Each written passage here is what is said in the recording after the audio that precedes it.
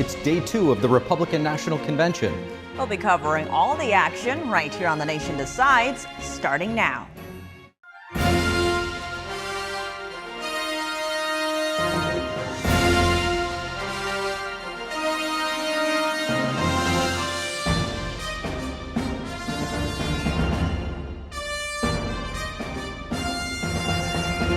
Good evening and welcome to NTD's The Nation Decides 2024. I'm Steve Lance. And I'm Tiffany Meier. And it's day 2 at the Republican National Convention. We have a lot more to cover.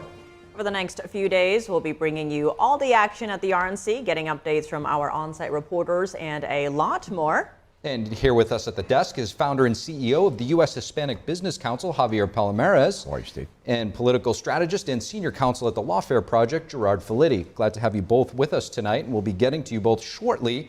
But first, we want to go to NTD's White House correspondent, Iris Tao, who's on the ground at the RNC in Milwaukee, Wisconsin. Good evening, Iris. What can you tell us? What is day 2 looking like? Good evening to all. So tonight the theme will be security here at the Republican National Convention, day 2 here in Milwaukee. And former President Trump, who just survived an assassination attempt last weekend and appeared last night at the convention with a bandage on his right here, will again be appearing tonight, watching the speeches from the family box right there across from the podium. And also just earlier today, his VP pick, Senator JD Vance, also appeared at the venue right here for a walkthrough at the podium together with Donald Trump Jr. to prepare for his speech to come tomorrow. Meanwhile, tonight there are quite some big names we're looking out for who will be speaking tonight, and they include Senator Marco Rubio, Vivek Ramaswamy, Governor Ron DeSantis, and notably former UN Ambassador Nikki Haley. Nikki Haley has just accepted an invitation to speak here at the RNC just last Sunday, and that's pretty late compared with other candidates. Remember, it wasn't until May this year when she actually said she would vote for Trump in the election, and that's after she suspended her presidential campaign against Trump in March during the primaries. And just earlier this month, Nikki Haley encouraged the delegates she earned during the primaries to cast their votes for Trump during the Republican National Convention. And tonight, we do expect to hear her in her speech encourage the voters who support her to vote for Trump in this coming November election. And meanwhile, a big thing to watch for tonight will be how the audience here, including former President Trump potentially, how they react to Nikki Haley's speech, especially given the heated exchanges between Trump and Nikki Haley during the GOP primaries. And meanwhile, as we wait for the speeches to actually begin tonight, we just have an announcement from the Trump campaign earlier today saying that both Trump and his now new VP pick, JD Vance, will be holding their first ever rally together after their formal nomination at the GNC in Grand Rapids, Michigan this coming Saturday. And remember, just a week ago, Trump just survived an assassination attempt in Pennsylvania, in Butler. And meanwhile, this time the rally in Michigan will be held indoors, but that is still going as planned, as what we heard right now, because originally we thought any plans for upcoming rallies might be affected, either postponed or canceled. But the Trump campaign now says no, the rallies will go on and just indoors. So a lot to watch for in the coming days as we enter day 2 of the Republican National Convention right here in Milwaukee. Back to you. Thank you for that, Iris. We'll be checking in with NTD's Iris Tao throughout the evening on the ground there at the convention. And let's go now to the Data Hub with NTD's Dave Martin. Dave, what do you have prepared for us tonight? Thank you, Tiff. You know, this week the RNC is adopting a new party platform made up of 20 planks. Naturally, these closely align with voters' top issues. So let's take a first look at those top issues and what they are. Biggest issues for voters: inflation prices, number 1 at 24.5%, nearly 25%, nearly 1 out of 4 say inflation and prices. Number 2, immigration at half of this number, but at 12.3%. That is the number 2 issue. The third one, healthcare at just over 10%. And finally, jobs and the economy at 9.5%. Now let's look at some of their planks here to see how they line up with them. There's actually 5 planks dealing with inflation and the economy. First, end inflation. Now inflation went up 6% in 2021 and 5% in 2022. I'm sure that we'll be hearing about that a lot this week. Number 2 here, make the U.S. dominant energy producer. I would think we'll hear a lot about the canceled Keystone Pipeline deal and probably a little bit of Trump saying, drill, baby, drill. The third one here, stop outsourcing, make U.S. the manufacturing superpower. And then, of course, large tax cuts for workers, and actually says right on here, no tax on tips. Finally, the fifth one, keep the US dollar as the world's reserve currency. Now, as far as immigration, the very first plank of this platform, seal the border. The next one, carry out the largest U.S. deportation operation in U.S. history. Probably a lot different than from the Democrats. The third one here, stop migrant crime, border drugs, jail violent offenders.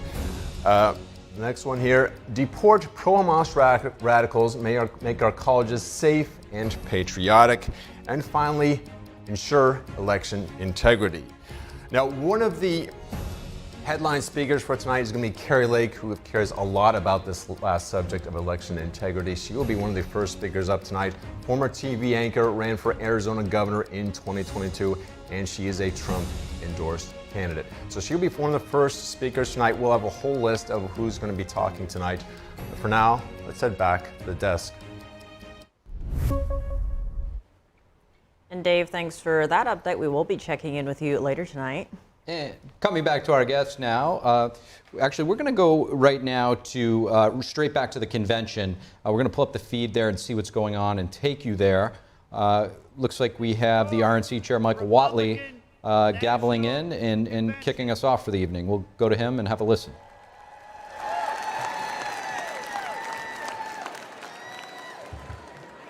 I have to ask, did we have a great night last night?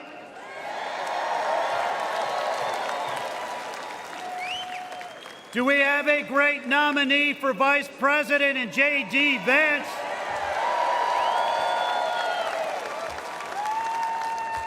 And do we have a great nominee for the 47th President of the United States of America, Donald J. Trump?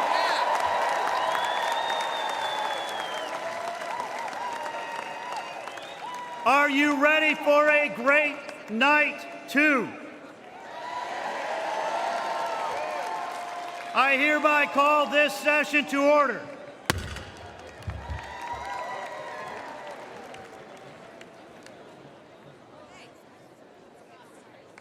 Ladies and gentlemen, for tonight's invocation, please welcome Pastor Neil Jackson from North Carolina.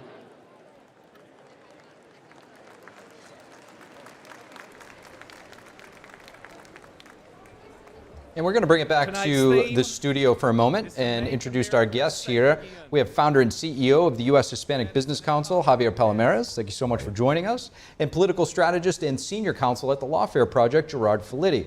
Happy to have you, Gerard. Pleasure to be here. It's great to have you. Tonight's theme, Make America Safe Once Again. What are you going to be looking for this evening and specifically throughout the convention? Looking for policy initiatives that speak to the American people, and not just the Republican Party, but how we engage with police officers, how we engage with prosecutors to actually keep our streets safer again, how to prosecute criminals and put them behind bars, what the plan is, whether it's monetary, whether it's changing laws. The specifics of that is something that will be very interesting to see how much into that we got.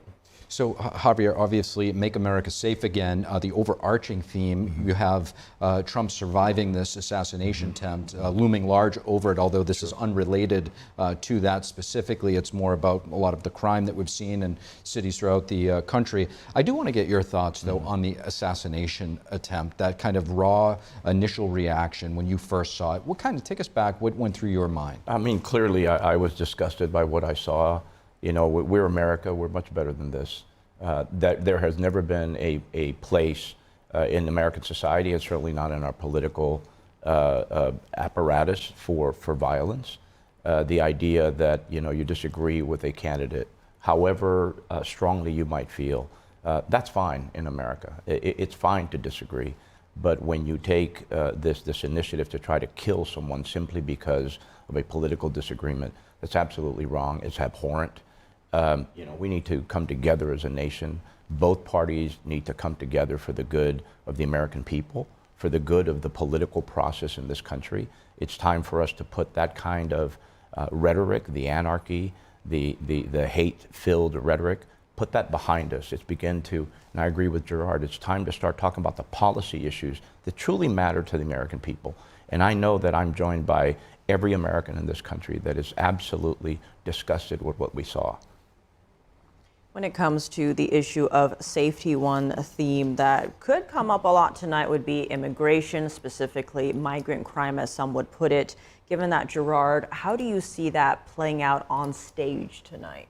Well, we do expect to hear from the families of some of the people who have been killed allegedly by migrants who are in this country illegally. That will be a powerful message to the American people that plays at the heartstrings, essentially, showing why there is such an urgent need to deal with this crisis. But there will also be economic issues. The border crisis is first and foremost an issue of the economy, because we are having more and more people that we need to take care of, and we don't have the means to do that. The open borders have not been followed by a policy of economic growth these last years. We've seen inflation skyrocket. We've seen people struggling to put food on their table. And now having more migrants, it's not just about safety, but it's also about economic safety. And Javier, I'm sure you have thoughts on that. Yeah, and again, I agree with Gerard. You know, at the United States Hispanic Business Council, we have always believed that immigration is an economic imperative, and immigration reform is an economic imperative for the continued well-being of our nation.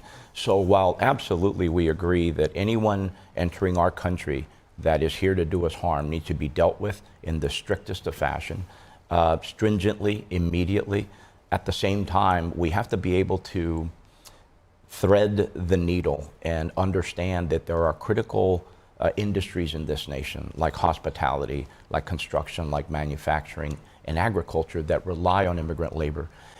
I'm looking for policies that come out of both campaigns that will deal honestly with the issue and tell the American people the truth about where we stand in terms of immigration reform. It needs to be dealt with. The border is in crisis. We have to deal with that. But at the same time, we need to continue to keep the commercial and economic interests of our nation at the forefront. Now, some big names that we do know are speaking tonight is Florida Governor Ron DeSantis, as well as former UN Ambassador Nikki Haley, which was a last-minute addition, according to multiple reports. Given that, what are you expecting from both of them, especially Nikki Haley? We've seen with yesterday's RNC that there was more of this theme of unity or togetherness. We've also heard from President Biden talking about lowering the temperature in the country. How do you see Nikki Haley speaking at this event tonight, maybe fitting into that? I see Nikki Haley doing just that, but from her personal experience, I think she'll be honest about the disagreements she's had with President Trump about his policies and ideas and why she ran for president, because she didn't agree with some of them. I think she will present herself and the Republican Party as one that can get over these differences and resolve them by unity, by talking about the issues and not through violence. I think that's the message that she will speak to, and that will resonate strongly because, again, it's her personal experience. Same with DeSantis. There are people who ran against Donald Trump because they had differences in their policy and agenda and a vision for the future. But they're resolving them amicably on a stage here at the convention, not through violence, not through angry rhetoric. And I think that's a very important way to send the message that this is the unity that we need going forward. And Javier, when it comes to Florida Governor Ron DeSantis, we have seen many states losing people. They're moving to Florida. When it comes to the economic, maybe even the immigration status over there, it's not a sanctuary city, as we're seeing over here in New York, for instance. How do you see that aspect potentially fitting into his speech tonight? Well, certainly Ron DeSantis brings, firsthand knowledge of the management of the influx of people coming into his state. It really speaks well to the economy that he has spearheaded, what he has done for the state.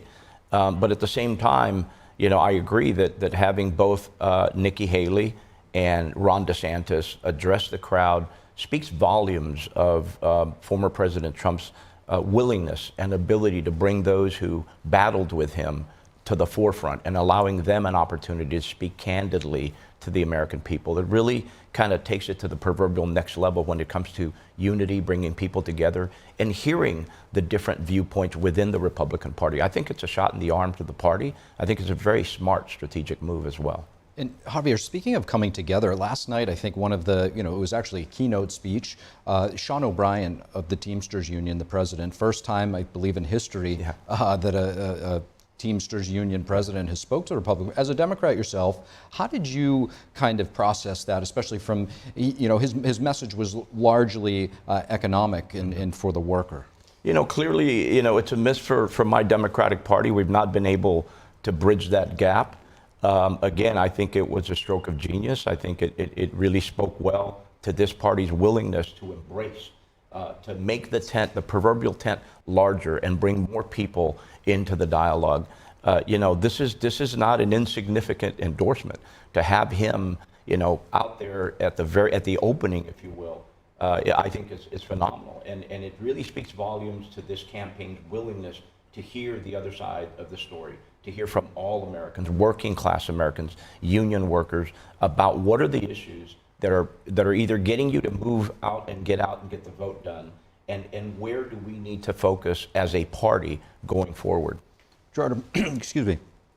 I'm curious what your thoughts were on his presence last night, his speech, and his message. No, I agree. I think it also sends the message that the Republican Party is not as divided from the rest of the country as it's often portrayed by the left, that there is room under the ideological big tent for differences in many different issues, but ultimately when it comes to the economy, when it comes to safety, when it comes to the issues that most Americans care about, there's not that much difference between a Republican and a Democrat. When it comes to the economy, everyone wants a good job, everyone wants security, everyone wants the benefit of having that ability to provide for their family. The unions want that, and that comes whether you're a Republican or a Democrat. And being there on stage at the president of the Teamsters, it sends the message that, look, this is a party that embraces all. And that's a very powerful message that will play over and over again. It's really a great discussion to kick us off tonight. Right now, we're going to go back to the RNC convention where we have NTD's Jack Bradley, our Washington correspondent, who's there now on Media Row. Jack, who have you been interviewing today, and what are they saying? Hey, well, I've been interviewing several members of Congress as well as thought leaders out here in the conservative movement, talking about how the conservative movement seems to be attracting more diverse groups of people, actually, with people who once opposed former President Trump, now is giving him support, like the Teamsters Union president. I did speak to Mark Ivanyo. He's the Texas at-large delegate, about how to bring national unity during the RNC. So let's take a look at that. Mark Ivanyo, thank you very much for joining us. My pleasure, Jack. Now, as a Texas at-large delegate here at the RNC, what are you most excited about to see? Well, it was really amazing to see President Trump appear yesterday. I think it was kind of a cathartic experience, I think, for a lot of delegates and the party in general. I mean, we've been a fractured party for a long time now. And so I think it's a resurgence of the America First agenda. And it's great to be here around other patriots, and I think the party is generally moving in the right direction. And is the Republican Party changing, in your opinion, to accommodate more people? We saw some people who, in the past, would have never supported a Republican. It seemed we had a union leader, Teamsters union leader, support Trump. Very uncommon move. Is the Republican Party or the conservative movement accommodating more people somehow? Well, that's a good point. You're seeing Amber Rose promoting the Republican Party, right? So I think we are certainly opening up to a new voter base in a good way, though, in the way that we are the party of the average American. The average American is not involved in politics. It's great to see these other characters, and we may not agree with their lifestyles or some of the decisions they make, but I think strategically it's very smart to go out, get these folks, recruit them, and have them spread the message. Trump said after the assassination attempt, he threw out in his entire speech, his keynote address that he'll give on Thursday, and it'll be more towards unity and bringing unity to the nation. What do you expect to see? You know, that's a great question. Trump's speeches are always great. It's always from the heart. He has a great instinct.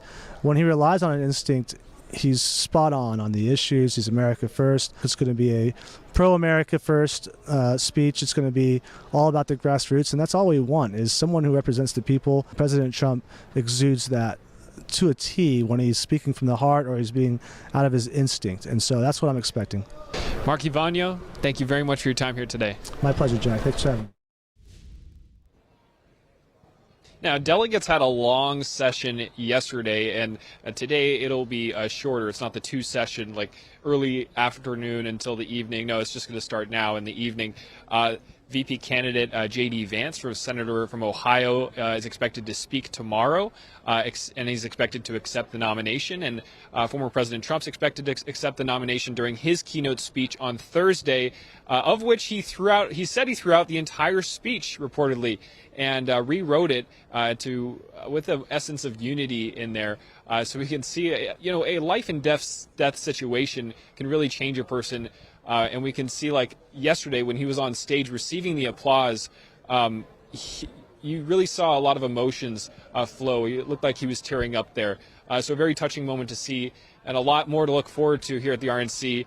Meanwhile, President Biden is in Nevada. All this is taking place. He has events scheduled in Las Vegas for campaigning. Back to you.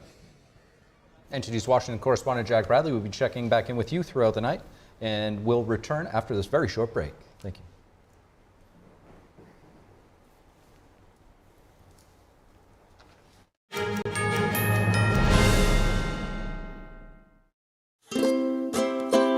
If you're happy and you know it, clap your hands. If you're happy and you know it, ride your bike.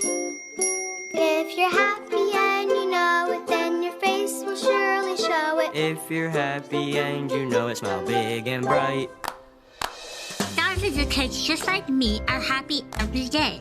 And it's all because of generous people like you who support Shriners Hospitals for Children every month. All you have to do is call the number on your screen or go online to loveshriners.org right now with your monthly gift. Because of people like you, Shriners Hospitals for Children is able to make an everyday miracle happen for kids like me. If you're happy and you know it, dance around. If you're happy and you know it, play a song. If you're happy and you know it, and your face will surely show it. If you're happy and you know it, take your shot. And when you call or go online right now to donate $19 a month or more, we'll send you this adorable Love to the Rescue blanket as a thank you and a reminder of all the smiles you're bringing to kids' faces every day. Will today be the day you send your love to the rescue? When you call the number on your screen right now and give as little as $19 a month, just 63 cents a day, you'll be making a life-changing difference for a child, just like Sarah. Your monthly gift today could change your life forever. Because of you. We are happy and we know it. Thank you. Thank you. Thank you. Thank you. Please call or go online right now to give. If operators are busy, please wait patiently or go to loveshriners.org right away.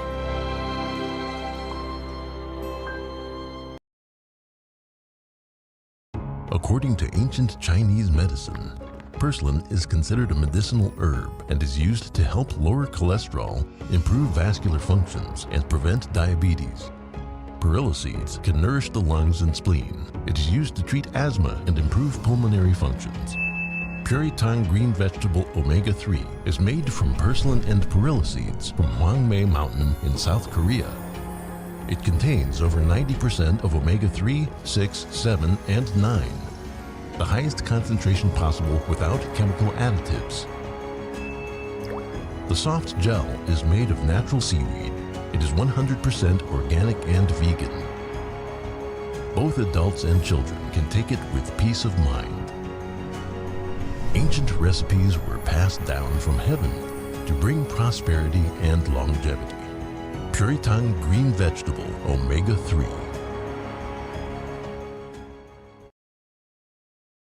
Welcome back to The Nation Decides. I'm Steve Lance. And I'm Tiffany Meier, and let's go now to the big wall with NTD's Dave Martin, who's got a schedule for tonight's convention.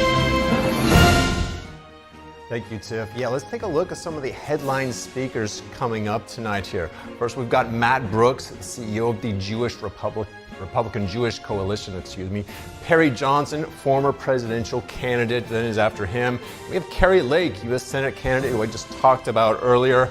Former Congressman Mike Rogers of Michigan will also be speaking next. And then West Virginia Governor Jim Justice after him. Now, there will be some everyday Americans also sharing their experiences. And of course, we'll have some videos and some music mixed in. Now, these aren't all the headline speakers. There'll be plenty more. We'll have that list later on as it comes up. But for right now, back to you guys at the desk. All right, Dave, thanks for that. And let's come back to our guests here in studio, founder and CEO of the U.S. Hispanic Business Council, Javier Palomares, and political strategist Gerard Filitti. So guys, with what's going to take place tonight, how important is it for the Republicans to maintain the momentum, if you will, that's really coming out of this convention already with the events that took place? Actually, when we really take a step back, it's not just the assassination attempt. Gerard, you also have former President Trump's classified documents case being thrown out. Talk to us about that from a legal perspective, how big of a deal it is. Well, it's a very big deal because right now the case in Florida is dead. It needs to come back to life only if the 11th Circuit gets involved, only if the Supreme Court gets involved. Right now, the court held that the special counsel doesn't have authority constitutionally to investigate or prosecute Donald Trump. And that's likely an argument that we will also see playing out in D.C., where Jack Smith is going after Donald Trump. And this is going to be a major issue, but it's not one that will be decided before the election. What it is, it's a big victory for Donald Trump because now he doesn't have to worry about being in a courtroom or focusing on too many legal issues. He can focus on campaigning, and so can the people who are with him in the courtroom. We saw them in New York City every day. So this is a major load off his shoulders because he can focus on the task of convincing the American people to re-elect him and not defending himself in the courtroom. How does this decision, Gerard, kind of fit into the other cases that Jack Smith has launched against former President Trump? But with DC, it's a different case, but it's a similar argument because Jack Smith does not have the constitutional authority, according to Judge Cannon, to pursue these cases. That same argument will be made in Washington, D.C. It's not the charges themselves that are at issue, but it's whether they can be brought at all. And when you factor in presidential immunity, it just makes it much more difficult to bring anything to trial in anything resembling a short period of time. We're talking about years for these cases to go forward, not months, not even next year. And so this is really going to delay whatever process the Democrats were hoping would keep Trump tied up. I want to go back to our earlier discussion of the assassination attempt on the former president. We saw former President Trump yesterday entering the venue. He seemed quite mellow compared to, his previous bombastic self. He did have that bandage on his ear. As many were mentioning earlier, he seemed almost emotional. He met with Tucker Carlson and, of course, his vice president, JD Vance, his vice presidential pick, and then some of his sons were there present as well. And we saw the crowd just so emotional, right? They were chanting, "Fight, fight, fight," which is what he was saying right after he was shot. He was holding up his fist with the Secret Service around him, blood on his face, and then they were saying, "We love Trump," right? That became the chant, and that was just such a powerful moment to see this room full of tens of thousands of people who love Trump, who see him as their figure, and were so close to losing him, right? If he had just turned his head, we'd be having a very different conversation right now. Given that we do have some reactions actually from around the country on the attempted assassination on the former president, let's actually watch that now and see how the country reacted. I think it's time for us to come together. I think it's time to make peace with each other and understand that people have different opinions. We should be open to criticism of each other and then to be able to debate as civilized human beings. Well, I think anytime someone tries to assassinate a person, it's scary and it's a threat to everybody to feel like, that could happen. You think about things being secure and being safe, and I don't care what your political views are. That's something that I don't think we should stand for in our country. Really, I feel like everybody needs to get together and have some type of support to go on about, it's not really about who's in charge. If you don't like Donald Trump, or if you do, you gotta have a heart somewhere to, feel like that for somebody. I thought it was pretty crazy, honestly. Like, sure, not everybody's perfect, but to try and take a life, that's just not really cool. I would say that we definitely need some unity and some kindness amongst people, and patient. Very sad, of course. We don't want anyone getting harmed, or I know there was someone killed from the rally from that, so it's very upsetting. But I think that all Democrats and Republicans alike can come together over this to support and just give prayers and thoughts to Trump right now. I think that this country needs to learn to be more gentle and not so reactive with certain things.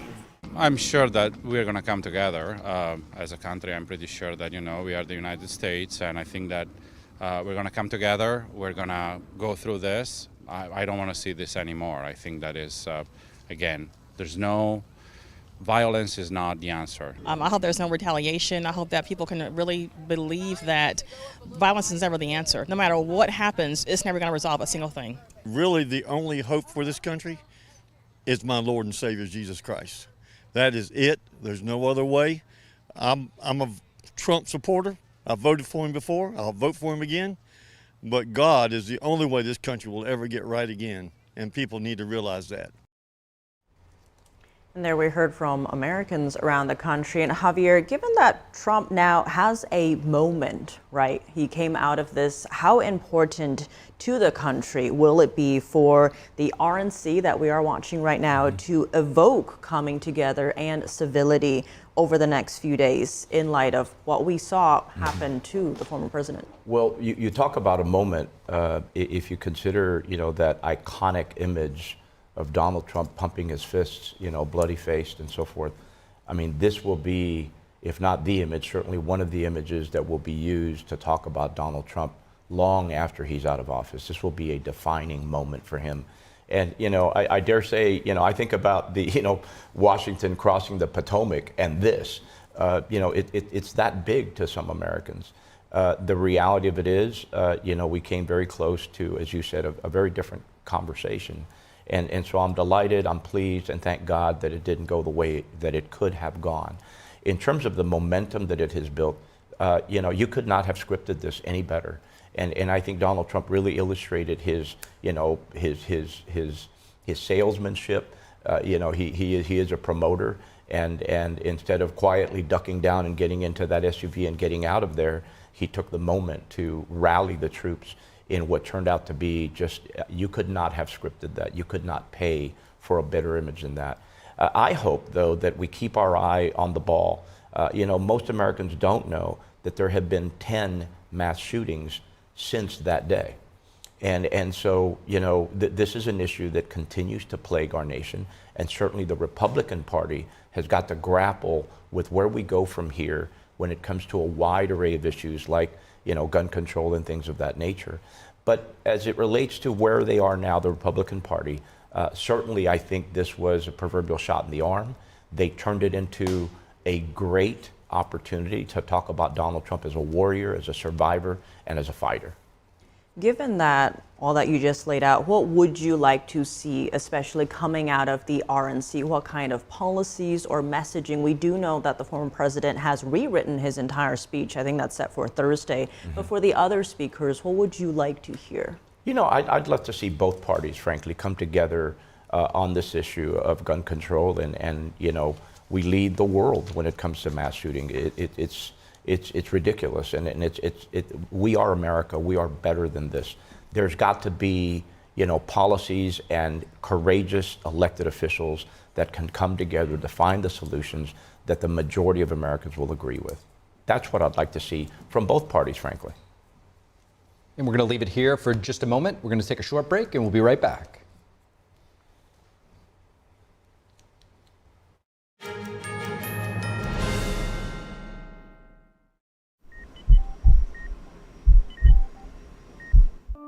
I had a pretty normal mom life. Everything was pretty good, and it was a very happy life. And we just had a new baby. And then all of a sudden, within a day or two, she's on life support and fighting for her life. And I knew something was pretty wrong. A little less than a week after I came home, I couldn't breathe. That's when we decided to go to the hospital. I was given the diagnosis that I had peripartum cardiomyopathy, which is basically a pregnancy-induced heart failure. They told me my only chance was a heart transplant. And the American Heart Association helped make that possible. Their research helped save me. This could not happen without monthly donations from friends like you. Your sustained support helps fund life-saving research that leads to medical breakthroughs, like those that gave Jen a second chance at life. Heart disease is the #1 killer in America, and we urgently need your help to save lives. Go to helpheart.org or call now to become a monthly donor today. Your donation of only $19 a month, just 63 cents a day, will make a difference through prevention, early detection, treatments, and cures that help save lives. I am very thankful for the American Heart Association. I'm grateful for just every day that I get with my children. Please go to helpheart.org or call now with your donation of just $19 a month. Join our community of monthly donors, and you'll get this limited edition t-shirt you could wear to show you're helping save lives. One simple act today can save your life or the life of a loved one. So please, call or go to helpheart.org now to help save lives.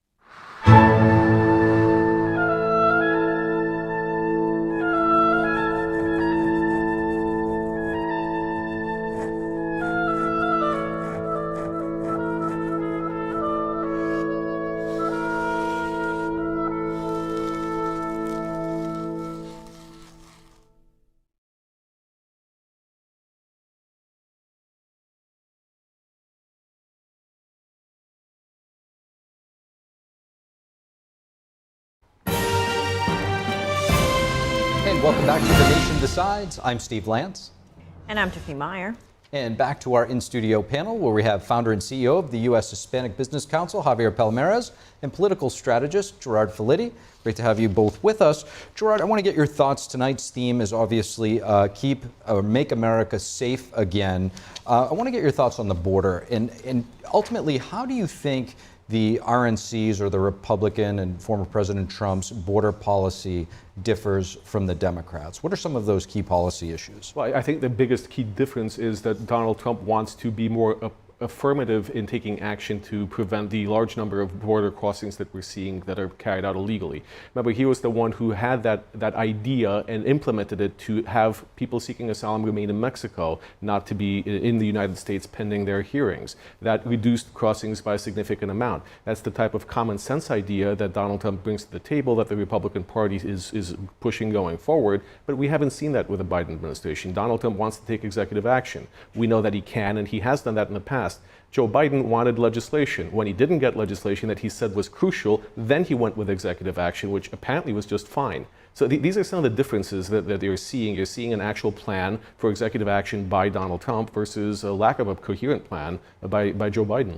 Now, Javier, obviously, you've actually advised the Obama campaign and the McCain campaign. You're no stranger to reaching across the aisle. You reside in Texas, border state. Is the border issue a Republican-Democrat issue, or are there Democrats that are equally as concerned? First and foremost, it is an American issue. And there are plenty, literally millions of Democrats that are very concerned with the crisis at the border. Consider that under President Biden's administration, there have been more illegal aliens, more illegal crossings into the United States than there are in the populations of Rhode Island, Delaware, North Dakota, South Dakota, Alaska, Vermont, and Wyoming.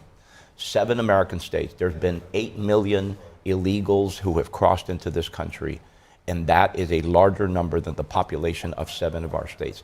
That is absolutely unacceptable, whether you're a Democrat or a Republican. And I'm proudly a Democrat, but the fact of the matter is I had expected so much more from this administration when it comes to the border. It is in crisis. It needs to get fixed. And, I'm hoping that coming out of both of these campaigns and what we're about to see from the RNC as well as the DNC, that they will come up with the kinds of courageous policies that deal with this issue. Because, again, this has become a crisis for the well-being of our economy, the well-being of our people. We have to fix the border. So obviously we share a border with Mexico. There are a lot of illegal migrants that come from South America, Central America of Hispanic descent. Now, how does the illegal border, border crossers, how do they impact the Hispanic folks that are legally in the United States? That's a great question, Stephen. I'm glad you asked it. The United States Hispanic Business Council, we surveyed 2,300 of our members, Hispanic business owners. And while immigration was a topic, it wasn't the only topic. It wasn't even the top issue. First was the economy, then it was preserving democracy, and then it was our standing internationally, and fourth, a distant fourth, was immigration. And so while immigration is a kind of a unifying issue for the Hispanic community in the United States, the fact of the matter is we are just as concerned as every other American about what's going on with immigration and the crisis in the border. Gerard, would you like to weigh in? Well, I think that when you mention the economy, it's not just the effect that it has on the American economy, but the effect that our economy has on immigration, legal and not. In years past, when America was more active in supporting investment in South America around the world, we saw less of an influx in illegal immigrants because there was more economic stability and social stability in other countries. That was the 1980s. That was the early 1990s. We've forgotten how to do that. We've cut back on our involvement across the world, and that has consequences. And one of those is a decrease in standard of living, decrease in democracy, and more people wanting to come to America. So one of the things that we do need to see one of the parties adopt, at least, is some strategic thinking on how to invest in the rest of the world in order to stabilize our border. That's something that's necessary as well. And right now we're just going to toss over to Dave Martin, who's at the Big Wall. He'll be updating us on some upcoming speakers and some activity for this night's RNC convention. Dave?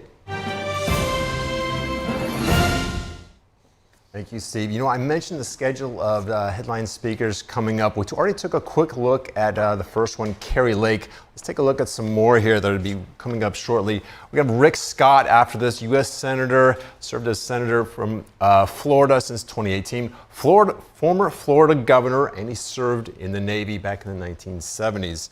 After him, we've got Steve Scalise, Louisiana congressman, elected to Congress in 2008.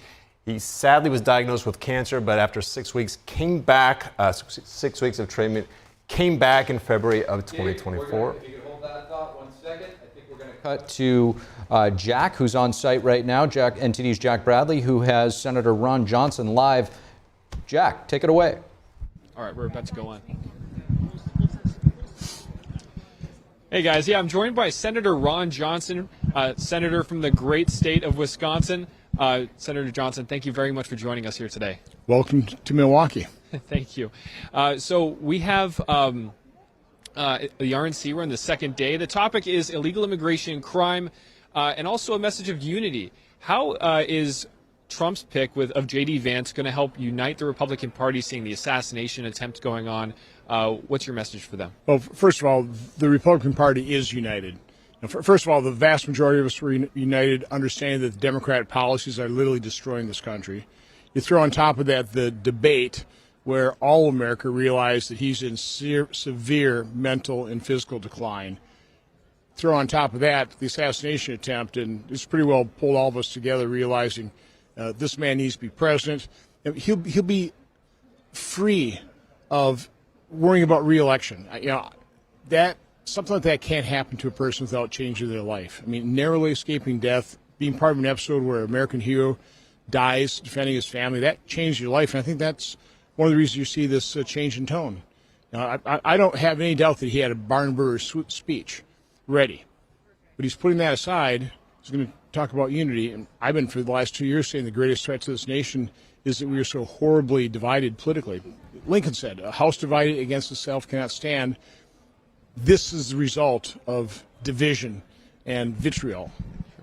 And so now I would like to ask you about the unity aspect and also the attempted assassination against former President Trump. If he had not turned his head, we've seen the video, if he had not turned his head at that last second, we could be having a very different conversation here. Trump has called this divine intervention. A lot of people have called this divine intervention. What do you make of it? There was something protecting him. It is interesting that what he looked at was the chart I gave him on April 2nd, flying up to the Green Bay rally. It's a chart I started producing in about 2014 as chairman of Homeland Security about the average daily encounters at the southwest border. And he liked the chart. I gave it to him. He changed a couple of the titles, and he's been used it that day and used it ever since. And for whatever reason, unscripted, he decided to look at that chart at that moment, and he says that saved his life. And with Melania Trump's statement coming out right after the assassination attempt, calling to put the politics aside and just see Trump's human side as a human being, you know, this thing is going beyond politics. And what do you make of that? Well, I remember after that flight, I spoke before that Green Bay rally. One of my points was I wish everybody could have experienced what I just experienced. I've been with the president in the past, but not for a full 3 hours. And we spent probably a good hour just talking about things we need to discuss about different issues that we're going to have to deal with when he becomes president again. One of them was border security. That's when I showed him that chart. But you also see him dealing with the staff. You see how engaging he is. I've said repeatedly, if you spend some time with Donald Trump, you cannot not like him. He's engaging. He's gracious. He's funny. So I agree with the former First Lady. I mean, I wish people understood and could see Donald Trump in that type of light. Part of the problem, I remember one time he was boarding Marine One, and some money person in New York was complaining about his behavior. And so the press starts asking about him outside, and he goes, "My behavior?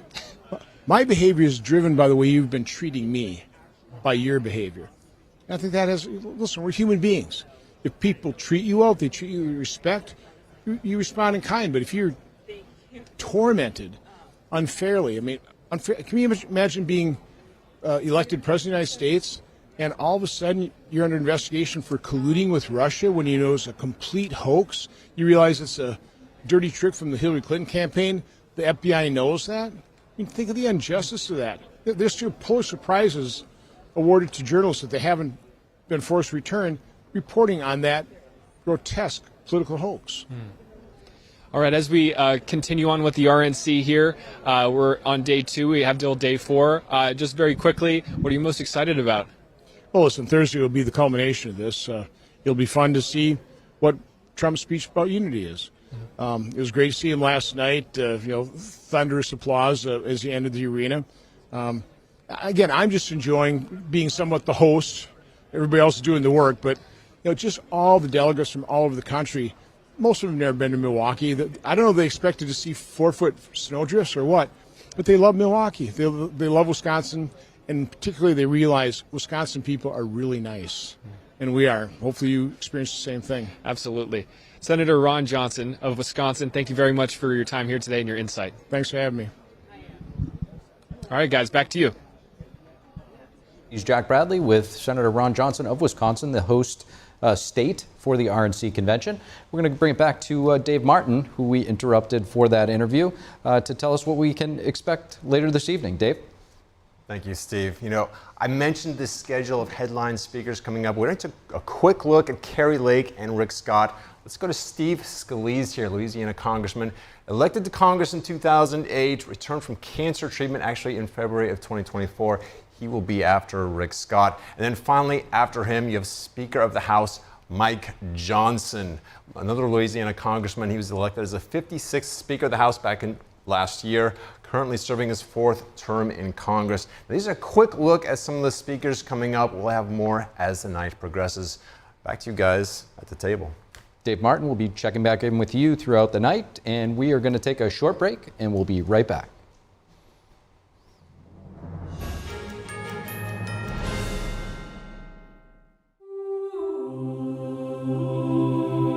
How do you feel about where America's at this point in time?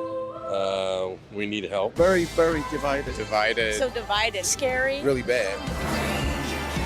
What gives you a sense of hope? My family. Having passion. You see right here, the chessboard. I make connections with people from all over the world. Faith in God. I really believe in God. Yes, there is hope. Our only hope is in God. There's a very important movie called The Firing Squad that you must see coming out August 2nd. There has never been a better time for the message of hope that shines through this movie. We are all crying. It's beautiful. Watch this movie. The best out of all the Christian movies. Never give up on God. Never give up on your faith, because hang in there. This too shall pass. Together, we can save America. This might be our only hope.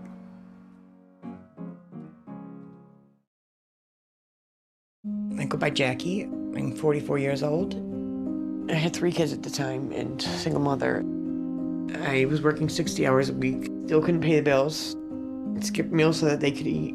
It's been hard because one thing falls into place, 10 things fall out of place. You know, I just can't do this alone and make it work. 1 in 5 kids face hunger in America, and food costs are rising. But everyone needs nourishing food to thrive. And they can when we work together so our neighbors can feed their families. Call or go online right now to join Feeding America with your gift of just $19 a month, only 63 cents a day. Together, thanks to a nationwide network of food banks, dedicated volunteers, and the monthly support of people like you, we can fill plates with nutritious food for kids facing hunger this summer. One day my mother came over to my house and said, "There's a meeting at the pantry." I said, "Okay." And I went. There were some ladies in there. They were from the food bank. They asked several questions. Some of those were about me and my story, but it helped me to open up a little bit. We're getting closer to the day when no one in America faces hunger, but we can't do it without you. Call or go online now. Visit helpfeedingamerica.org and give $19 a month, just 63 cents a day. 98% of donations go directly to help millions of children facing hunger from coast to coast and in your own community. And when you give by credit card, we'll send you this exclusive canvas grocery bag to show you are a part of a movement of supporters working together to help end hunger. I have people that I can trust. I have hope. Please call now or make your monthly donation at helpfeedingamerica.org. Working together, we can end hunger in America.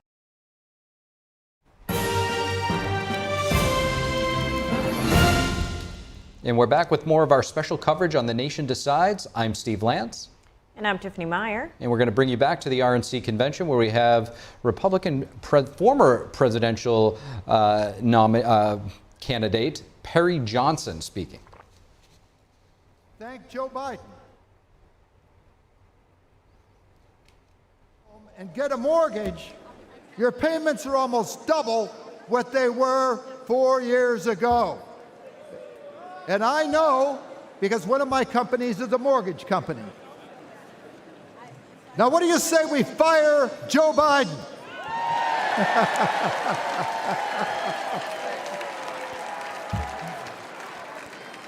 I live in Michigan, a state with grit in its veins, beautiful Great Lakes, and greatness in its soul.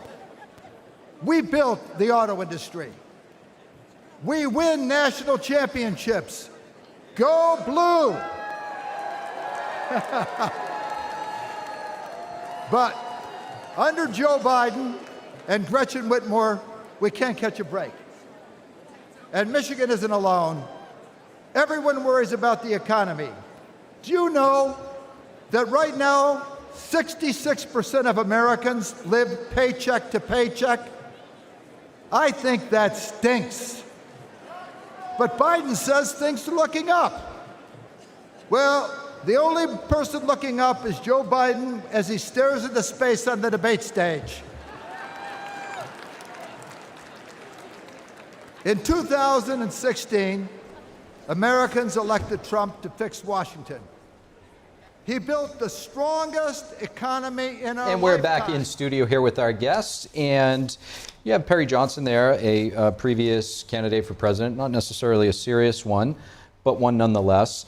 Prior to him, though, you did have Senator Ron Johnson of Wisconsin. I want to get your thoughts on him, Gerard, specifically the dynamic in Wisconsin. It's really interesting, the schism. You have two senators, one on the far extreme of the Democrats, and then some would classify Ron Johnson as the far right of the Republicans. How does that happen in a state like Wisconsin? Well, it happens in a state that was once rural and once largely Republican, but you've had development of larger cities with prestigious universities that have seen an influx of people coming in. So now you have both large population groups and vying for who is going to send their candidates to Washington. So that's why you do have that, if you will, extreme. But they also both speak the same language. They speak a language, unlike in many other states, where they're focused on the needs of the people of their state. In many other states, we see representatives playing up to national politics or global needs, but there you have two senators who have been largely dedicated to figuring out the problems that the people of Wisconsin have and how to address them. Similarly, in the state of Ohio, JD Vance's seat, which will be up for grabs soon, you also have JD Vance, obviously there now, and Sherrod Brown, who's a Democrat. What do you think is going to happen in Ohio once, or if JD Vance becomes vice president and has to vacate his seat? Well, I would expect that a Republican would probably fill JD's vacant seat. But I agree that in the state of Ohio, you have two very distinct perspectives, but it illustrates that there is a broad swath of Americans that have, divergent needs, depending on whether they're rural or whether they're urban dwellers. The fact of the matter is, this is not as uncommon as we would think. If you really kind of peel the onion back, you will find that this happens more often than we think in the United States, and I think it's a good thing. I think it's representative of the populations that these men come from. The real trick is, to the point that Gerard made earlier, is are they staying true to their constituency? Are they speaking truth to their constituency? Are they courageous enough, frankly, to work together across the aisle for the betterment of their individual states? We're going to be back more with this great discussion in just a moment. We're going to take a short break, and we'll be right back.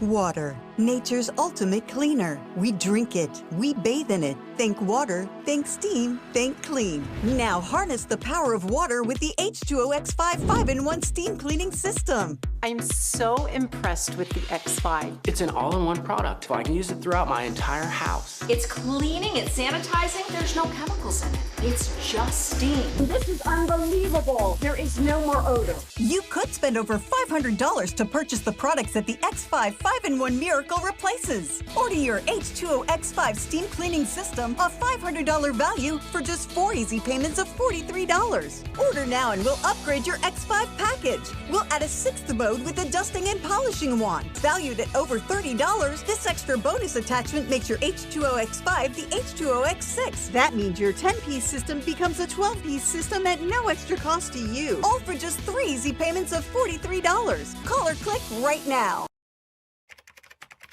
What's happened to this world we're living in? Why?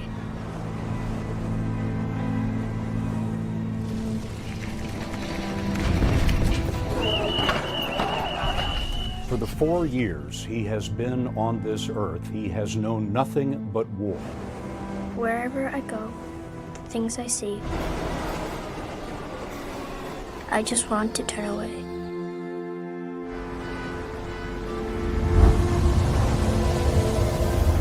The dreams I have, the stories I could tell, will they still be possible? This year, more than ever, I need a brand new world, a clean world.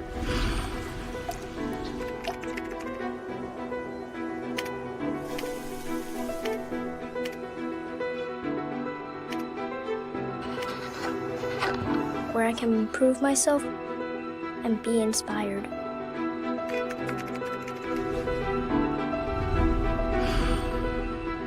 My stage can be anywhere and everywhere. But it begins here.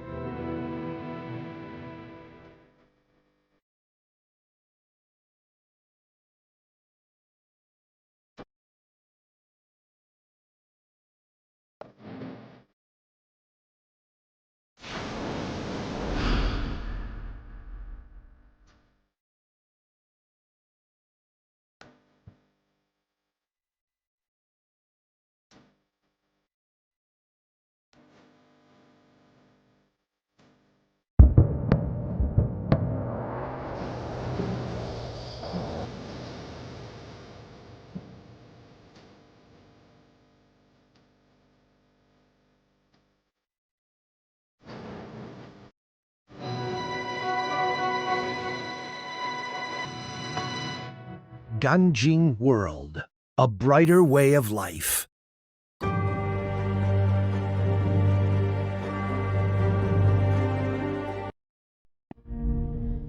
you ever wake up and realize your life has no purpose? Do I have a death wish? Morgan asked. Maybe I did. I thought this would be our final run ever. We had made millions and millions of dollars, but God had other plans. Peter Lowe, the one-time drug dealer turned pastor, along with 2 others, will be executed at 12 midnight local time.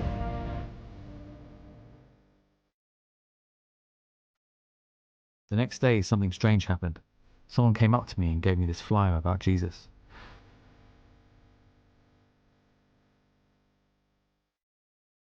You can be in heaven, or you can be in hell. The choice is yours.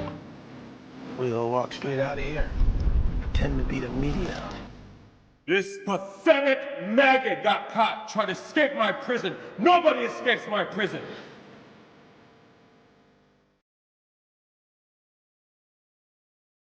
He's a changed person. He's a new man. I found Christ in here, and he forgave me. I found Christ too. My name is Peter Lowe, and I will be executed in 2 hours. Why am I being executed, you ask?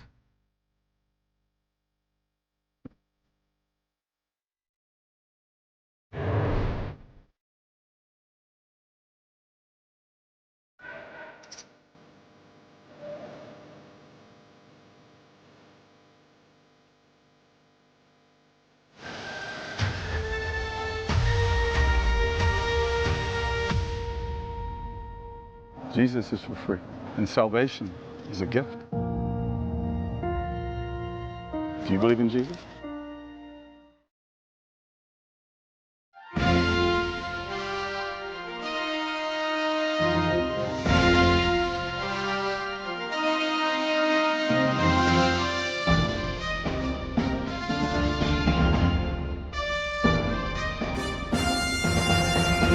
We're back with more of our special live coverage on The Nation Decides. I'm Steve Lance. And I'm Tiffany Meier, and as you can see, we are streaming live. That is the feed from the RNC. This is day 2, Make America Safe once again. Let's see, is that Kari Lake? It looks like it is Kari Lake. It looks like that's Kari Lake, so let's hear what she has to say. I'm sure she has a lot to say.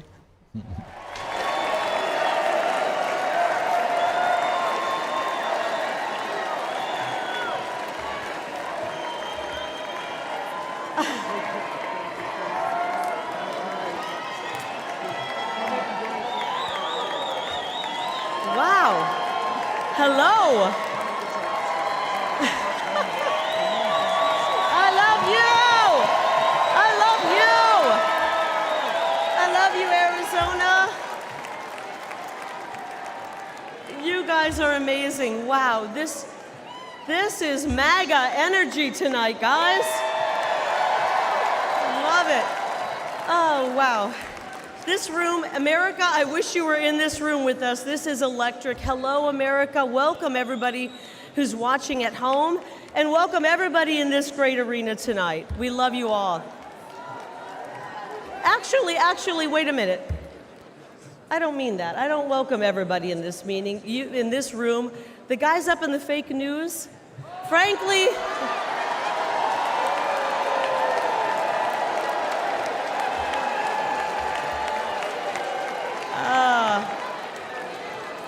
all right, frankly, you guys up there in the fake news have worn out your welcome, right?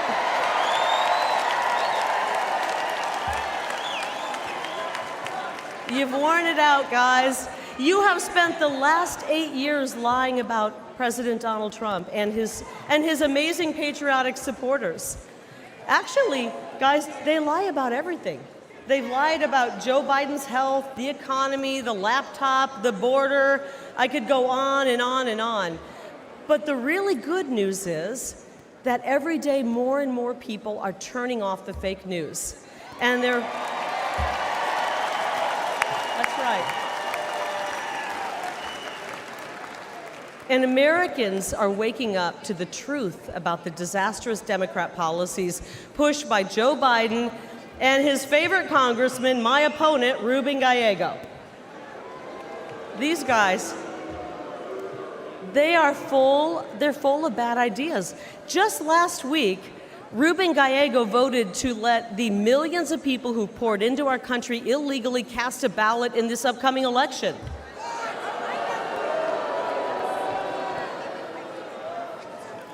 Gallego and the Democrats have handed over control of my state, Arizona's border, to the drug cartels.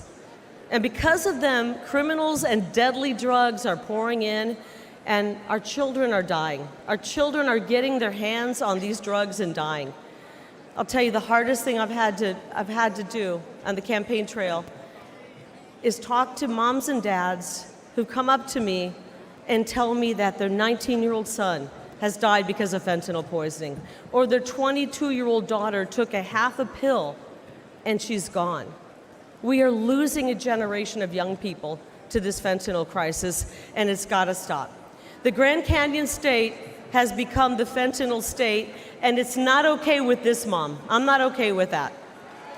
I don't think it's okay with that mom. I don't think it's okay with that mom. It doesn't have to be this way. The problems we face are huge. The problems caused by the Democrat Party. But the solutions, guys, they're really simple. First of all, stop the Biden invasion and build the wall. Easy.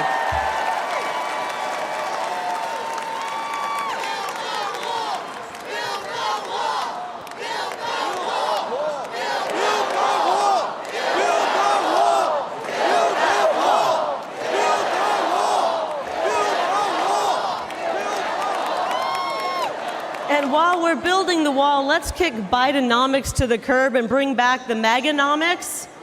Is that okay? I miss the strong Trump economy. And because I'm a mama bear, I want to replace this indoctrination, this psychological abuse they're inflicting on our children with a real, solid, quality education. It's all common sense.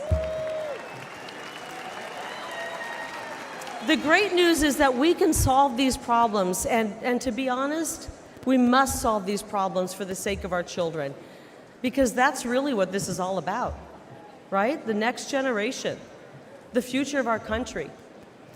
I learned something watching, the Nature Channel, that the most dangerous place on planet Earth is between a mama bear and her baby cubs. Right? And that's exactly where the radical left have found themselves, and it's not going to go well for them. Because guess what? They have awoken a sleeping giant. Tens of millions of moms and dads from sea to shining sea, they're going to show up on November 5th, and they're going to be hearing from us on November 5th. That's right.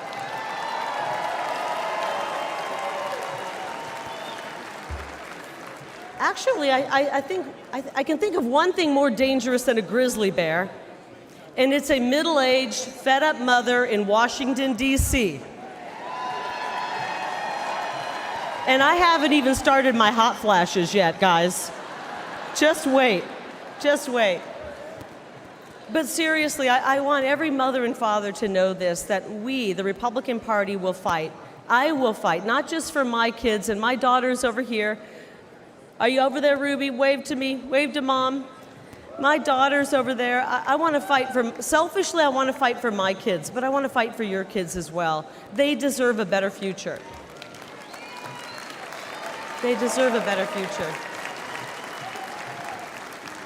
But the really good news here, and the fake news the fake news wants us to believe we're 50-50 at each other's throat.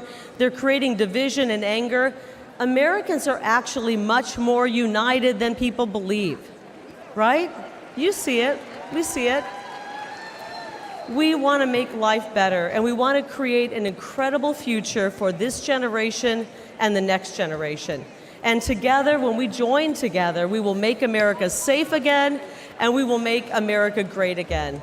God bless all of you here tonight. God bless you, America, and God bless President Donald J. Trump. I love you guys. Thank you. Thank you. Hi.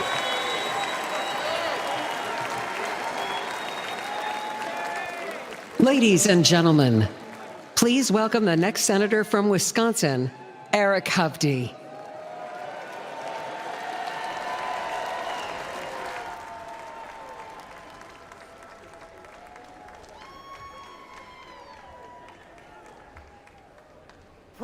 So here we have the Senate candidate running against the Democrat in Wisconsin, in the home state of the convention here. I'm just curious, Gerard, Kari Lake, she called out the fake news, and she's probably one of the few, she's the candidate for Senate in the state of Arizona. She's one of the few that might have a leg to stand on, and that, seeing how she spent the majority of her career in the media as an anchor. But when it comes to the media's culpability in a lot of not just the assassination attempt, but just the overall political discourse, you know, we do our best here to be responsible, to tone the temperature down, to bring it down, and to just give everybody a fair chance to, you know, voice their perspective, but in a civil way. How important is it that the media maybe does some self-reflection and takes a step back at this moment? Well, I think that's very hard for the media to do because, in large part, I don't think many people think that they're doing anything wrong. Many people think that they are being civil, that their discourse is exactly that, and it's the other side or the other people who are not. But in terms of Kari Lake having a leg to stand on, we just have to go back and look not at the assassination attempt, but at the debate performance. Mainstream media knew Joe Biden had issues. Anyone who sat to interview him or to speak with him for the last few years knew that there were issues. But the American people didn't learn about it until they saw with their own eyes on CNN during the debate. That speaks to how the media plays a crucial role in getting information to the people in a way that's unbiased. And we see the failure just in how they treated Joe Biden. So we do have to wonder what we can do as a country to hold the media more responsible to setting a tone that is fair and that is accurate and not polarizing. I do think that this is a very important discussion, and I do want to continue it, Javier, and get your perspective in just a moment. But NTD's Iris Tao is at the RNC. We're going to toss it over to her and just kind of find out what she's seeing. Iris? Hi, good evening to you. Also, just now we had Kari Lake speaking, and she's one of the many Senate candidates who are speaking tonight. And also, as we said before, the main people who are watching for tonight will also be the former rivals of former President Trump who are speaking tonight, and they include Florida Governor Ron DeSantis, as well as a former UN Ambassador Nikki Haley. And just now I talked to Jon Stewart. He's the chairman of the 9th District of the North Carolina Republican Party about what he expects from Haley's speech tonight. Watch. Can you tell us what's your advocacy or affiliation with the cause here? Well, I'm an 8th District chairman in North Carolina, and I'm the chairman of the North Carolina delegation to the convention. And so first of all, can you tell us what your thoughts on tonight's speeches featuring different former rivals of former President Trump during this race, including Ron DeSantis, Nikki Haley? What do you think they would bring to the message? Well, I think they'll bring a message of unity. You know, it's not uncommon for the rivals in the primary to come in and show that they are supporting the nominee. It's they may have disagreed during the primary, but at the end they still have the same goals, and they want to win the White House for the Republicans. So this just shows that, you know, they're united behind them. The party's united, and we're ready to go into the general election. Do you think there's a bipartisan path to improving the situation at the southern border? I think there will be soon. This past one that they tried to sneak, it really didn't resolve the issues. I think after this election, when President Trump's there's more Republicans in the Senate. That will force the issue, and yeah, that we will get a path forward. And if they don't, President Trump will go through executive orders like he did in 2016 to get the wall built. Thank you so very much. You're welcome. And at this convention, we are getting a lot of reactions from the crowd, including cheering, clapping when the candidates or the speakers speak. So a big thing to watch for tonight will be how the audience react when Nikki Haley takes the stage. Back to you. And she's Iris Tao. We'll be checking back in with you shortly. In the meantime, we're going to go over to Dave Martin at the Data Hub. Dave? Thanks, Steve. You know, I mentioned the schedule of speakers coming up. We took a quick look at a few of them already. Let's take a look at a few more, starting here with former presidential candidate Vivek Ramaswamy. Now, he was in this race until the actually he dropped out soon after the Iowa caucus, where he got 3 delegates there. That was back all the way in January. Now, Vivek is a billionaire entrepreneur with degrees from both Harvard and Yale.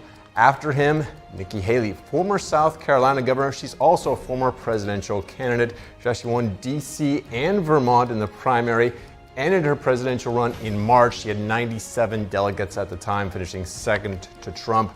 Now, she was an ambassador to the United Nations under Trump 2017 and 2018.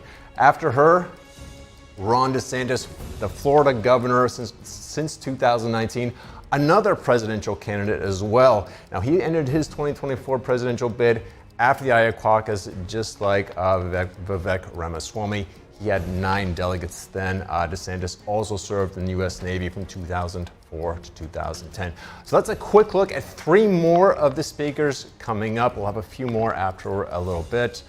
For now, back to you guys at the desk. Entities. Dave Martin will be checking back in with you shortly.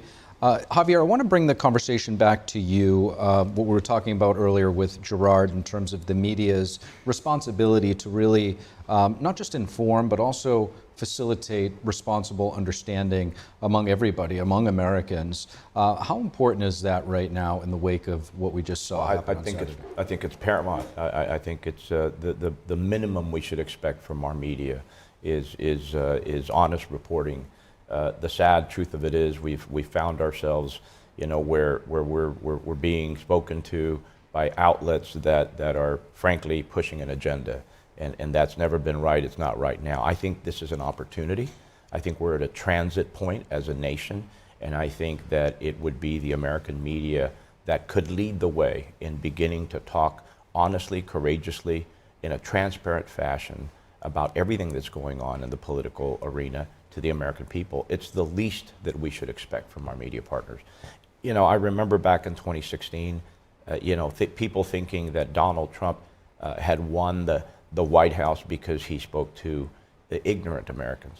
And the fact of the matter is, I have always believed that he garnered the White House because he spoke to ignored Americans. And there's a world of difference between being ignorant and being ignored. The fact of the matter is, he spoke to millions of Americans that were fed up and they were looking for something different. He was able to capture that and move himself into the White House. Whether you agree or disagree with his ideology, whether you agree or disagree with the far right and MAGA ideology, the fact of the matter is, we're America. That's what we're all about. This is a good thing. To the extent that we do it honestly, courageously, respectfully, this is a good thing. It's good for us to have the push and the pull. You know, it's good for us to have the dialogue and the disagreement, frankly, because out of that comes the best solutions for our nation. And I think the media has a critical role to play in putting the facts out in front of the American people so that we can make the decisions. Gerard? Well, I think those points are excellent, and I think you're absolutely right about that. I would also add that, you know, we have seen the media take active stances against things that Donald Trump has said or Republicans have said over the years, calling them out on lines that were too aggressive or claims about voter disinformation or voter fraud.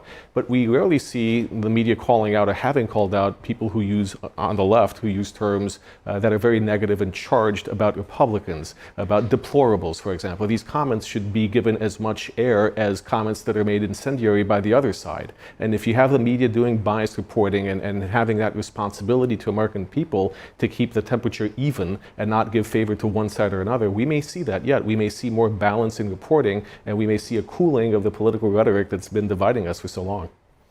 We're going to go back right now to NTD's Jack Bradley, who is live on location at the RNC convention in Wisconsin. Jack?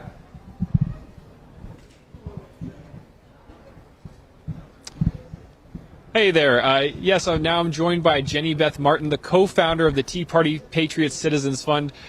Jenny Beth Martin, thank you very much for joining us. Thank you so much for having me. Now, I'd like to ask you about the Republican Party. What's changed over the past few years in terms of its platform. We've seen the economy mentioned and reaching out to everyday Americans who normally would be not really aligning with the Republican Party, seeming now to do more so. Can you talk a bit about that? Well, I think one thing that has changed with the platform is that President Trump has wanted to have a one-page document that basically is, these are the promises that I intend to make, and he didn't, there used to be a much longer, lengthier platform. It has been condensed, and then the condensation has been condensed even further to one page. Basically, these are the promises I intend to keep, including sealing the border, growing the economy, defending the Constitution. And there are about 25 different items that he plans to work on. And I think that by laying it out in such a simple format that people can look at and go, yes, I agree with these different items, it's helping bring more people into the fold and more people who are willing to vote for him. Now, the everyday American looks at their pocketbook, not so much their politician. That's how they're voting. How is it affecting the everyday American, the economy? What have we seen here? Well, I think that one of the biggest drivers for a lot of people who are supporting President Trump right now, there are two. One is the border and one is the economy. And when when we say things as people who follow politics all the time, we want to grow the economy, we want to get government spending under control, we want to get the bureaucracy under control, we want to cut taxes. That may not resonate as much to the everyday American. I'm not saying that it doesn't, but we follow it and think in those terms often. But they're thinking more in terms of, I'm going to the grocery store and things cost so much more now than they did 4 years ago. It's creating uncertainty in my life. I have to put buying the basics from the groceries ahead of everything, almost everything else in my life. And it's harder now for me right now than it was 4 years ago. And it seems like the way things are going with the economy, there's not a lot of hope of moving up in my job or getting other jobs. And they want life to be better for them and for their family. And that's what President Trump is talking about. When he says he wants to make America great again, he's saying that because he wants it to be better for their families and for each and every American. Mm-hmm. Jenny Beth Martin, thank you very much for your time here today. Thank you for having me. All right, guys, back to you. All right, Jack Bradley for us there at the RNC. Thank you for that. And back to our in-studio guests here. We have, just kidding, we're going to hold the guests for a second and have a very short break, and we'll be right back, so stay with us.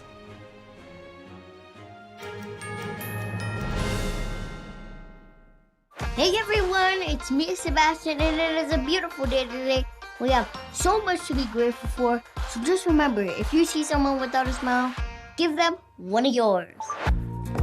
I just love inspiring people to be the best they can be, and the reason I'm able to inspire so many people is because people like you who inspire me with your support of Shriners Hospitals for Children. Since I was little, I've broken 100 bones, and I've had 19 surgeries. Shriners Hospitals for Children was with me every step of the way. But more than that, they've given me the confidence to know I can do whatever I set my mind to. Like right now, I've set my mind to sharing my smile with you.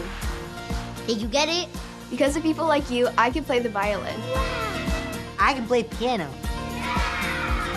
I can understand. The help I get is only possible because of caring people like you who pick up the phone and call the number on your screen to make your monthly gift.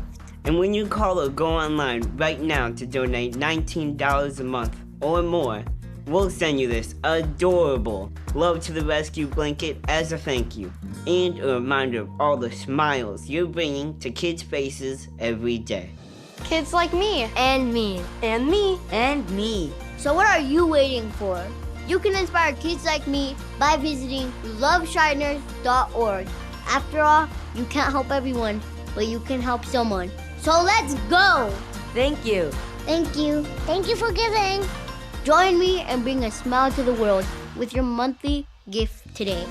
Please call now. If operators are busy, please call again or go to loveshriners.org right away. Join me and bring a smile to the world.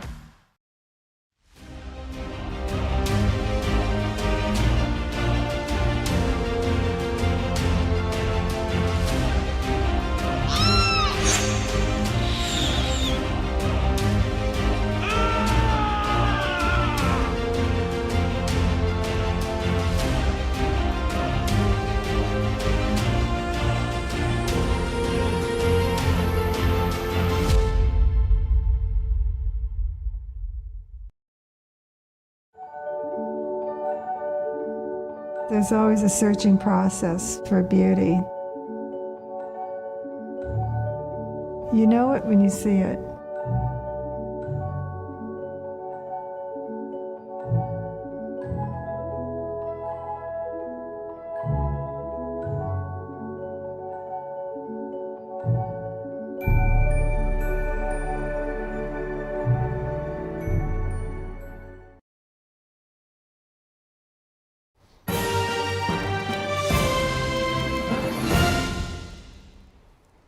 And welcome back to The Nation Decides. I'm Steve Lance. And I'm Tiffany Meier, and here with us we do have our panel. I want to return to our earlier discussion about what Kari Lake was bringing up. She's running for Senate in Arizona. She was talking about her home state being a border state. She mentioned the fentanyl, and then she was talking about how the media wants to paint a picture that America is 50-50, that we're divided. But she was saying, you know, we're actually more united and that we can come together and deal with the issues that we are facing as a country together. On that note, when it comes to fentanyl, because she did bring that up, we've seen tens of thousands, even, you know, over 100,000 Americans die from that. This seems really like an American issue, not a left or a right issue. Javier, how would you like to see both sides tackling the fentanyl issue? You know, I think the fact of the matter is that fentanyl, among other drugs, are coming through the southern border. I think we need to listen to the governors, the people on the ground in our border states. You know, it used to be that this was a border state issue. I like to say that today every state is a border state. We're seeing this fentanyl crisis spread all over the nation. And the fact of the matter is we need to listen to the border patrol people on the ground. We need to listen to immigration people on the ground. We need them to inform the strategy for how we move forward. We need to take the politics out of it. We need to take the fear mongering out of it. We need to look at the facts and the data. And frankly, it's not a good story. This is a crisis. Long ago was a crisis. And I think it's time for both parties to come together and find a solution for the good of the American people. It's the least we should expect from our elected officials. And on that note, Gerard, when it comes to fentanyl, we do know that the precursors, most of them come from communist China, from Wuhan, actually, if you remember that from the pandemic. And they come to, say, Mexico, even Canada, and then across the borders from both the southern and northern borders. When it comes to tackling the root, if you will, of the fentanyl issue, given that these precursors are coming from China, what would you like to see from both administrations when it comes to tackling that?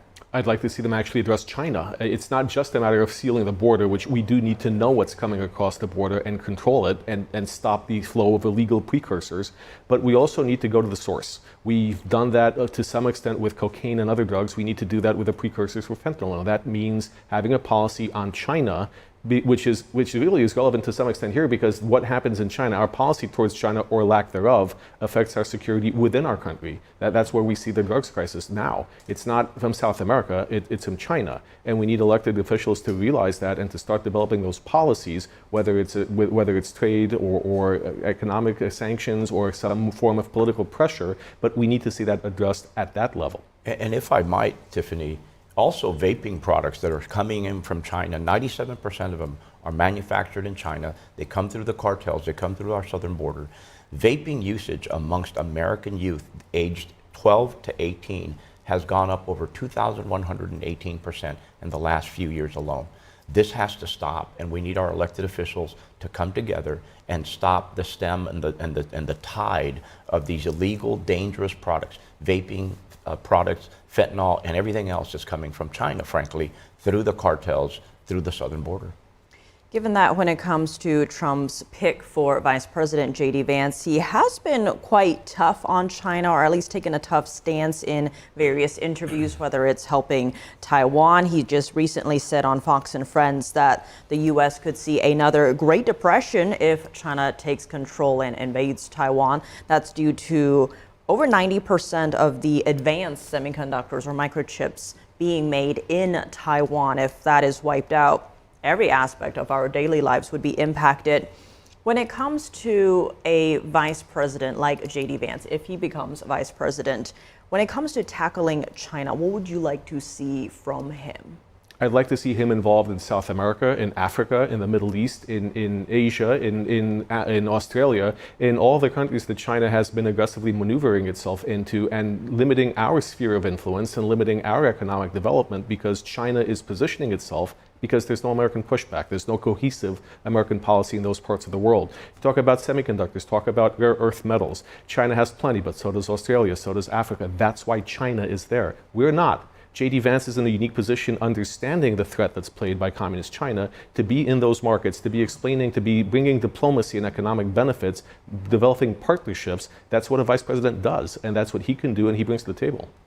On that note, given JD Vance's own background from Ohio, his own life story, Hillbilly Elegy, his memoir, right, that was then turned into a movie adaptation, many are looking at him as potential a uniter, if you will, of the Rust Belt states, these battleground swing states. Given how close the polls have been recently between President Biden and former President Trump, it looks like both sides really needs to get those moderates, those independents. Javier, how do you view a Trump-Vance ticket when it comes to reaching those independents and moderates? It will clearly help them in reaching that particular population. You know, JD Vance is the living embodiment of the American dream. This guy lived it. And you can't, I can't imagine somebody who had a different lifestyle and growing up experience from Donald Trump. I mean, they can't get any more, opposite of each other. And yet to have them together on the same ticket. Additionally, I would never want to debate JD Vance. This is a brilliant man. He is a brilliant debater. He's smart, he's charismatic, he's articulate, and he knows what he's talking about. This guy is a formidable vice president. It was an excellent pick, in my opinion. It's a very interesting perspective that you draw. You're saying that you're viewing it from the fact that they have two totally different upbringings, but if you watch mainstream media, it's going to paint a different picture, like they're one and the same. No, the fact of the matter is they could not have been more different. And to see them working together, frankly, I'd love to see that in the Democratic arena where we're bringing two ends of the spectrum, if you will, and putting them together for the betterment of the American people. It also represents the broad swath. It's a better representation of the American public. And Gerard, if you could just touch briefly back to China and what you would like to see the U.S.'s role in curbing their influence in Central and South America. There's a situation right now where China is using Mexico as a backdoor for a lot of their imports and manufacturing. It's a complicated situation, but it's definitely hurting the American worker, and it's a workaround. What do you make of this, and how should this be addressed? Well, these are the same types of workarounds, quite frankly, that American companies use and European companies use when a certain percentage of goods has to be either within the country or from outside. What we need to do is we need to have transparency and actually be able to identify which companies are doing what, which companies are using these workarounds. You're not going to necessarily be able to get the Chinese government to do something directly, but you can affect what those companies do. You can affect those specific imports. So Gerard, we're actually going to toss it back to the RNC where NTD's Iris Tao is with Kari Lake, and she might have got a question in there. We're going to see what... About at 19, between 19 and however old you are right now, what you've accomplished and done in your life. I don't want to lose these people. These people have a whole life ahead of them. And we have to do something. We can't keep living this way. And the Republican platform, the America First Republican platform, we have the solutions, and we want everybody to join us. Our party is open to everyone. Come on in. We got the welcome mat out. If you want secure borders, safe streets, great education for your kids, peace and prosperity, then come on in to the America First. You talked about the media. Wait, Miss Lake, can I have a selfie, please? Miss Lake. That was NTD's Iris Tao there, trying to track down the Arizona Senate candidate, Kari Lake, asking her about her comments on the media earlier today. And looks like on stage right now at the RNC convention, you have Jim Justice, the likely next senator in the state of West Virginia, very likely to take Senator Joe Manchin. If you love your country, start telling the truth. Don't push the company and the corporate narrative. It's destroying our country. We're not divided like you say we are. Americans love one another. Americans are not racist. Americans want to get a secure, strong country back. And you guys need to start doing your job, being unbiased. All right, guys, we stand here. Some pretty strong words from Kari Lake to the media. What do you make of them? Well, I mean, I certainly respect her, her willingness to speak her mind. The fact of the matter is, we have plenty of elected officials who themselves have stoked division. We need to, soften the rhetoric. We need to, bring the temperature down. We need to come together, all aspects of American life, politics, business, certainly in the media. It's time for America to turn the page and go to a place where we should have been all along. This is a country of big hearts and broad shoulders. We are the beacon to the rest of the world, and we need to start coming together. We need to work collaboratively for everyone's sake. The waterline goes up for all of us. It's a shared prosperity that awaits us. We just need to get over it and get after it. You're absolutely right. And if you really take a step back, it's not just the Democrats, it's not just the so-called mainstream left-leaning media, it's Republicans too that tend to target people's emotions, and everybody needs to take a step back. Absolutely. And that's what we're seeing with President Biden in his speech saying lower the temperature, President Trump reworking his entire speech for the RNC scheduled for Thursday. We're going to hold it right here for now. We'll be back after this short break.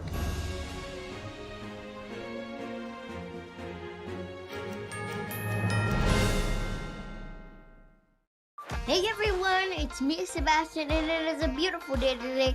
We have so much to be grateful for, so just remember, if you see someone without a smile, give them one of yours. I just love inspiring people to be the best they can be, and the reason I'm able to inspire so many people is because people like you who inspire me with your support of Shriners Hospitals for Children. Since I was little, I've broken 100 bones, and I've had 19 surgeries. Shriners Hospitals for Children was with me every step of the way. But more than that, they've given me the confidence to know I can do whatever I set my mind to. Like right now, I've set my mind to sharing my smile with you. Did you get it? Because of people like you, I can play the violin.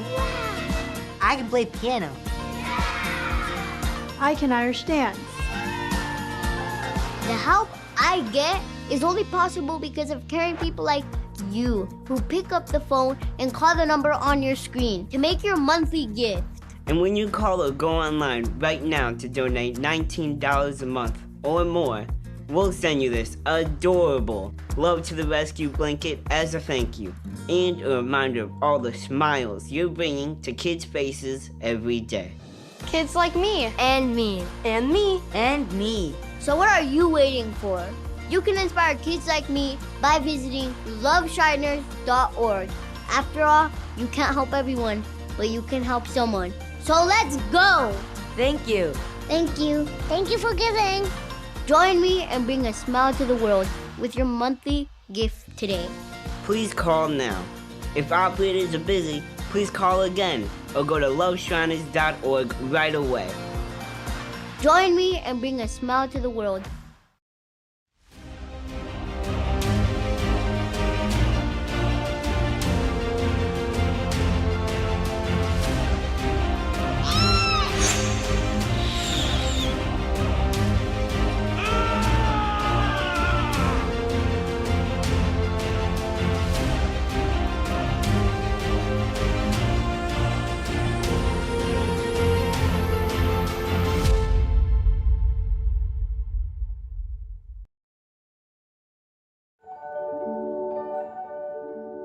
There's always a searching process for beauty.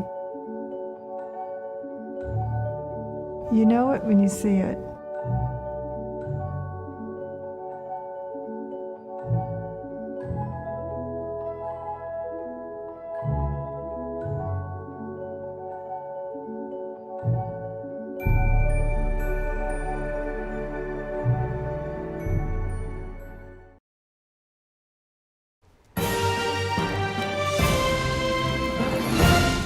And welcome back to The Nation Decides. I'm Steve Lance. And I'm Tiffany Meier, and back here with us we do have our in-studio guests, Javier Palomares and Gerard Filitti. I want to go back to our earlier discussion on JD Vance. Now, you know, he was a self-described never-Trumper in the past, but now we see him as the VP pick by former President Trump. Given his own transformation, right? He went from a never Trumper to a huge champion of Trump's different takes to the point that he is now his nominee.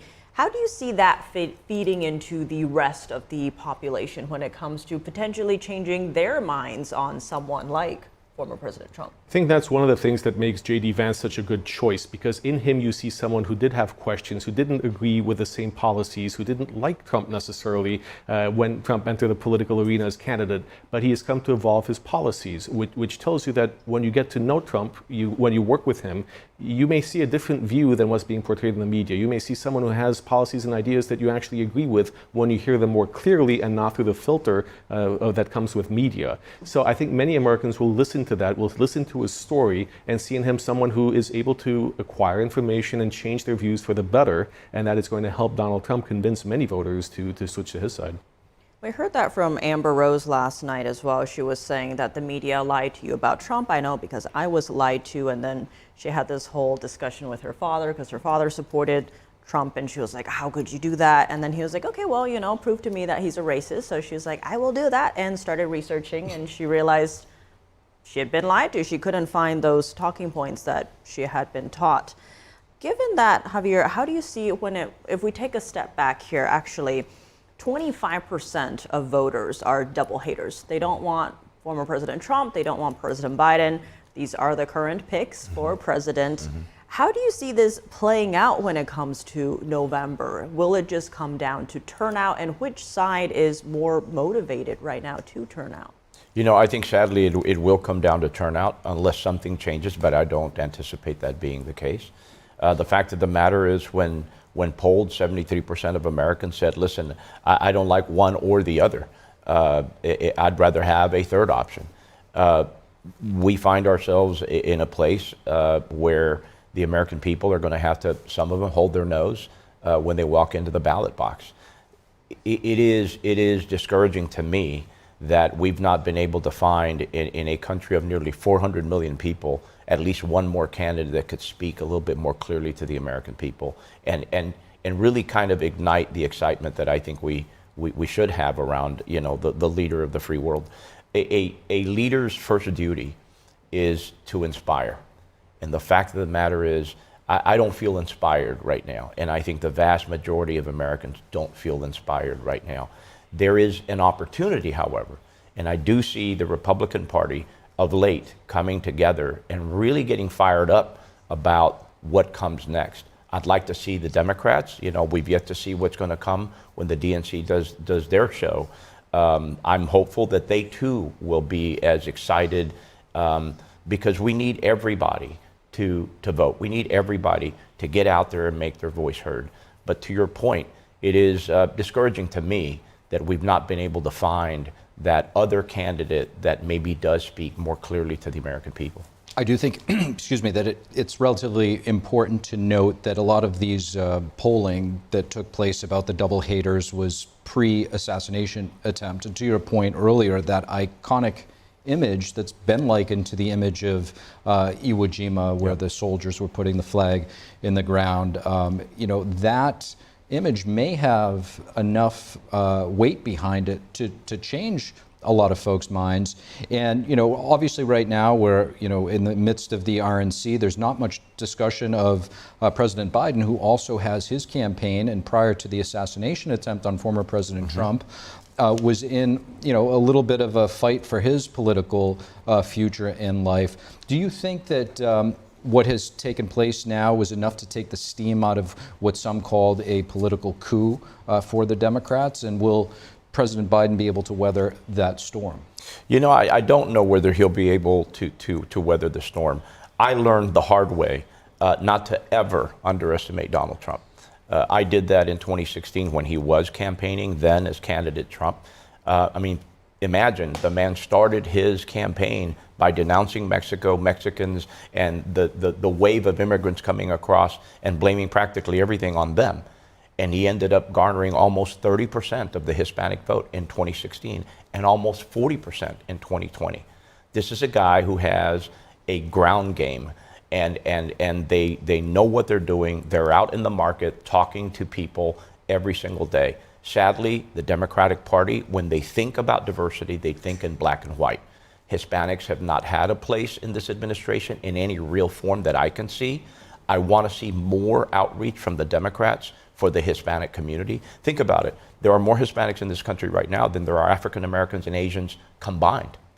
We will constitute 78% of the new entrants into the American workforce, and yet we're not getting nearly that kind of attention from the Democrats. I do see the Republicans with a ground game in places like Florida, all over Texas, even California. And in the long run, that's what wins you an election, in my opinion. And Gerard, to that point, what is it about former President Trump's message that is resonating so much with the Hispanic community?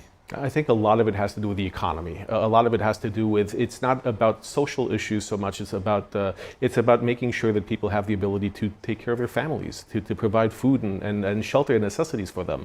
And especially when we're coming off of 4 years of inflationary pressure, when the dollar doesn't buy as much as it can or it should, and we see people who are being hurt by this disproportionately are minority communities, Donald Trump is actually going to them and talking to them about this. He's not taking votes for granted like the Democratic Party seems to be doing. He's not pigeonholing people, well, because you are of this race, you will vote for me or you will vote for someone else. He's going out there and conveying his message. To some people that resonates, to others it doesn't, but he's going for that vote. Joe Biden has not been doing that so far. NTD's White House correspondent Iris Tao is on scene there where there's a speech taking place right now, but we're going to go to Iris and see what's going on. Iris?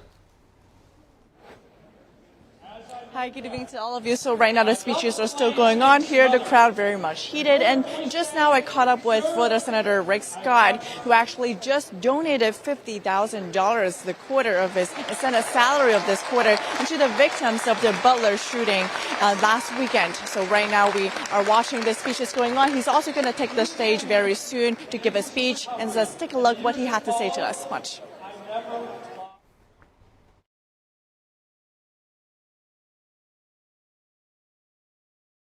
And it seems So first of all, Senator, you are donating your quarter salary as a senator to the victims at the Butler rally. Tell us more about why your message to those victims and other Trump supporters who were at that rally.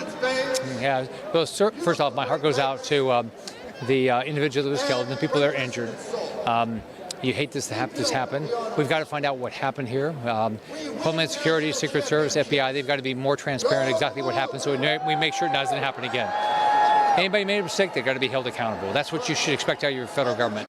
This convention is exciting because I think maybe that's something that's going to bring all of us together. Exactly. So both candidates are now trying to say, quote, tone down their language. Do you think this could be a moment for Americans to come together? I think that's what Americans would like. Americans would like us to come together to solve the problems. We know we have inflation out of control. We know we have an open border. We know we have a woke military. We know we have enemies around the world. And so I think they expect us to come and solve problems.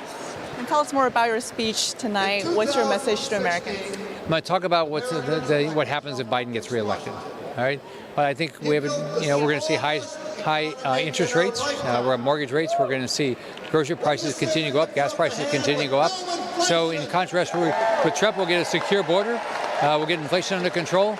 So I'm optimistic that President Trump wins and we get these things solved. That was NTD's Iris Tao there at the RNC. That was a great speech, interview, by Senator Rick Scott from Florida. He is set to speak later tonight. He was also really talking about Americans coming together, right? Not Republicans, Democrats, just Americans coming together. But we're actually going to toss it now to Dave Martin, who's over at the Big Wall with some updates. So Dave, take it away.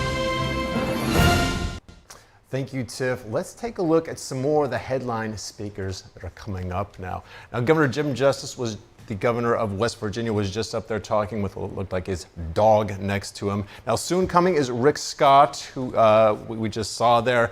Later on, we'll have Representative Jeff Van Drew of New Jersey. After him, Representative Elise Stefanik, who is the House Republican Conference Chair. And finally, Representative Tom Emmer, who is the House Majority Whip. Now, they're also having some everyday Americans share their experiences, will be mixed in there as well, apply some videos and some music. Now, we'll continue to update this list of headline speakers as the night progresses. For now, back to you guys at the desk. All All right, Dave, thanks for those updates. And let's go back to the RNC where NTD's Jack Bradley is. Jack, what can you report? Hey, Tiff. Yeah, I'm here at the RNC. We did some more interviews here at Media Row. Earlier, I spoke to Congressman Michael Cloud from Texas, who told me that illegal immigration is really impacting his state. Like a lot of other congressmen are talking about, it's really an issue that bridges the divide between Republicans and Democrats. It goes beyond politics, obviously. So here's our conversation now.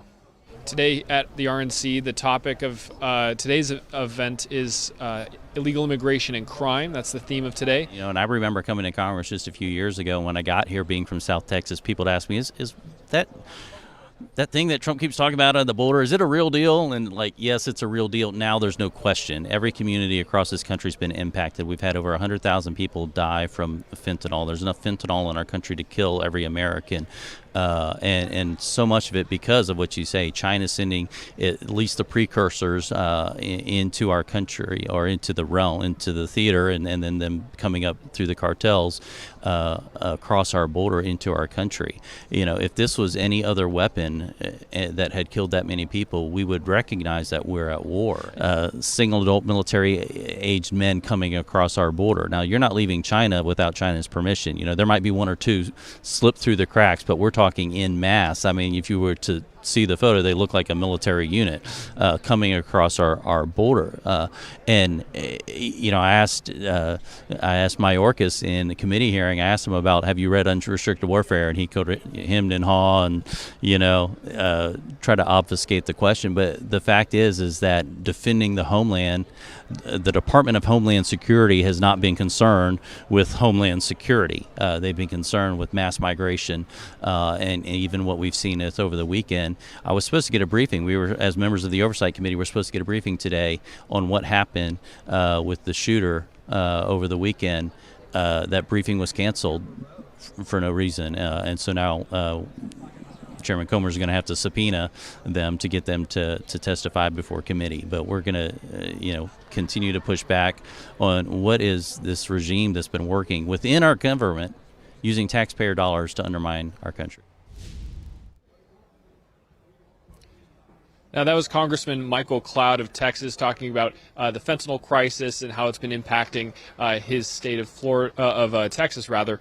And we can see that the precursors are coming from China. The precursor chemicals used that are trafficked through the southern border, that's part of the immigration, one of the effects of this. Now, the House Select Committee on the CCP found in an April report that China is the Chinese Communist Party, directly subsidizing the precursor chemicals companies manufacturing and exporting these chemicals through tax incentives to be brought here essentially to the U.S. So we can see that the main culprit behind this fentanyl crisis is China. And we got a lot more to report on here at the RNC, but that's it from me at Media Row here today. I'll see you guys back here tomorrow. Back to you, Tiff. All right, Jack, thank you for all your great reporting today. Have a good night, and we will see you tomorrow. And we are going to take a very short break, but there's a lot more here on The Nation Decides, so stay with us.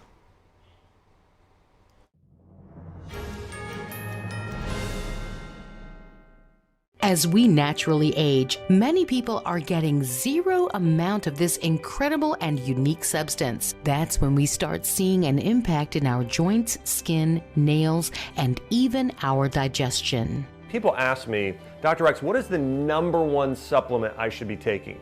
My answer is multi-collagen protein. People's reactions to me, people were like, what are you doing? What is going on? You look amazing. You have a glow about you. What makes Ancient Nutrition Multi-Collagen stand out from other brands? 10 types of collagen. It's grass-fed, pasture-raised with vitamin C and probiotics. It's proven to reduce joint discomfort rapidly, continuously, and persistently. It improves the appearance of crow's feet after 4 weeks and improves skin tone after 8 weeks. And it promotes hair thickness, growth, and a reduction in hair breakage. It has transformed everything from my hair. Like, my hair was starting to kind of just, come out, and I don't have that anymore. My skin feels amazing. Call the number on your screen and find out how to get a free bottle when you order, plus free shipping and our 30-day money-back guarantee. And as a bonus, we will include Dr. Josh Axe and Jordan Rubin's revolutionary book, Multi-Collagen Makeover, free with your order, plus free shipping and free returns. I have implicit trust in Dr. Axe because the plan worked. I'm living proof of it. This is the collagen protein that is backed by clinical studies. It's what my family uses, it's what I use, and I know you're gonna benefit in a big way as well. Love the results or get your money back. This special TV offer is not available in stores. Call the number on your screen or go online now.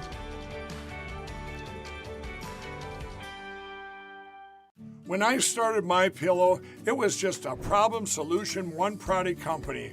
Well, since then, with the help of my dedicated employees, we now have hundreds of products, some you might not even know about. To get the word out, we're having a $25 extravaganza. 2-pack multi-use MyPillows, $25. MyPillow sandals, $25. And for the first time ever, our 6-pack towel sets, you guessed it, just $25. Our brand new 4-pack dish towels, $25. And I've never done this before. Premium MyPillows with all new Giza fabric, any size, any loft level, even king size for only $25. And there's so much more. So go to MyPillow.com or call the number on your screen. Use your promo code for our $25 extravaganza. Order $75 and over, your entire order ships absolutely free.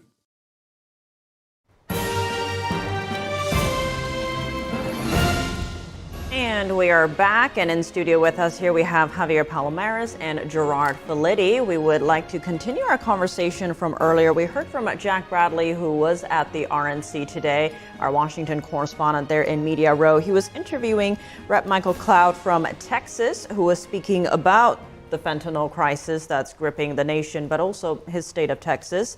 And he mentioned the Chinese nationals that are crossing the border. He mentioned that if you see them, a lot of them are military age. It looks like it could be a military unit.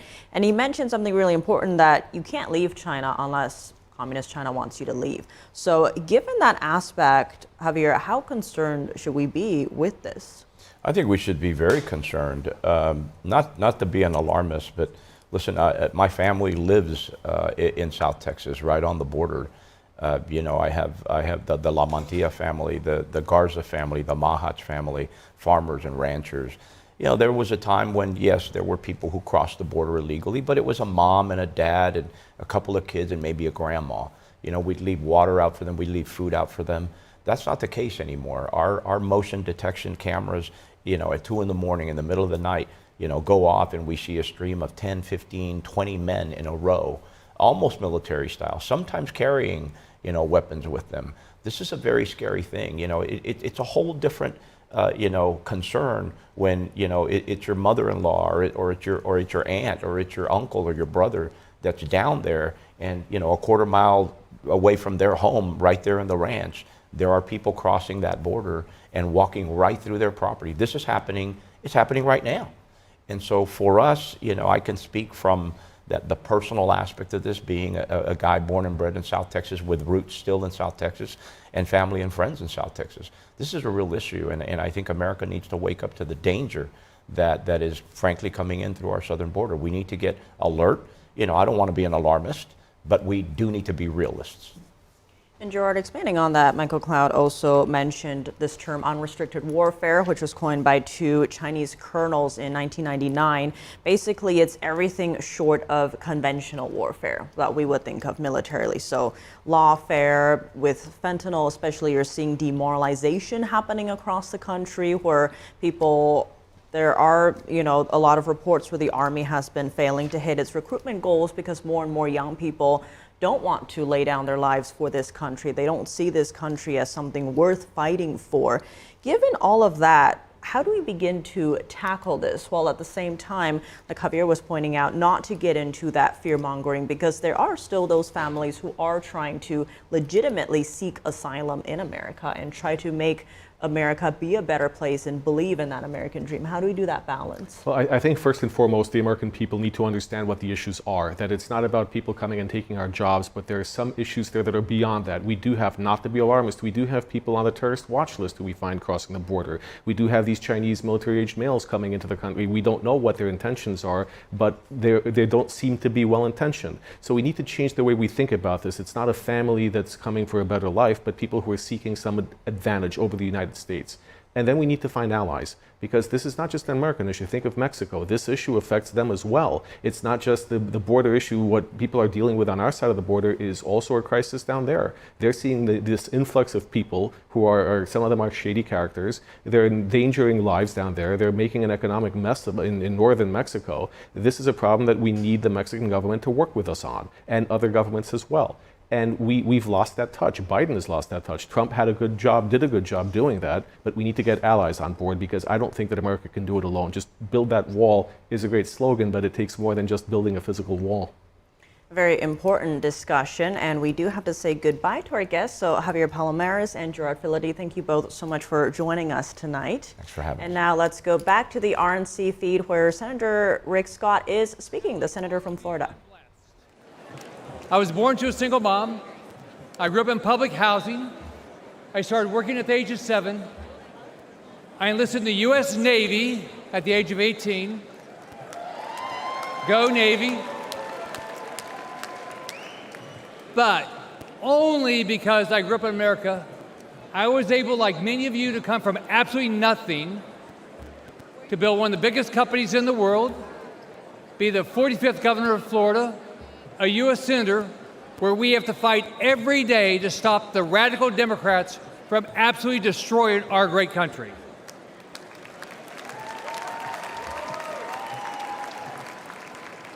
They will lose, we will win.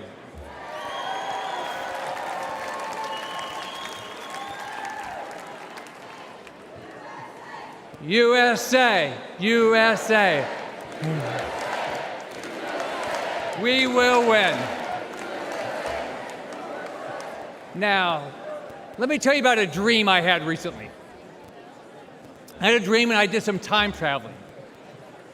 I traveled into the future to an imaginary world where actually Joe Biden got reelected.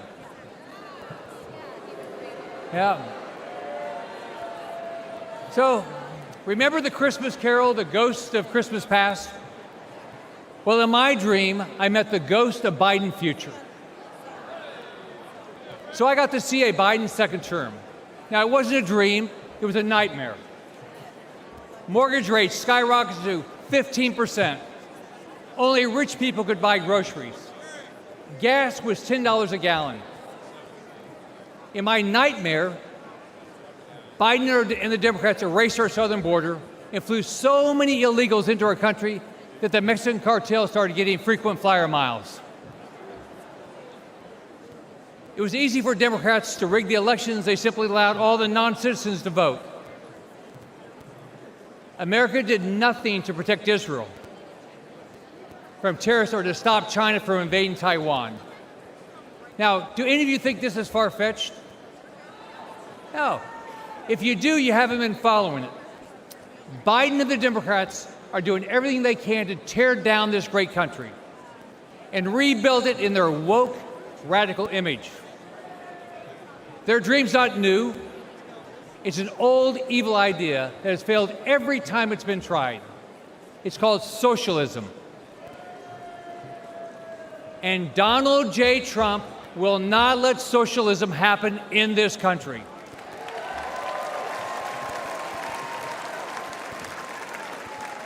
Think about it. Under Trump, we had a booming economy. We weren't at war. Our enemies feared us. Our allies respected us. We had a secure border. Inflation and mortgage rates were low. And families had money in the bank.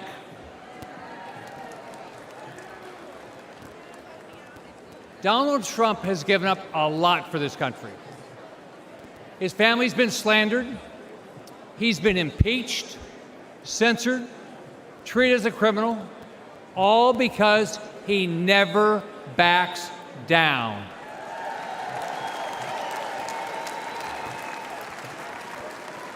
This week he's shown the courage all of us should display as we rally around him to rescue our great country. So, let's fight, fight, fight, and make sure Donald Trump gets reelected. Have a great night. God bless you.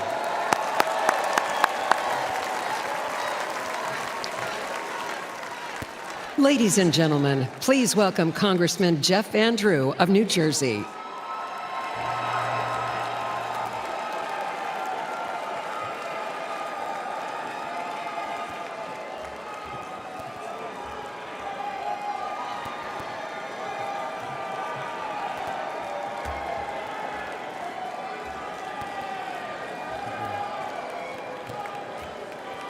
Thank you. Thank you.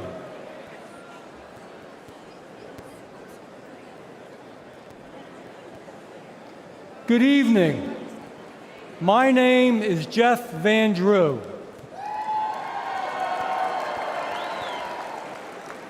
Tonight I want to tell you my story.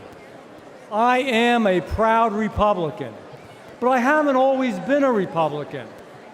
I was elected to several offices in South Jersey and eventually was sent to the United States Congress, all of them as a conservative Democrat. Along the way, I noticed that I didn't like what the Democrats had become as a party. But more importantly, I didn't like what the Democratic Party was doing to our great United States of America. To the independents, and especially to the forgotten Democrats out there, for a moment I want to speak to you. I know how you feel tonight, because that's how I felt back in 2019. You feel like your party has left you behind, because it has. You feel like your party doesn't care about American workers and American working families, because it doesn't. And you are worried that Joe Biden and Kamala Harris are hurting our country, because they are.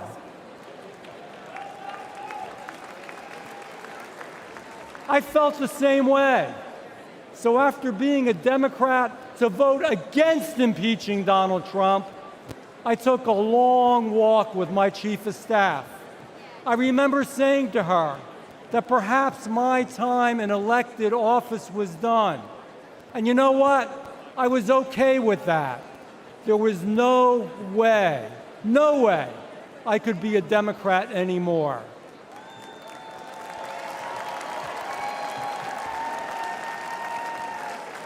But then I received a call from the White House. President Trump asked me to meet with him. We spoke about family, faith, freedom, and friendship. He has been my good friend ever since that day.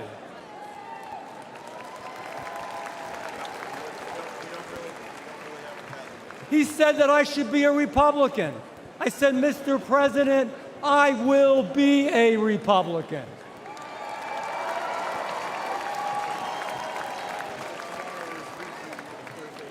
He said he would stick by me, and he always has.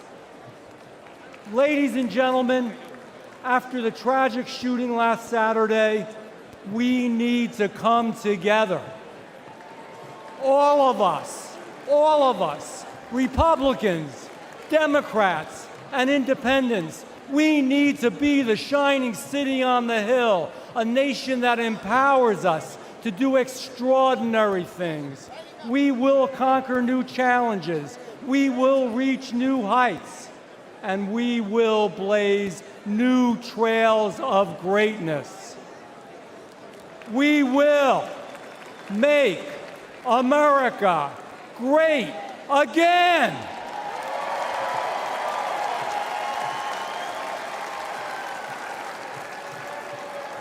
And we will elect Donald Trump this November.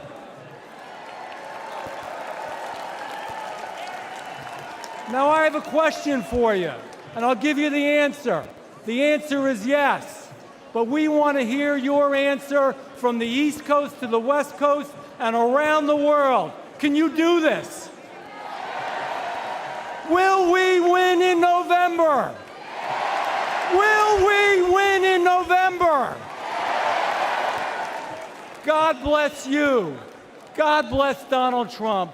And God bless the greatest country that ever existed on the face of the earth, the United States of America.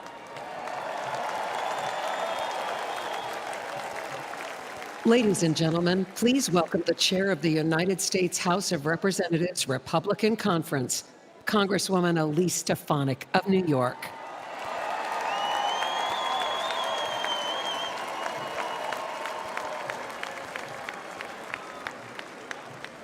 Good evening, Milwaukee.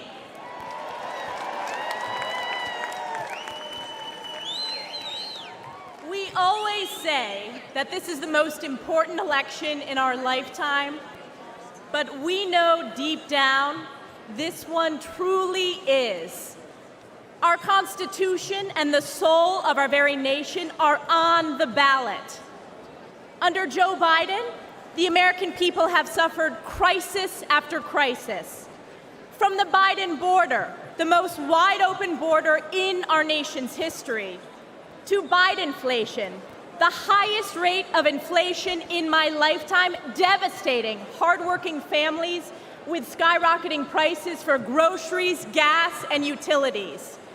To Biden's violent crime crisis, fueled by Democrats' pro-criminal sanctuary cities and defund the police policies like we have seen in my home state of New York. All while corrupt Democrat prosecutors and judges wage illegal and unconstitutional lawfare against President Trump in an effort to do Joe Biden's political bidding. And around the world, the feckless and failed Joe Biden has caused chaos, weakening our national security. From the catastrophic withdrawal from Afghanistan, to Putin's invasion of Ukraine, to Hamas's terrorist attack against our most precious ally, Israel. And let me ask you a question. What has been the response from the radical left on our college campuses? Vile anti-Semitism, chanting death to Israel, death to Jews, death to America. This is Joe Biden's Democrat Party. Who saw that congressional hearing with the college presidents of so-called elite universities? Oh wait, they are former presidents.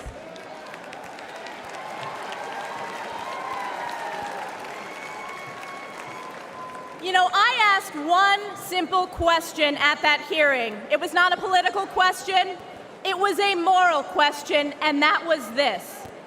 Does calling for the genocide of Jews violate your university's code of conduct? And one after the other, said it depends on the context. Let me tell you, America knows it does not depend on the context.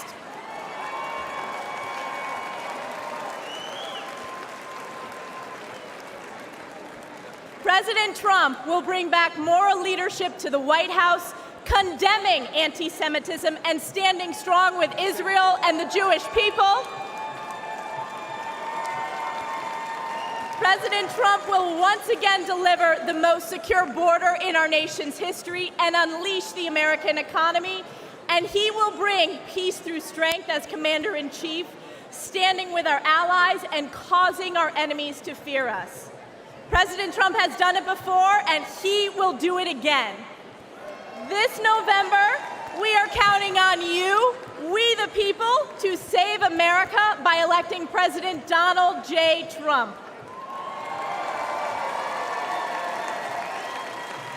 It is clear for the whole world to see nothing, absolutely nothing will stop President Trump from standing and fighting for our great country.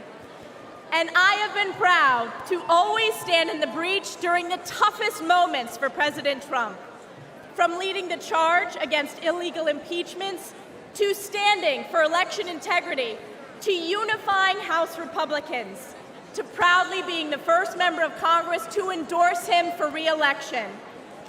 And as we embark on the difficult path ahead to save America, call upon Galatians 6:9. And let us not grow weary of doing good, for in due season we will reap if we do not give up. We the people will never give up on President Trump, and we will never give up on the United States of America. God bless you, God bless President Donald J. Trump, and God bless the United States of America. Ladies and gentlemen, please welcome the Majority Whip of the United States House of Representatives, Congressman Tom Emmer of Minnesota.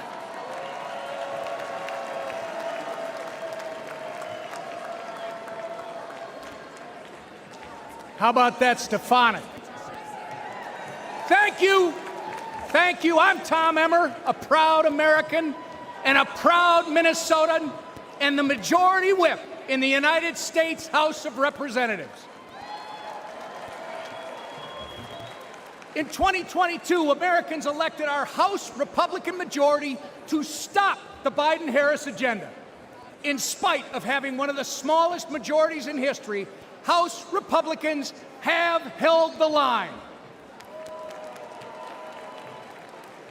We fought back against the Democrats' reckless spending that imposed record-breaking inflation on the hardworking Americans. We passed bills such as the Lower Energy Costs Act and the Rein-in Inflation Act to counteract Joe Biden and Kamala Harris's failed economic agenda and to restore some fiscal sanity to Washington. We ended the vaccine mandate in our military.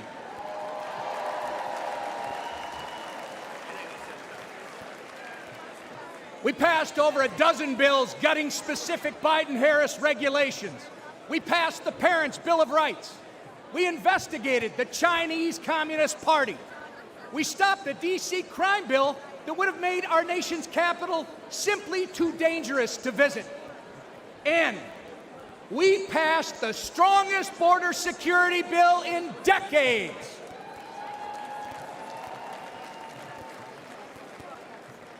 Get ready, because when we grow our majority, when we flip the Senate, and when we send President Donald J. Trump back to the White House, we won't just be holding the line anymore, we'll be moving forward. We will turn America First principles into law. I know firsthand that Minnesotans can't afford 4 more years of Joe Biden and Kamala Harris. That's right, which is why I'm confident that we will make history this November when we turn Minnesota red for the first time in 50 years.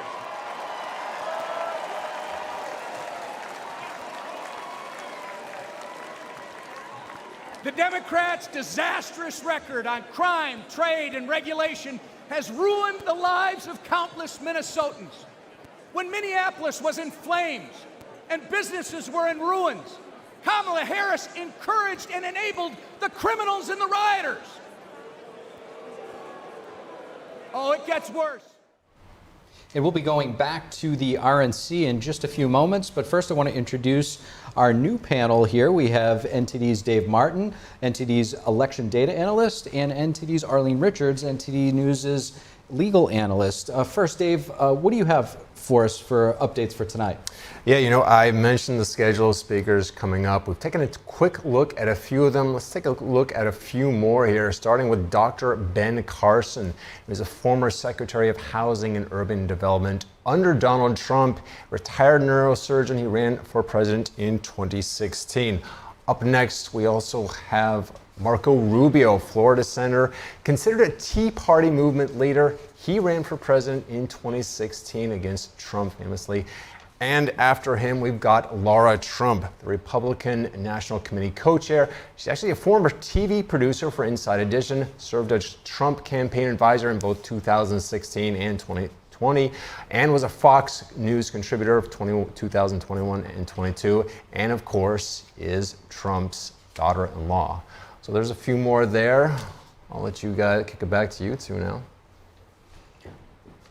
All right, well, earlier we were hearing from Senator Rick Scott from Florida, as well as Rep. Jan Van Drew from New Jersey. He used to be a conservative Democrat, and then eventually, after a couple calls with former President Trump, he became a Republican. So now he's speaking tonight there about his own story. And we also heard from Rep. Elise Stefanik from New York, talking more about the border, the economy, inflation. New York is a sanctuary city, and right now on screen is Tom Emmer from Minnesota. He's the House Majority Whip. Given the speeches we have seen so far, Arlene, what is your take of what we have heard so far? Well, I think that these three people that just spoke, they are involved themselves in a lot of initiatives to work on the border, to get more border security, law enforcement. I think the Majority Whip here now, Tom Emmer, he has done a lot of work to support law enforcement, and he's been involved in local communities and initiatives and programs to get police funded so that they can support their communities and help their communities. So I think these are really good, appropriate people to talk about this tonight, to talk about safety and keeping our country safe. On that note, we are seeing on screen right here Steve Scalise, Congressman, who is also a House Majority Whip. Let's listen in and see what he has to say. On Washington, D.C. these past 4 years. Joe Biden and Kamala Harris have spent your tax dollars trashing America's finances in ways no sane or sober-minded person ever would. Let's talk energy. They've eroded the American energy dominance that President Trump delivered. Joe Biden approved the Nord Stream pipeline for Russia, but he killed the Keystone pipeline here at home. Thousands of American jobs gone. It doesn't end there. Biden let Iran and Venezuela export their oil, but he stopped liquefied natural gas exports here in America. President Biden's not done. President Biden waived taxes on Chinese solar panels, but he raised taxes on Americans. When we elect Donald Trump as our next president and expand our Republican House majority, we will end the Democrats' assault on American energy once and for all. Now let's look at taxes. Biden and Harris want a $5 trillion tax hike. In our first 100 days, President Trump and a Republican majority will make the Trump tax cuts permanent. And yes, we will end taxes on tips and deliver another tax cut for working families. On the border, Biden and Harris opened it up to the entire world. Prisons are being emptied. President Trump and a Republican majority will repass H.R. 2, the strongest border security bill in decades. We will lock down the border, and yes, we will finish building the wall.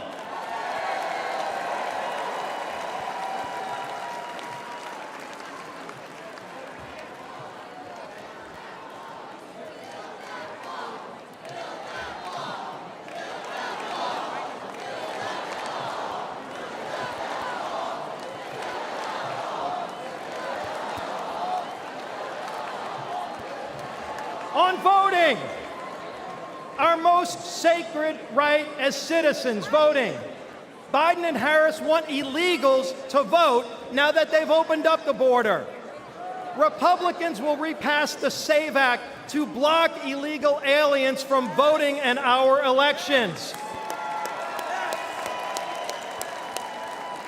On foreign policy, Biden and Harris brought us weakness and war. President Trump and a Republican majority will begin rebuilding our military and will end the woke indoctrination in its ranks. We will restore American power and peace On education, Biden and Harris opposed school choice. They actually investigated parents at school boards.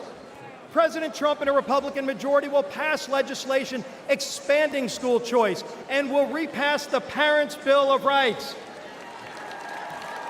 Parents should be free to choose what their children are taught and where. Now, lastly, I need to say something about Saturday's attempt on President Trump's life. Many of you know I was the survivor of a politically motivated shooting in 2017. Not many know that while I was fighting for my life, Donald Trump was one of the first to come console my family at the hospital.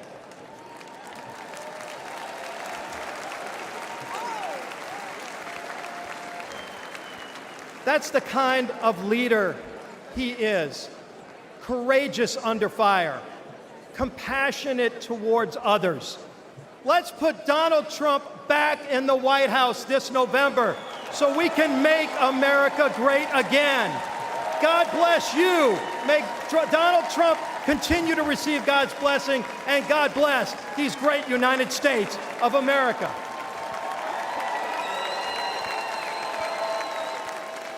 Ladies and gentlemen, please welcome the Speaker of the United States House of Representatives, Mike Johnson of Louisiana.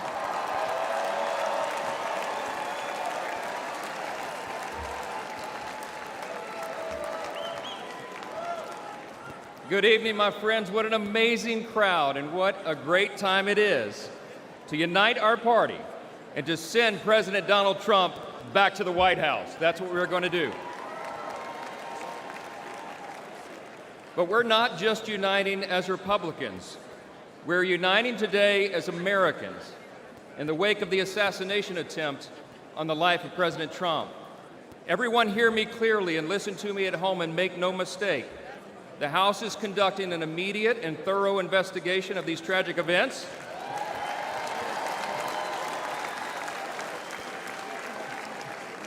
And that work has already begun. The American people deserve to know the truth, and we will ensure accountability. I promise you that. I promise you that. This has always been an important principle to us. We in the Republican Party are the law and order team. We always have been, and we always will be, the advocates for the rule of law. And we all know that that principle, as well as many others, is in serious jeopardy today. See, we've come to a moment in America where the basic things that we once took for granted are being openly challenged like never before.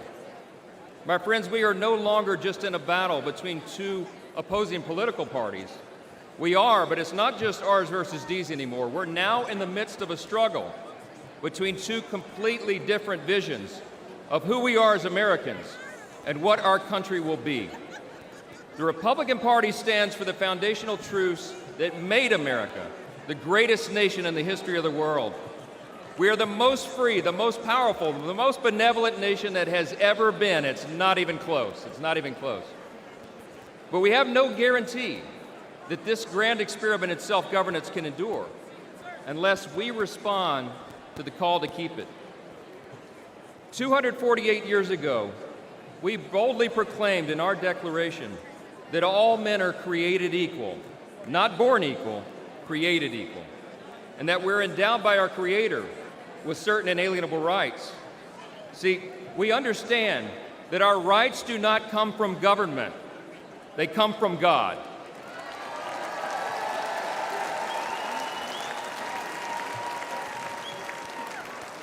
There's another thing that we recognize. We recognize that we are made in His image. And because of that, every single person has inestimable dignity and value. And your value is not related in any way to the color of your skin, what zip code you live in, where you come from, what your talents are, or what you can contribute to society. Your value is inherent because it is given to you by your Creator. That's what we stand for.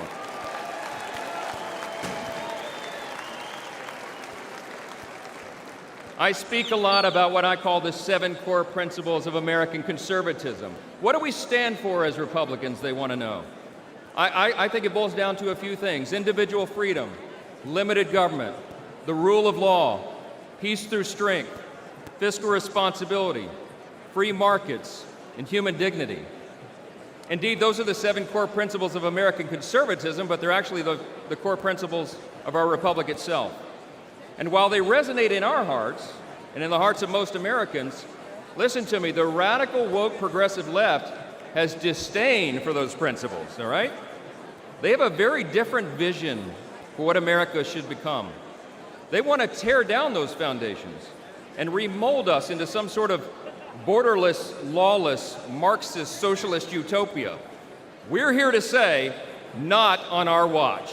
We will not allow that to happen.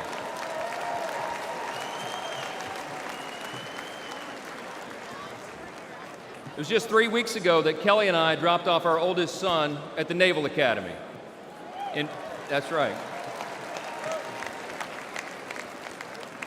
In 4 years, he'll graduate, and he'll join the 1.3 million active duty service members who bravely defend our country. We're so proud of Jack and all our children, but like most parents today, we're concerned about their future. America can't risk 4 more years of Joe Biden's weakness that has invited so much aggression by our enemies. We can't survive the dramatic increases in violence, crime, and drugs that the Democrats' policies have brought upon our communities. And we cannot allow the many millions of illegal aliens they've allowed to cross our borders to harm our citizens, drain our resources, or disrupt our elections. We will not allow it.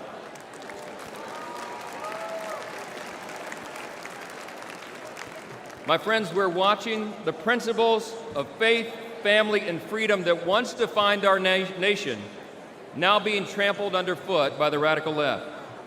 As President Trump raised his fist and gave a rally cry on Saturday, now is our time to fight, and we will.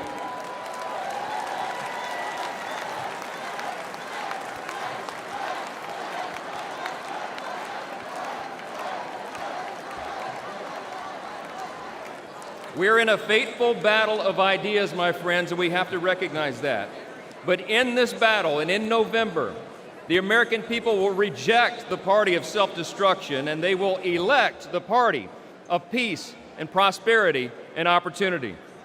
The GOP will grow our House majority, we will take back the Senate, and we will return Donald J. Trump to the White House.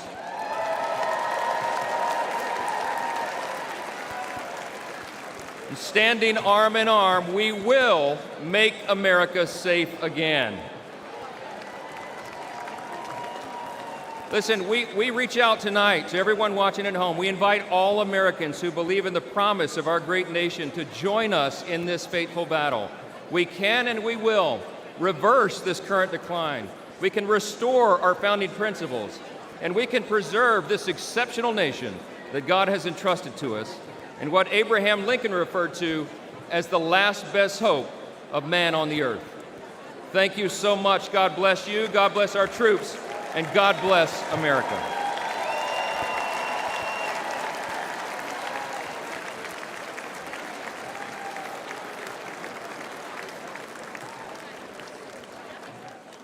Ladies and gentlemen, now please welcome businessman Vivek Ramaswamy of Ohio.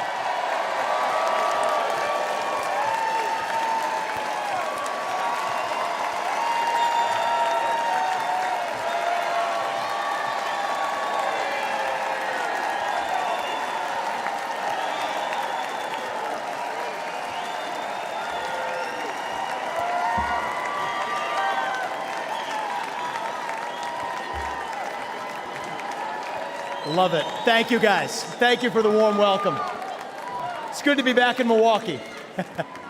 This time last year, I was a candidate for U.S. president, and I'm proud to say that I achieved the impossible, which is that most of you actually know how to say my name by now. So thank you for that. It's good to be back. We're in the middle of a national identity crisis right now. Faith, patriotism, hard work, and family have disappeared, only to be replaced by race, gender, sexuality, and climate. But we're not going to win this election just by criticizing the other side. We're going to win this by standing for our own vision of who we really are. What does it mean to be a Republican in the year 2024? What does it mean to be an American in the year 2024?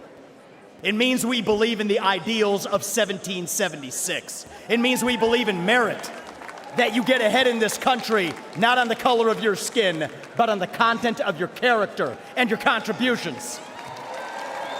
It means we believe in the rule of law. And I say this as the kid of legal immigrants to this country. That means your first act of entering this country cannot break the law. That is why we will seal the southern border on day one. Thank you. It means the people who we elect to run the government ought to be the ones who actually run the government, not unelected bureaucrats in the deep state. These are not black ideas or white ideas. They are not even Democrat ideas or Republican ideas. They are American ideas that we fought a revolution to secure. And the man who will revive these ideals in the United States of America is your next president, the 47th president of the United States, Donald J. Trump.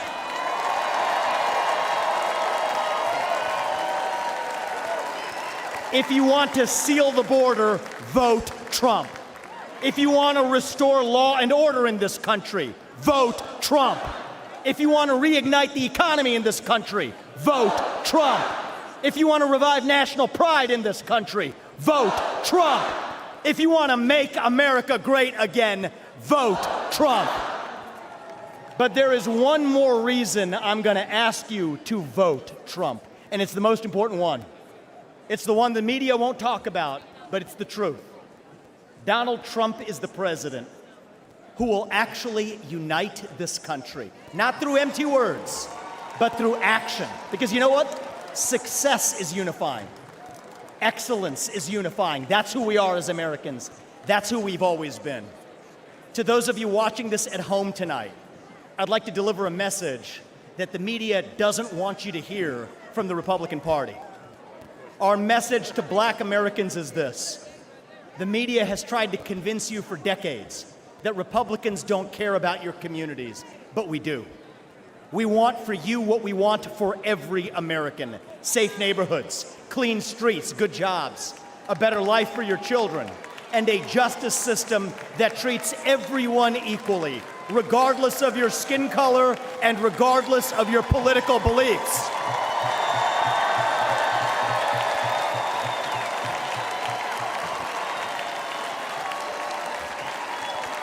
Our message to every legal immigrant in this country is this. You're like my parents. You deserve the opportunity to secure a better life for your children in America.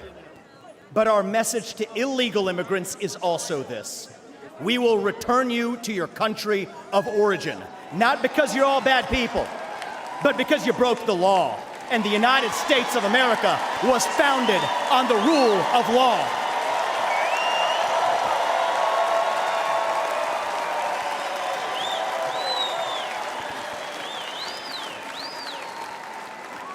Our message to millennials, speaking as one myself, yes, it's true.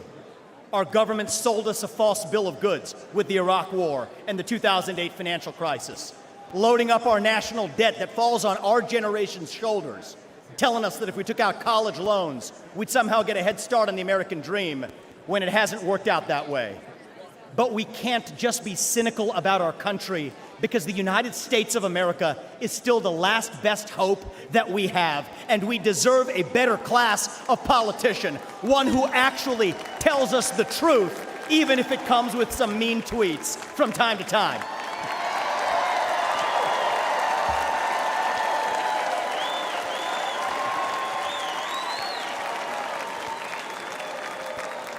And our message to Gen Z is this. You're going to be the generation that actually saves this country. You want to be a rebel? You want to be a hippie? You want to stick it to the man? Show up on your college campus and try calling yourself a conservative. Say you want to get married, have kids, teach them to believe in God and pledge allegiance to their country. Because you know what? Fear has been infectious in this country, but courage can be contagious too. That too is what it means to be an American. And you know what? If you're at home and you disagree with everything I just said, our message to you is this.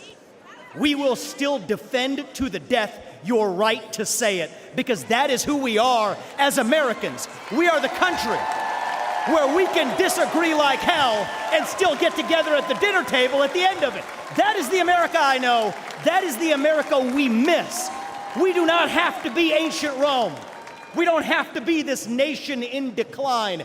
We can still be a nation in our ascent. A nation whose best days, not in some fake politician way, but in a true way, a nation whose best days are actually still ahead of us. Still on our way to that shining city on a hill, that country where no matter who you are, or where your parents came from, or what your skin color is, or how long your last name is, that you will still get ahead in this country with your own hard work, your own commitment, your own dedication, and that you know what? You are free to speak your mind at every step of the way. That is the American dream. That is what won us the American Revolution. That is what reunited us after the Civil War. That is what won us 2 world wars and the Cold War. That is what still gives hope to the free world. And if we can revive that dream over group identity and victimhood and grievance, then nobody in the world, not a nation, not a corporation, not a virus, not China, is going to defeat us. That is what American exceptionalism is all about. And that is what we will revive this November when we send Donald J. Trump back to the White House. Thank you all. God bless you and your families. And may God bless our United States of America. Thank you. Thank you.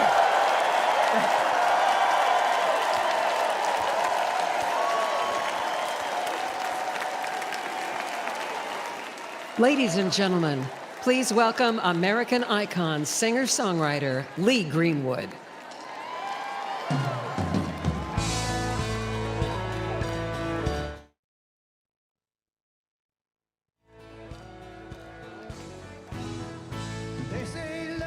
Well, there you have it, Lee Greenwood singing one of his songs, not America the Beautiful, but we'll keep an eye on that just in case the former president decides to pop in like he did last night. We'll definitely be bringing you back there for that. In the meantime, Vivek Ramaswamy there, one of the most, I would say, enthusiastic responses from the crowd. Very uniting message that he had. A message of unity. He said, you know, let's not, we don't have to be a nation in decline.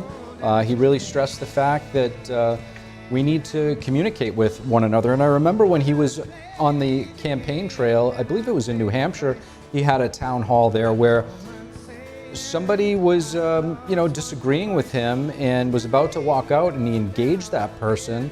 And it was somebody who was a Democrat, and they went, it was a really fascinating exchange, and at the end of the conversation, I think they wound up shaking hands and agreed to disagree. And I think that's a message that the country needs right now. We did see Vivek working the crowd quite well over there. He got them to chant, vote Trump, after all these different policies that the Republicans are hoping to implement in the country. And to Steve's point, you know, Vivek really went after all the different groups, the millennials, the Gen Z, also those who disagree with everything he was saying, being like, you know, this is what America stands for. We will defend your right to disagree with everything that is being said, because that's what America is, and it can be a country in ascent, not descent, as Steve was mentioning. But given all the different points, especially that message of coming together, the unitedness, Dave, what did you take away from Vivek's fiery speech, if you will? Very similar to you. I wrote down, Vivek knows how to work a crowd. You know, as the speech went on, they got louder and louder. He's pretty funny too.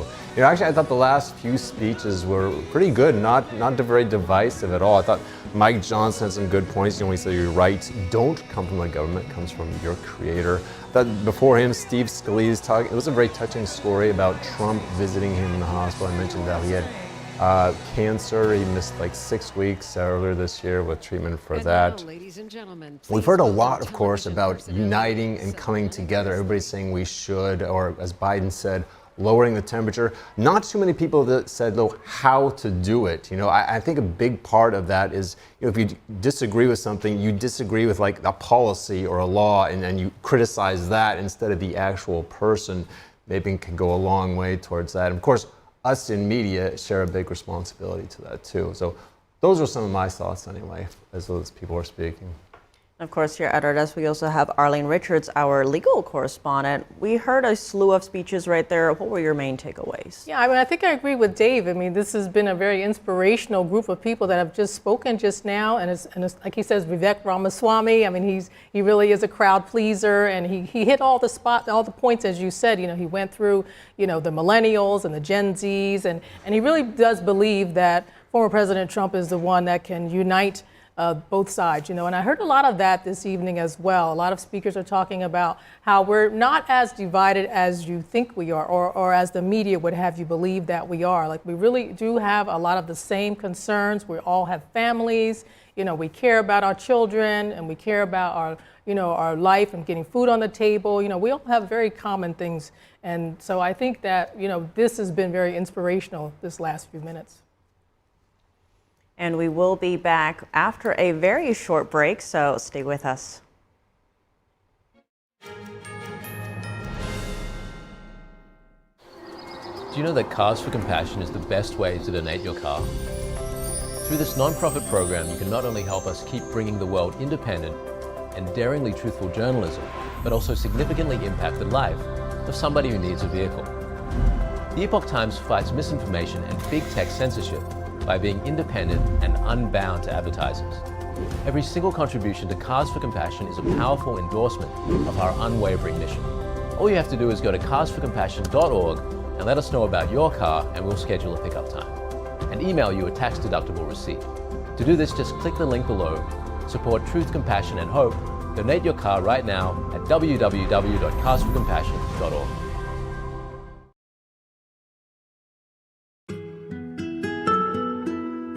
There's cultures that have been lost, but this culture hasn't been.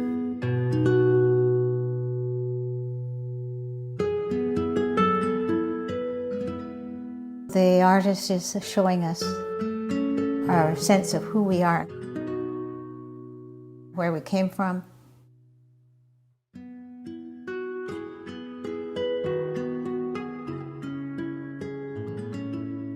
You look at his hat. His hat is knitted probably by a man, because a man traditionally knitted the hats.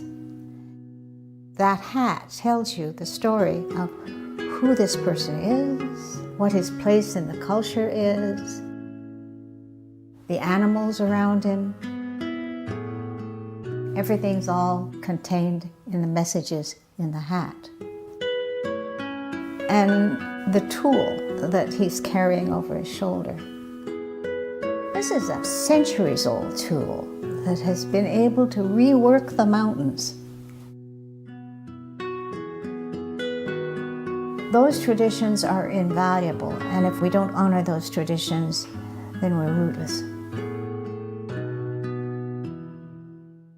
The artist is showing us the value of maintaining our culture and respecting our culture.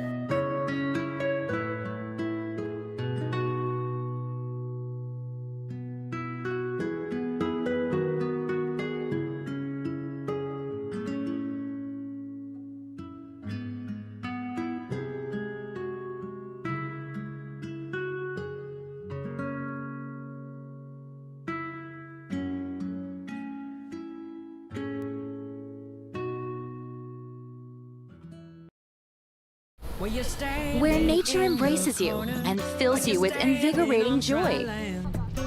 Treasuring every little moment as these romantic memories gather up to complete our blissful memories together. Mokpo. How do you feel about where America's at this point in time? We need help. Very, very divided. Divided. So divided. Scary. Really bad. What gives you a sense of hope? My family. Having passion. You see right here, the chessboard. I make connections with people from all over the world. Faith in God. I really believe in God. Yes, there is hope. Our only hope is in God. There's a very important movie called The Firing Squad that you must see coming out August 2nd. There has never been a better time for the message of hope that shines through this movie. We are all crying. It's beautiful. Watch this movie. The best out of all the Christian movies.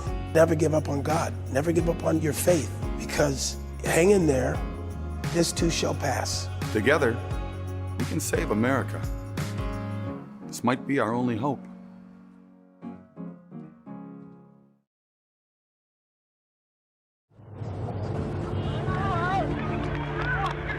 There are real consequences to controlled media.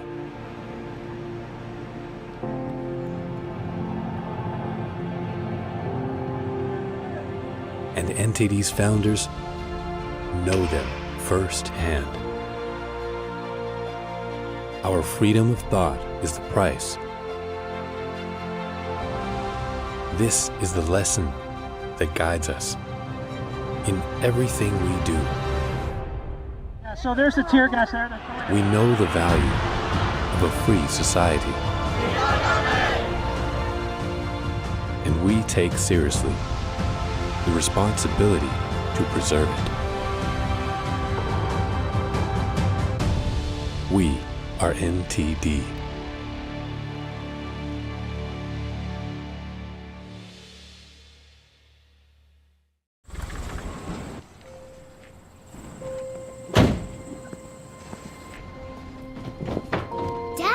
They took over my bedroom. Come on, come on.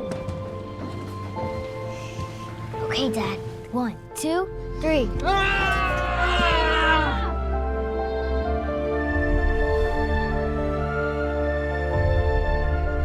Dad!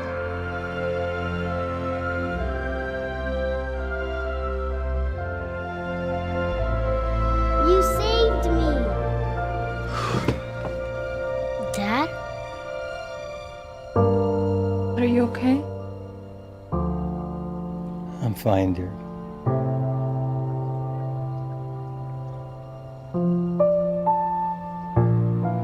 Your hero needs you now, and AARP is here to help. Find the care guides you need at aarp.org/caregiving. Hi, I'm Kelly Wright. We thank you for joining us and watching America's Hope here on NTD News. Bottom line is, I know you're sick and tired of being sick and tired, but let's give you some good news in the midst of the bad news. Watch us nightly, right here on NTD News, for a full dose of America's Hope.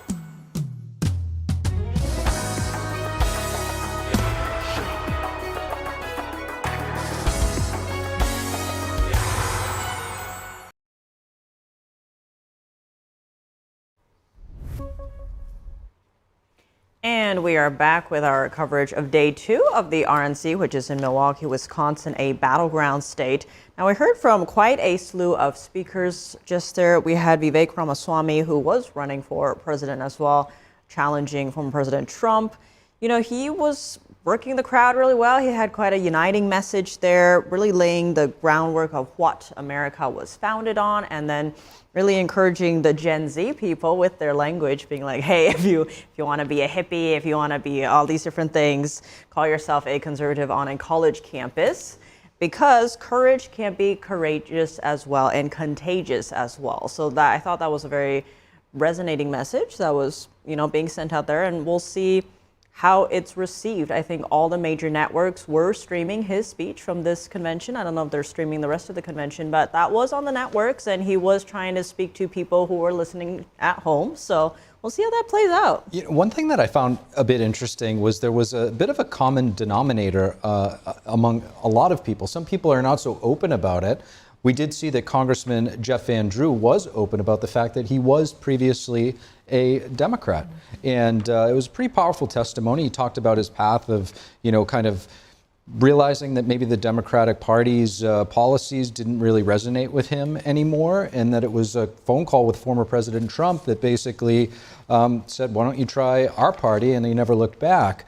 But to your point, Vivek Ramaswamy, also a former Democrat, and the most recent VP pick, JD Vance, also a former Democrat. So they were, I think the message tonight was really trying to appeal to independents and, as Jeff Van Drew put it, forgotten Democrats. I'm just curious, Arlene, do you think that their message might resonate with people out there that are still trying to figure out which party they ultimately belong to? Yeah, and we just had another speaker here. We didn't listen to him, but Mayor Eric Johnson of Dallas, Texas, he also was a Democrat. He felt disillusioned by what the Democrats were doing, and he had a desire to, be a part of the Republican banner, and so he switched as well. And yeah, I think that having all these people come on and say, why they switched and what it was about the Democrat Party that disillusioned them, really is going to help people who are kind of on the fence and can't decide which way to go. I mean, and I think hopefully these people will really look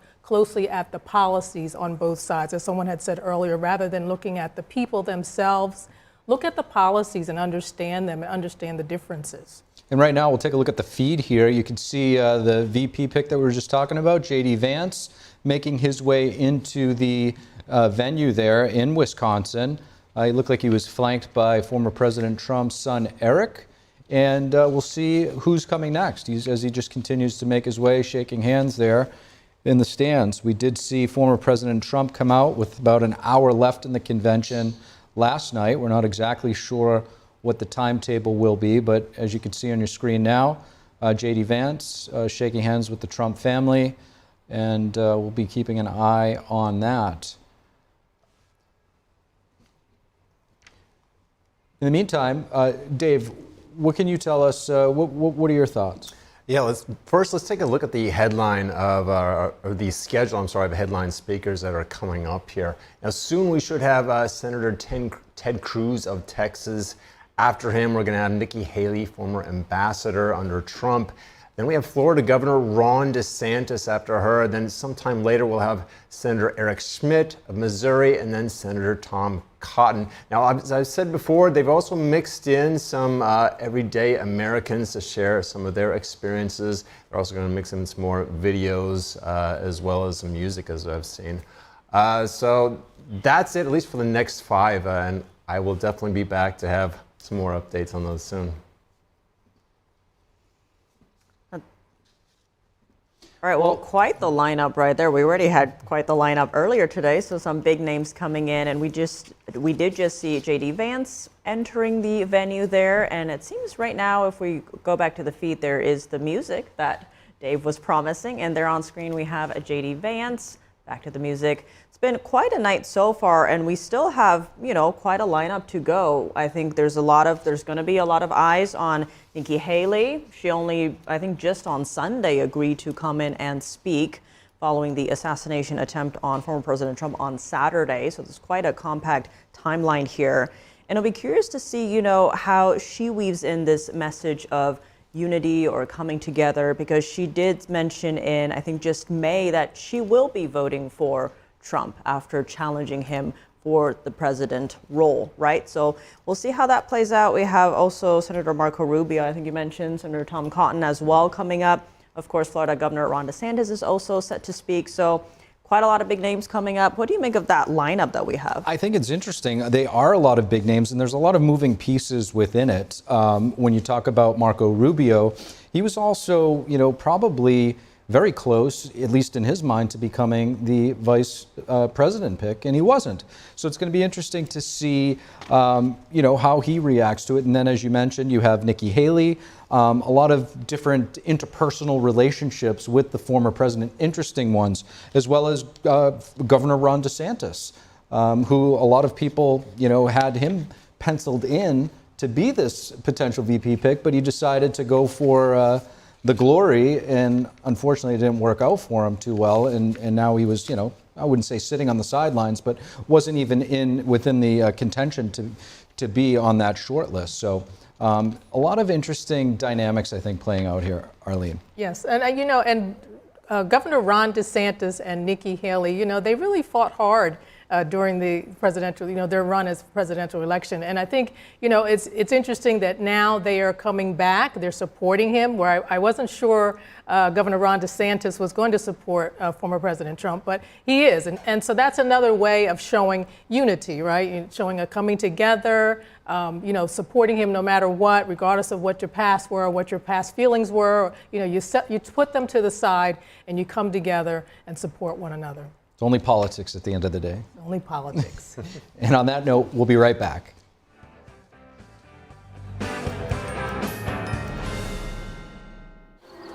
Do you know that Cars for Compassion is the best way to donate your car?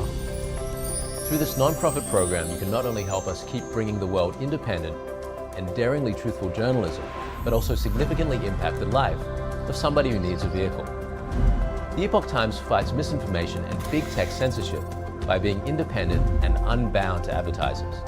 Every single contribution to Cars for Compassion is a powerful endorsement of our unwavering mission. All you have to do is go to carsforcompassion.org and let us know about your car, and we'll schedule a pickup time and email you a tax-deductible receipt. To do this, just click the link below, support truth, compassion, and hope. Donate your car right now at www.carsforcompassion.org. Where nature embraces you and fills you with invigorating joy. Treasuring every little moment as these romantic memories gather up to complete our blissful memories together. Mokpo.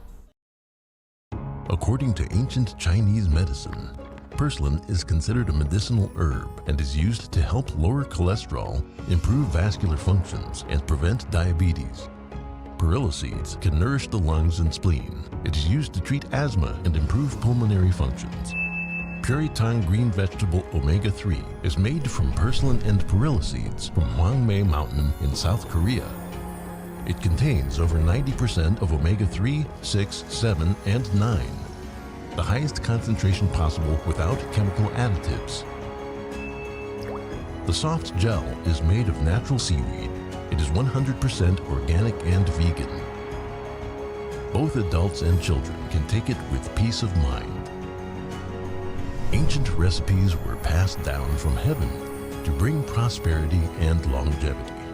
Puritang green vegetable omega-3.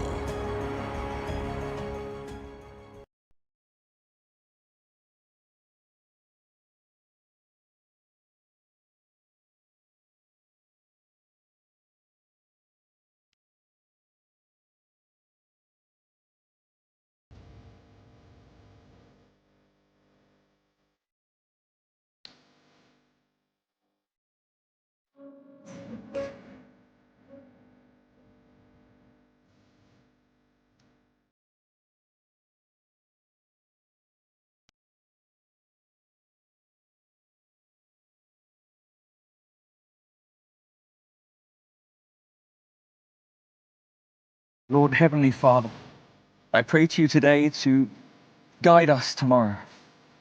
Give us strength as we face death. Help us not to be afraid, as we know that we are going to be coming to your kingdom.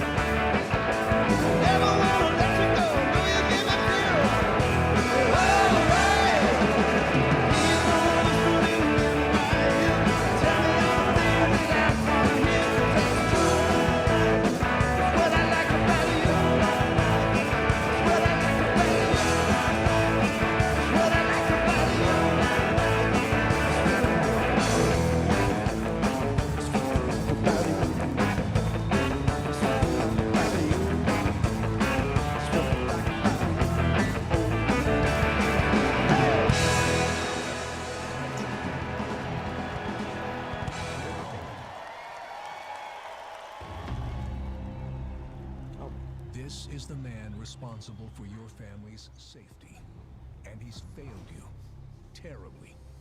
And welcome back. We are on day 2 of the RNC, and in studio here with us we have 2 brand new guests for the night. We have Carrie Sheffield, Senior Policy Analyst at Independent Women's Forum, and Robin Byro, former Obama Regional Campaign Director and Democratic Strategist. Thank you both so much for joining us tonight. It's great to be here. Yeah, thanks for having us. And we did just see on the feed right there that former President Trump has arrived for day 2 at the RNC. He is still wearing that bandage on his ear after that assassination attempt on Saturday.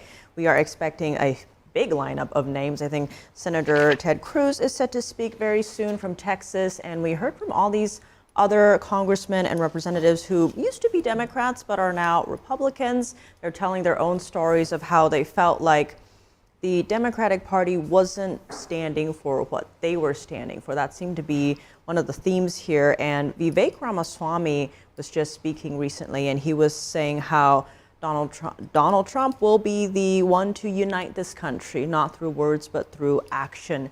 And given what we've seen here tonight, Carrie, what's your take so far on how the RNC has been unfolding? Are you seeing more of that message of unity, or how are you viewing this?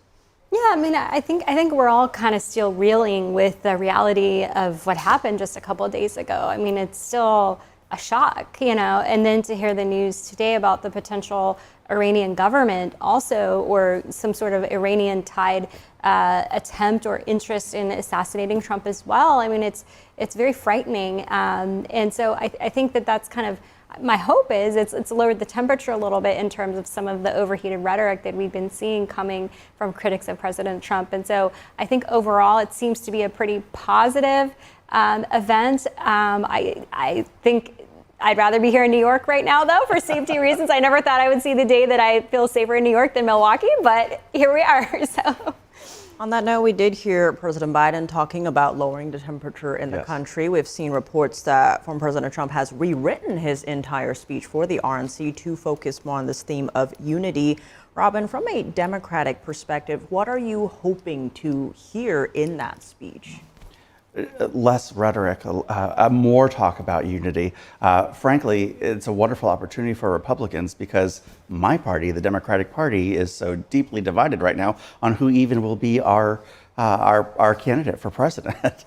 So it's a fantastic opportunity for Republicans, one that I'm frankly jealous of. So I'm hoping that he gets out there and speaks. What I want to hear him say specifically, Tiffany, is that he's going to be the president of everybody, not just Republicans, but Democrats and independents, the whole country.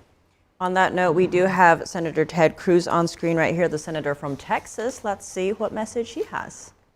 And for turning his head on Saturday as the shot was fired. Together we lift up in prayer all of our leaders for protection. And our prayers are in particular with the family of Fire Chief Corey Comparatore and the others injured on Saturday.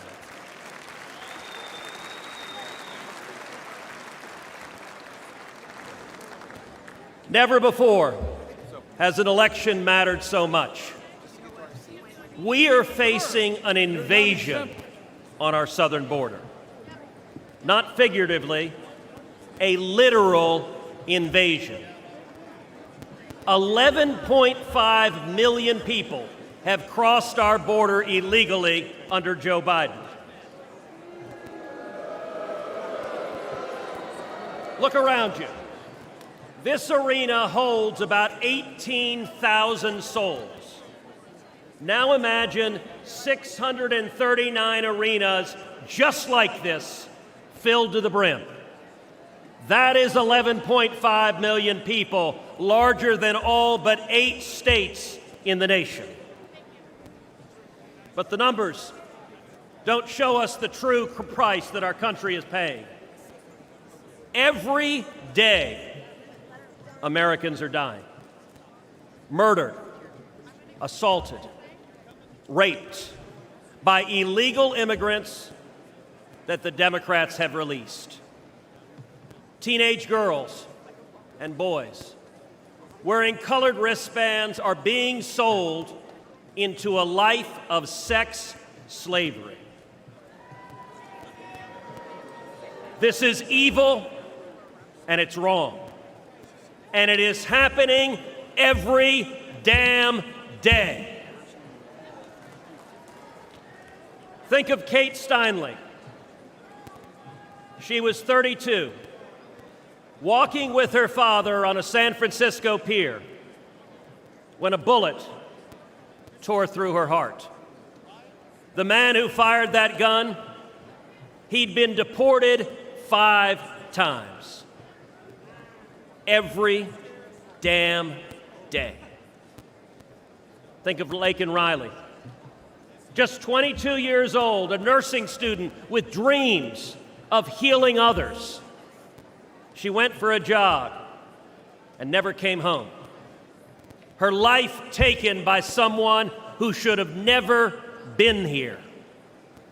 Every damn day. Or Rachel Marin, a beautiful mother of 5, raped and murdered in suburban Maryland by an illegal immigrant the Democrats released. Every damn day. Or Jocelyn Nungary, only 12 years old.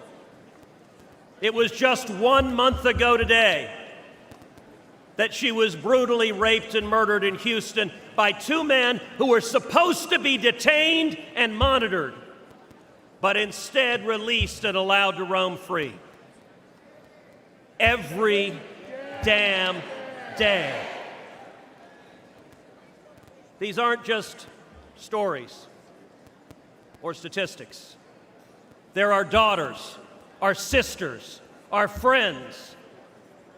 The families don't care about the empty numbers. They care about the empty chairs at the dinner table, about the voices they'll never hear again, about the laughter lost, and about the dreams that will never be fulfilled. I've sat with these families in living rooms where the silence is so loud that it hurts, where photo albums are opened with trembling hands. How did we get here? It happened because Democrats cynically decided they wanted votes from illegals more than they wanted to protect our children.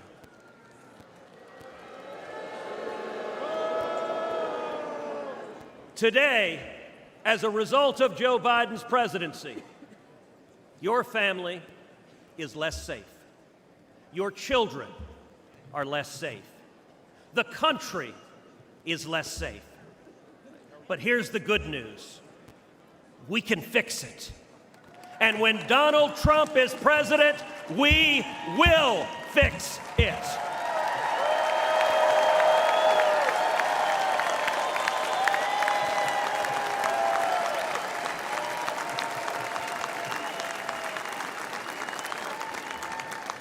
We know this because he's done it before.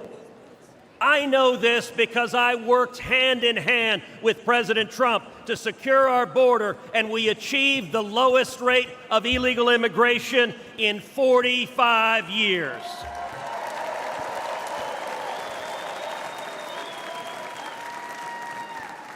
It's real simple. He's done it before, and he'll do it again.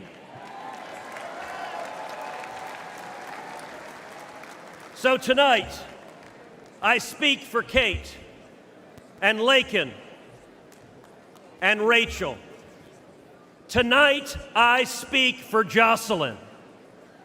And let us go forward together and keep our sacred oath to defend the Constitution and to protect the American people. Let us secure our borders, enforce our laws, protect our children, and restore the future.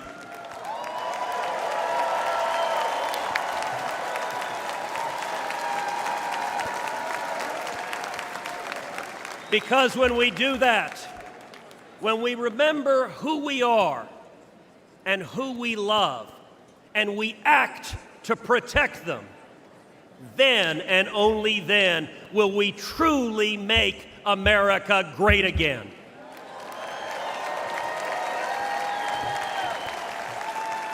Thank you. God bless Texas, and God bless the United States of America.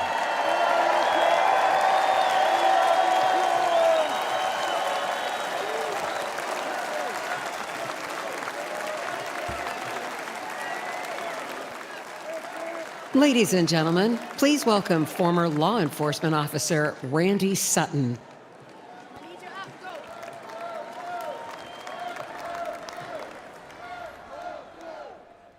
And we'll bring the conversation back in studio for a bit here. There you had Texas Senator Ted Cruz. We're back in studio with Carrie Sheffield and Robin Byro. Thank you both so much for joining. Carrie, I want to get your thoughts on the senator's speech there. A heavy focus, obviously, coming from a border state in Texas on illegal immigration and a lot of the high-profile atrocities, really, that have taken place in recent months. Yeah, I thought it was really telling. So Gallup, for example, in February of this year, they said for the first time since 2019 that immigration has topped the list of issues that were most important to voters. I think the economy has since surpassed that, but immigration is very important to average Americans because immigration is now affecting every state. Every state is a border state. When you have, the Texas governor, I think what he did was very smart by shipping immigrants to other states, illegal immigrants, I should say, and saying, this is your problem, New York, this is your problem, Illinois. We shouldn't be the ones who are bearing the sole brunt of this. And I think that's part of why you're seeing so much uprising to say this is a very important issue, and that's why it's getting some top billing here tonight. And I think Carrie makes a pretty powerful point, Robin, when you talk about sending those illegal immigrants to a state or city like New York City. You have Mayor Eric Adams, who's been very vocal about the border crisis. When somebody like Senator Cruz mentions and shifts the blame on President Biden's policy, saying 11.4 million people have crossed illegally under Biden, in your opinion, is that a fair statement? This is tough because right now, President Biden just signed some executive orders, and we've seen that border apprehensions are down by 25%. That's wonderful. First of all, I'm an Army Ranger veteran. Security is very important to me. I, of course, secure my home. I'm raising 2 children, but I think that this should have been done sooner. I think that I don't take issue with the polling that shows, for example, that it's a top 3 issue pretty much for all Americans across party lines. So it's fair to criticize President Biden on border crossings. I think it's also an opening for the VP debate with Kamala Harris, because that was supposed to be her signature portfolio issue is immigration, and her one thing she was supposed to do, she completely failed. And so I think you're going to hear JD Vance going after her on that. We did see Senator Ted Cruz really hammering home that illegal immigration border issue here. Now, Trump and the Republicans have seen this as one of their strongest debate points, one of their strongest policy arguments. How do you see the Democratic Party countering that? Then we do have the DNC coming up. How do you see, you did mention the executive action President Biden has taken, but how do you see that messaging coming out? Well, it doesn't help that President Biden falsely said that the Border Patrol agents endorsed him, and that was corrected the very next day. So that does not help at all. But I do expect for somebody with some sense to make the point that I just made, that border crossings and apprehensions are down by 25%. I expect for somebody to say, hey, it's wonderful that we are intercepting so much fentanyl crossing the border. We are apprehending record numbers. That's great that it's not coming through, but we still have a long way to go. Fentanyl deaths are at an all-time high right now. On that note of fentanyl, it seems, given that the deaths are at an all-time high, it really seems more to be an American issue and not a left or a right issue. How do you see, Carrie, both sides tackling that fentanyl issue, given that we know most of the precursors originate and come from China? Well, I think this is really where you have to get the Mexican government involved. And I think that Joe Biden has been very weak, the Biden administration, compared to what Trump was doing. I think Trump was an incredible negotiator against the Mexican government to say, look, not only are we giving you a lot of aid, we're your largest trading partner, we're here, you need to do more. And so the fact that he was able to leverage so much of the Mexican might to stop the flow, that's really where it needs to, and unfortunately, I just don't see Biden or Kamala Harris doing that. I would contend that, like I just said, we are apprehending record numbers of fentanyl there at the border. So somebody's doing a better job than they were before. But at the same time, we're having trouble just keeping track of it all. And now drugs are so commonly laced with fentanyl. I'm raising 2 school-age children, one in middle school and one in high school. I'm terrified that they might just experiment recreationally, and then one time, and that could end their life. Yeah, but I think the Chinese connection is not emphasized enough by the Biden administration, because in my opinion, this is warfare, because you have tens, if not hundreds of thousands of Americans now dying from these components that are originating in China. So I think of it as, in some cases, a biological warfare from the Chinese government, and the Mexican government is indifferent, and it's wrong. To Kari's point and a previous guest point about China, I think they made the reference that nobody leaves China unless the CCP allows them to. I don't think anything leaves China unless the CCP allows them to. So if there were, in my opinion, enough pressure on the CCP to stop the fentanyl, it could be stopped internally. It's got to be. I mean, look at the deaths are ridiculous, and I would like to see Vice President Kamala Harris address that more. She's supposed to be the border czar, and that is part of our border. What comes across the border is also including illegal drugs.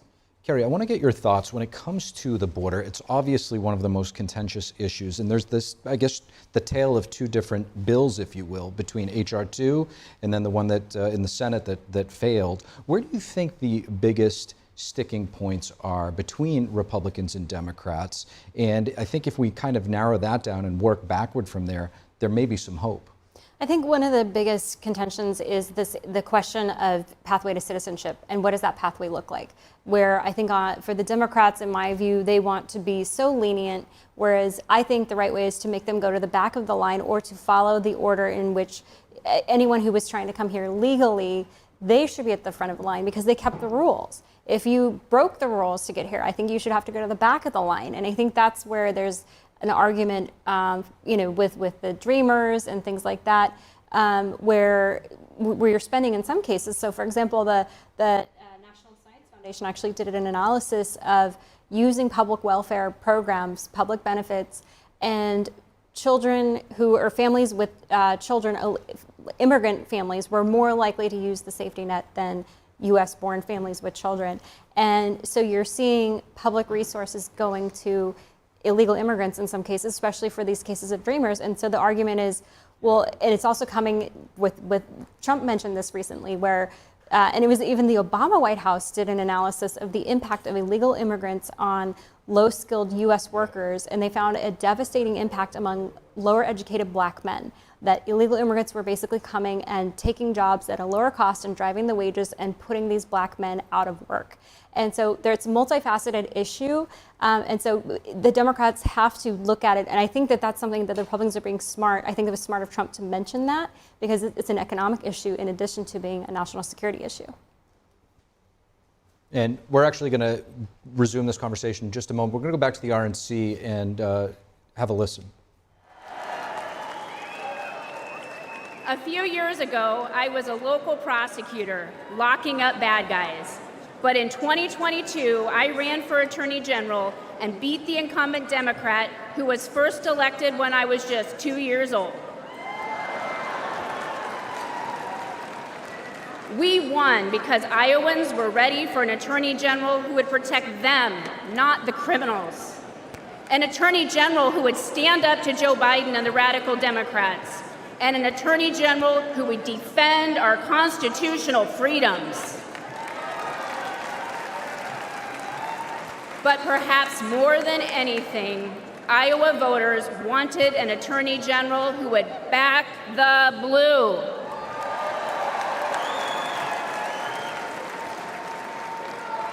Unfortunately, Democrats like Joe Biden and Kamala Harris have made life miserable for law enforcement. They treat police like criminals, and criminals like victims. And tragically, many crime victims feel abandoned by a justice system that doesn't seem to put their interests first. They deserve better than what these defund the police Democrats deliver. Yet the radical left believes in handouts, not handcuffs. Democrats like Harris use words like reimagine the police. They're probably imagining more DEI programs for the police. Harris even said that putting more cops on the street wouldn't make communities safer. American families disagree. Never forget, the Democratic Party is the party of defunding the police. They said it, they mean it, and they can't wiggle out of it.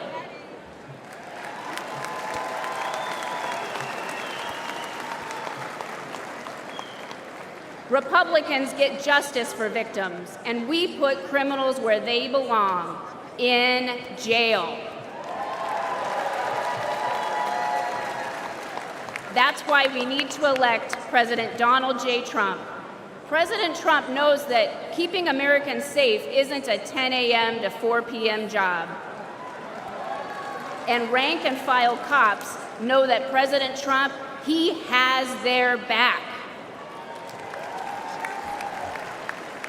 It touched our hearts when earlier this year, President Trump. And so we're going to bring back the conversation here to our in-studio panel, Robin Byro, Carrie Sheffield. Robin, if you want to pick up where we left off on the discussion about illegal immigration, and basically, it's on the surface it appears that we're very far apart, but is there any common ground? Yes, we have a tremendous opportunity actually for bipartisan common ground on this. We've been trying to get bills across, of course, as Democrats in a bipartisan manner. The problem is that my party loves to put forth dirty bills and attach things to them that are not good for the good of the country. So what we've got to do is suck it up and just put forth a clean bill that we can get together in a bipartisan manner and actually get something done. And Carrie, shifting gears a little bit here, we did see a lot of people in the audience there holding up signs saying back the blue. Following, say, the riots that we've seen across the years, there's been a lot of calls to defund the police. With the RNC underway here, are we going to see calls to refund the police? What is your take on that? Oh yeah, no, I think so. And I think that that is another winning issue for Republicans, because you're seeing, we're here in New York City, that business and people are fleeing. They're leaving, and they're leaving New York, they're leaving Chicago, they're leaving California. The heart of the San Francisco business district is a ghost town with tumbleweeds, basically. And that is you can tie the direct cord to the policy of defunding the police, prioritizing criminals over victims, and it's wrong. And on that note, let's actually go back to the RNC feed as former UN Ambassador Nikki Haley is now on stage. My fellow Republicans, President Trump asked me to speak to this convention in the name of unity.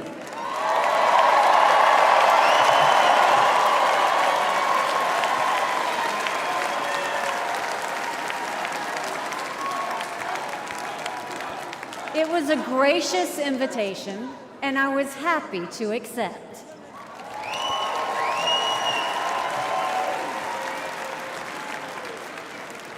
I'll start by making one thing perfectly clear. Donald Trump has my strong endorsement, period.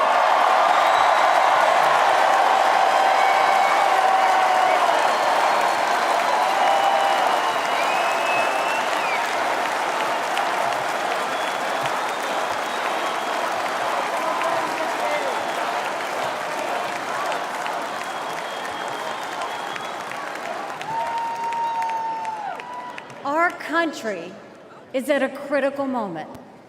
We have a choice to make. For more than a year, I said a vote for Joe Biden is a vote for President Kamala Harris. After seeing the debate, everyone knows it's true. If we have 4 more years of Biden or a single day of Harris, our country will be badly worse off. For the sake of our nation, we have to go with Donald Trump.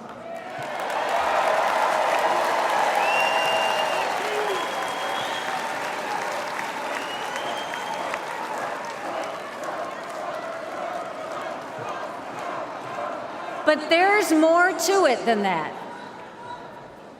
We should acknowledge that there are some Americans who don't agree with Donald Trump 100% of the time. I happen to know some of them. And I want to speak to them tonight.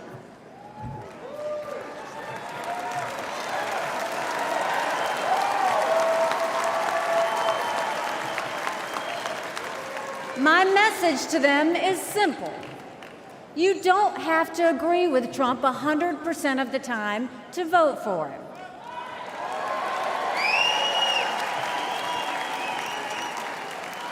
Take it from me, I haven't always agreed with President Trump. But we agree more often than we disagree.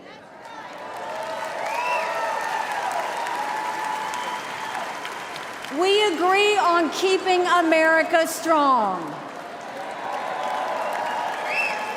We agree on keeping America safe. And we agree that Democrats have moved so far to the left that they're putting our freedoms in danger. I'm here tonight because we have a country to save. And a unified Republican Party is essential for saving her.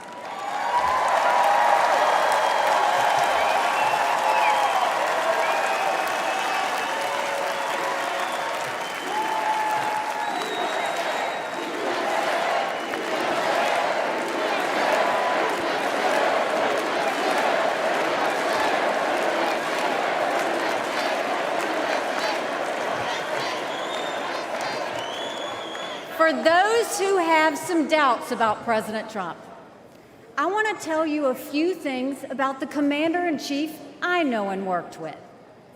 As ambassador to the United Nations, I had a front row seat to his national security policies. We sure could use those again.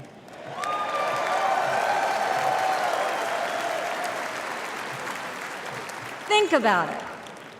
When Barack Obama was president, Vladimir Putin invaded Crimea. With Joe Biden as president, Putin invaded all of Ukraine. But when Donald Trump was president, Putin did nothing. No invasions.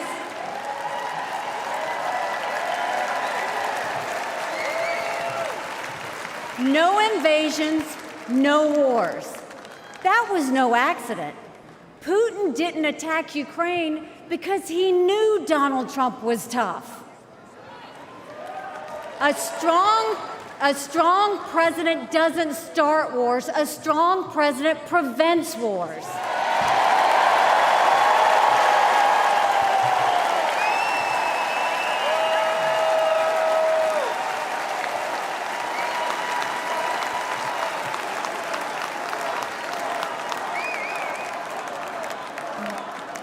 Then look at the Middle East. Every problem in that part of the world can be laid at the feet of Iran. The dictators who chant death to America are the bankrollers and weapons suppliers for Hamas and Hezbollah. They're behind the barbaric massacres and the hostage-taking. Once again, compare Trump and Biden. Trump got us out of the insane Iran nuclear deal.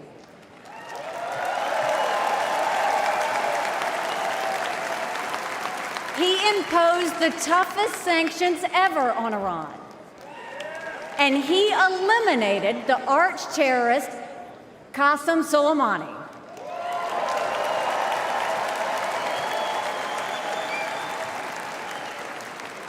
Iran was too weak to start any wars. They knew Trump meant business, and they were afraid. And then there's Joe Biden. He lifted the sanctions. He begged them to get back into the nuclear deal. He surrendered in Afghanistan. He sent every possible sign of weakness. Even now, while Hamas is still holding Americans hostage, Biden is pressuring Israel instead of the terrorists.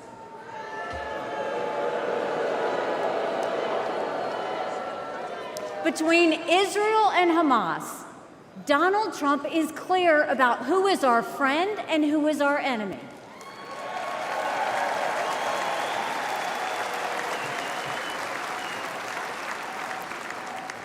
Then look at the border. It's the single biggest threat Americans face. Under Joe Biden, migrants are coming into our country by the thousands every day. We have no idea who they are, where they end up, or what they plan to do. And let me remind you, Kamala had one job, and that was to fix the border. Now imagine her in charge of the entire country.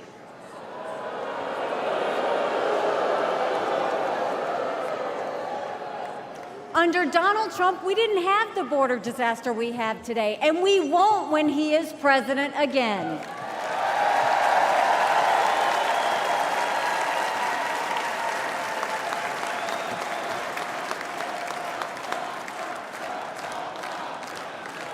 I was proud to serve America in President Trump's cabinet, and I'll tell you something you won't hear from the critics. He appreciated advice and input. Americans were well served by his presidency, even if they didn't agree with him on all things. Now, to my fellow Republicans, we must not only be a unified party, we must also expand our party.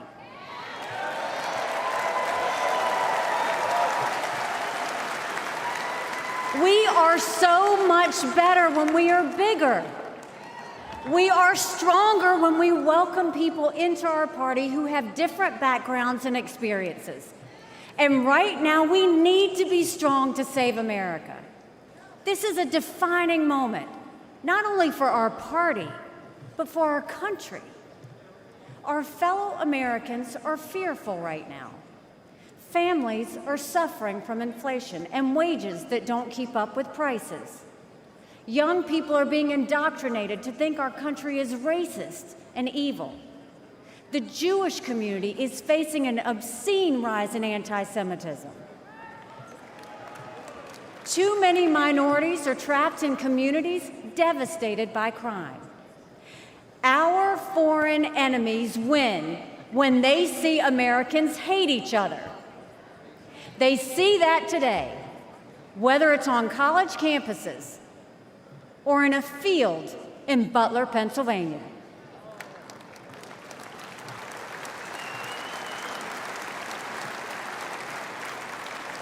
But we can conquer those fears with strength and unity. No president can fix all of our problems alone. We have to do this together. America has an amazing ability to self-correct.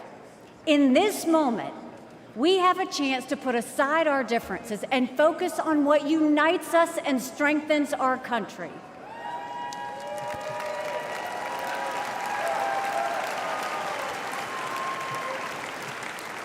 Let us join together as a party. Let us come together as a people, as one country, strong and proud. Let us show our children and the world that even on our worst day, we are blessed to live in America. God bless you. Thank you. God bless the United States of America.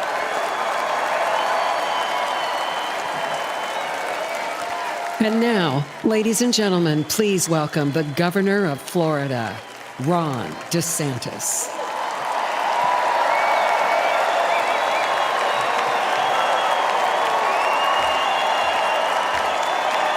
My fellow Republicans, let's send Joe Biden back to his basement and let's send Donald Trump back to the White House.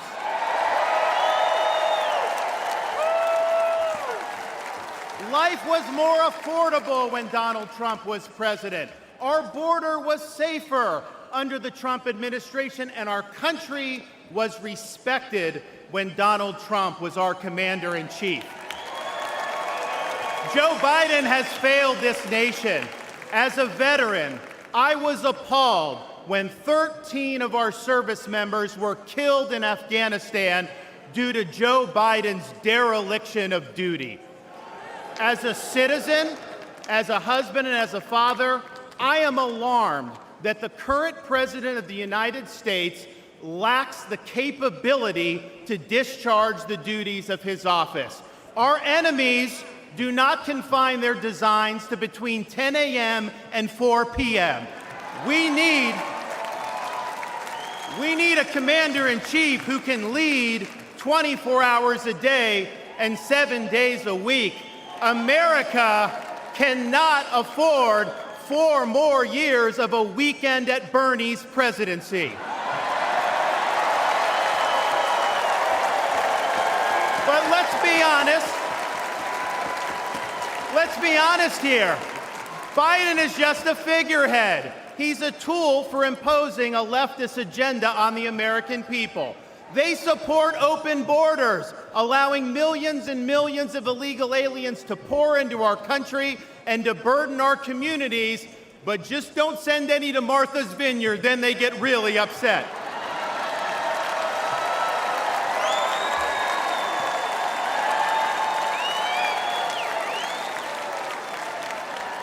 They have unleashed progressive prosecutors across our nation who care more about coddling criminals than about protecting their own communities. They use the unelected bureaucracy to impose their will on us without our consent, and they weaponize political power to target their political opponents like they've done to our own nominee.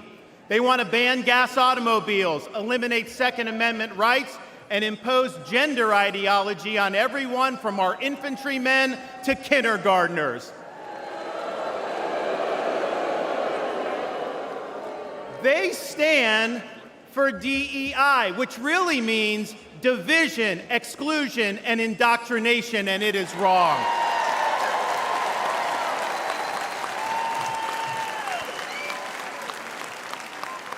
They mandated that you show proof of a COVID vaccine to go to a restaurant, but they oppose requiring proof of citizenship to cast a vote.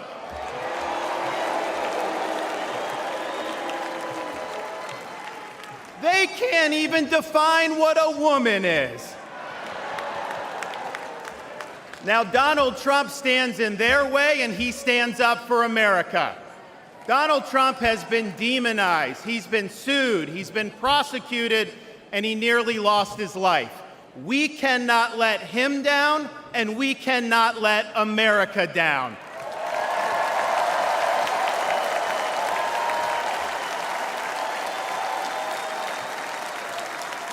It is the values of this Republican Party that reflect our nation's founding principles.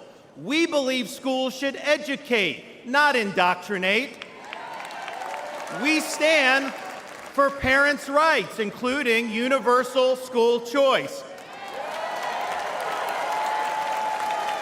We support law and order, not rioting and disorder. We seek a strong, focused United States military, not one distracted by a social agenda. We reject entrenched political class, and we demand term limits for members of Congress.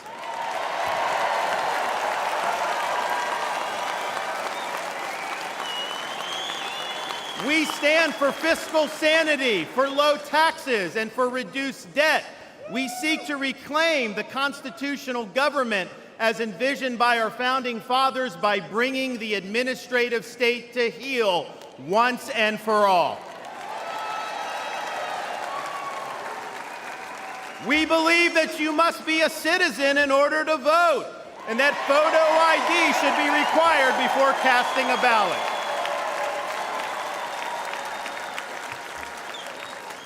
We stand for strong borders and believe that our nation must have a shared civic culture, and we oppose any immigration that stands apart or in contrast to our American values. We believe in the principles articulated in the Declaration of Independence that our rights come not from the generosity of the state, but from the hand of the Almighty, including the right to life, liberty, and the pursuit of happiness.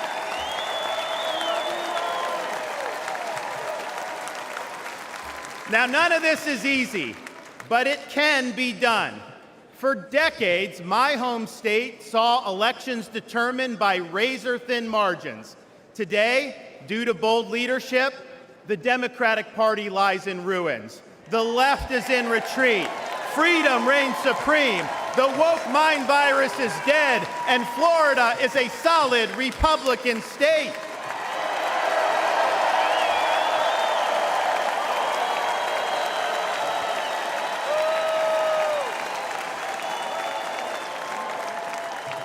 Now, electing Donald Trump gives us the chance to do this all across America. And we have a responsibility to step up and make it happen. We have a responsibility to preserve what George Washington called the sacred fire of liberty. This was a fire that burned in Independence Hall in 1776 when 56 men pledged their lives, their fortunes, and their sacred honor to establish this nation.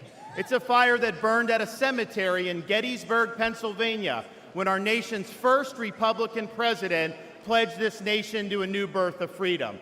It's a fire that burned at the foot of the Berlin Wall in 1987, when our nation's 40th president stood in front of that wall and said, "Mr. Gorbachev, tear down this wall."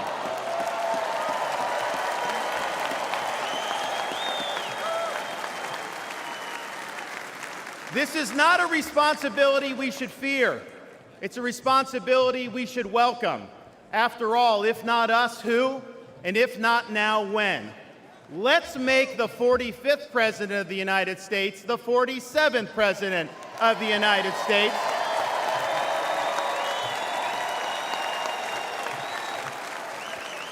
Let's elect Republicans up and down the ballot, and let's heed the call of our party's nominee to fight, fight, fight for these United States. Thank you. God bless you. Let's win in November. Thank you so much.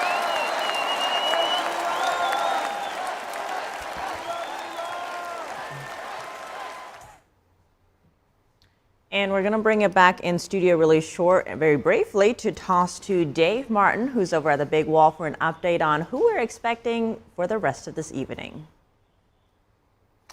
Thank you, Tiff. Let's take a look at some of the final headline speakers tonight. Now, we just heard from Florida Governor Ron DeSantis. Soon after him should be Senator Eric Schmidt. And then these final five, we've got Senator Tom Cotton of Arkansas, Arkansas Governor Sarah Huckabee Sanders, Dr. Ben Carson, who is Trump's former Housing and Urban Development Secretary, then Senator Marco Rubio of Florida, and finally at the end we'll have co-chair Lara Trump, who is a Republican, co-chair of the Republican National Committee. There's still going to be a few more everyday Americans who they might mix in their speeches as well, as obviously they mix in some videos as well.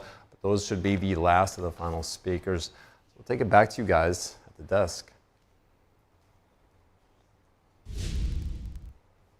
All right, Dave, thanks for those updates. And back in studio here with us, we have Carrie Sheffield and Robin Byro. Well, we heard from former UN Ambassador Nikki Haley and then Florida Governor Ron DeSantis.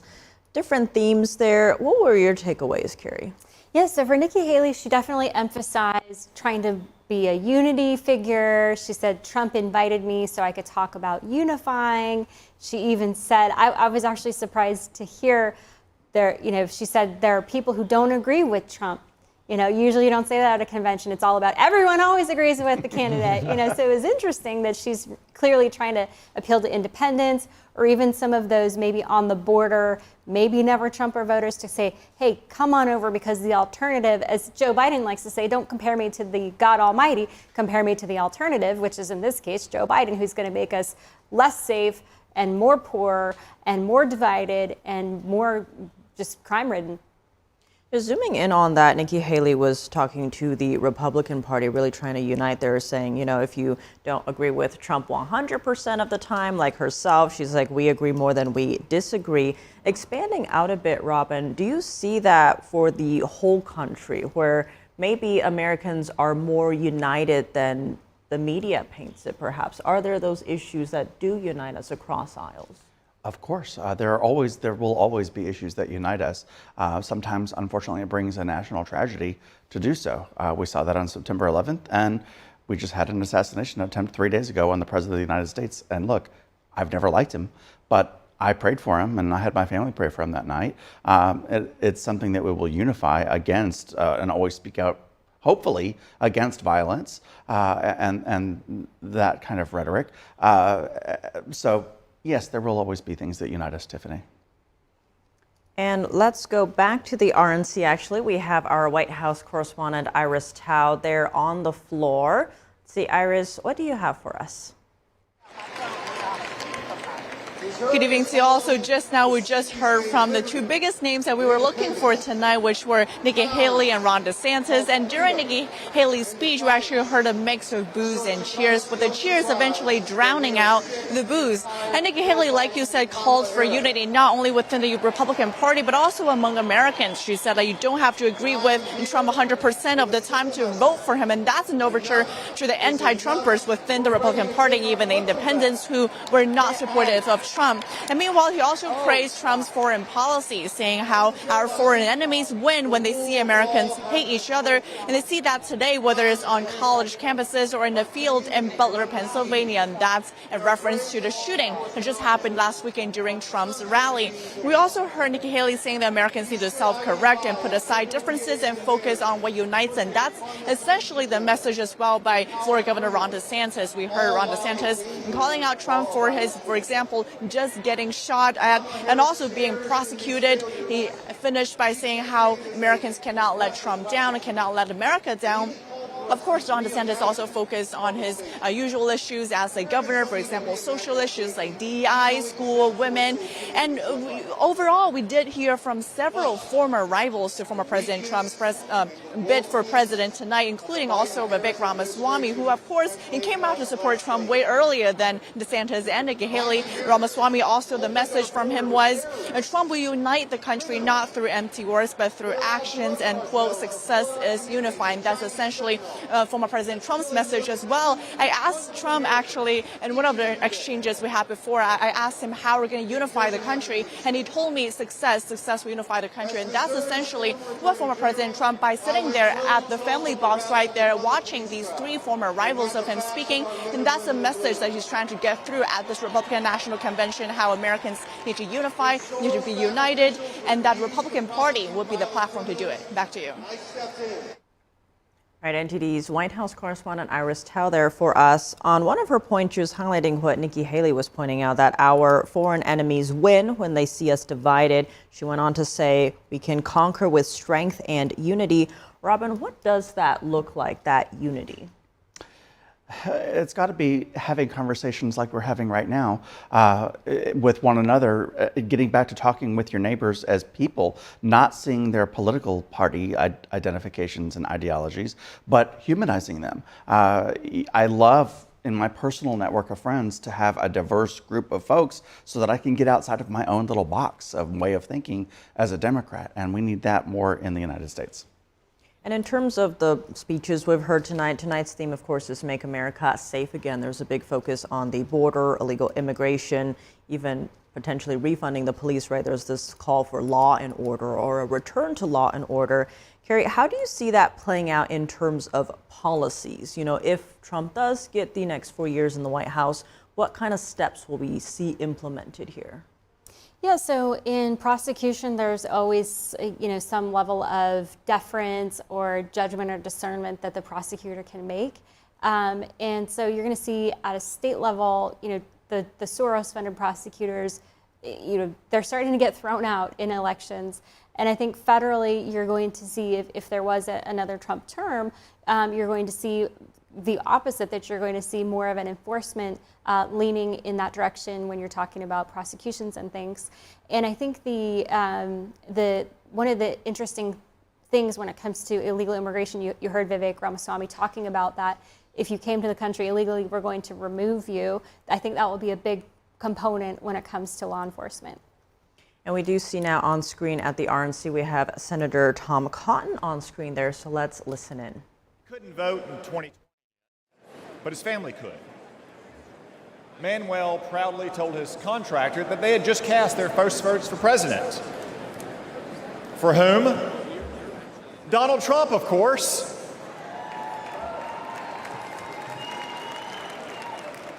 When asked why, Manuel gestured to the parking lot and responded, "Have you seen my new pickup?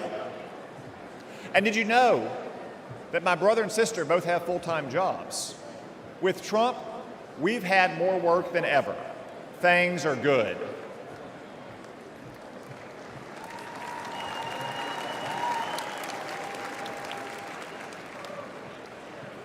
Manuel became a citizen last year, and he's excited to vote for the first time for Donald Trump.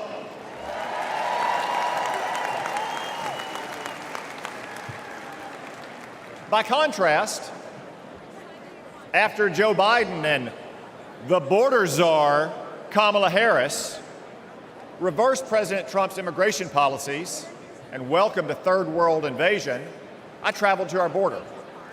What did I see? The body of a migrant drowned in the Rio Grande. Human traffickers on the southern bank taunting the Border Patrol. Migrants huddled under a bridge. I asked them why they came. None said persecution. Most said for a job. A few admitted because they could get in. Another answered with one simple word: Biden. My flight home the next day was full of these migrants, and you, all of you, paid for their tickets.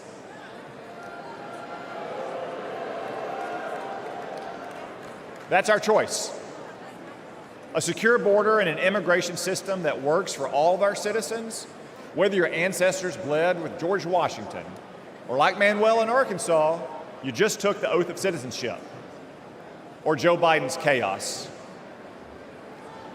Donald Trump said, "You can't have a nation without borders," and he defended those borders.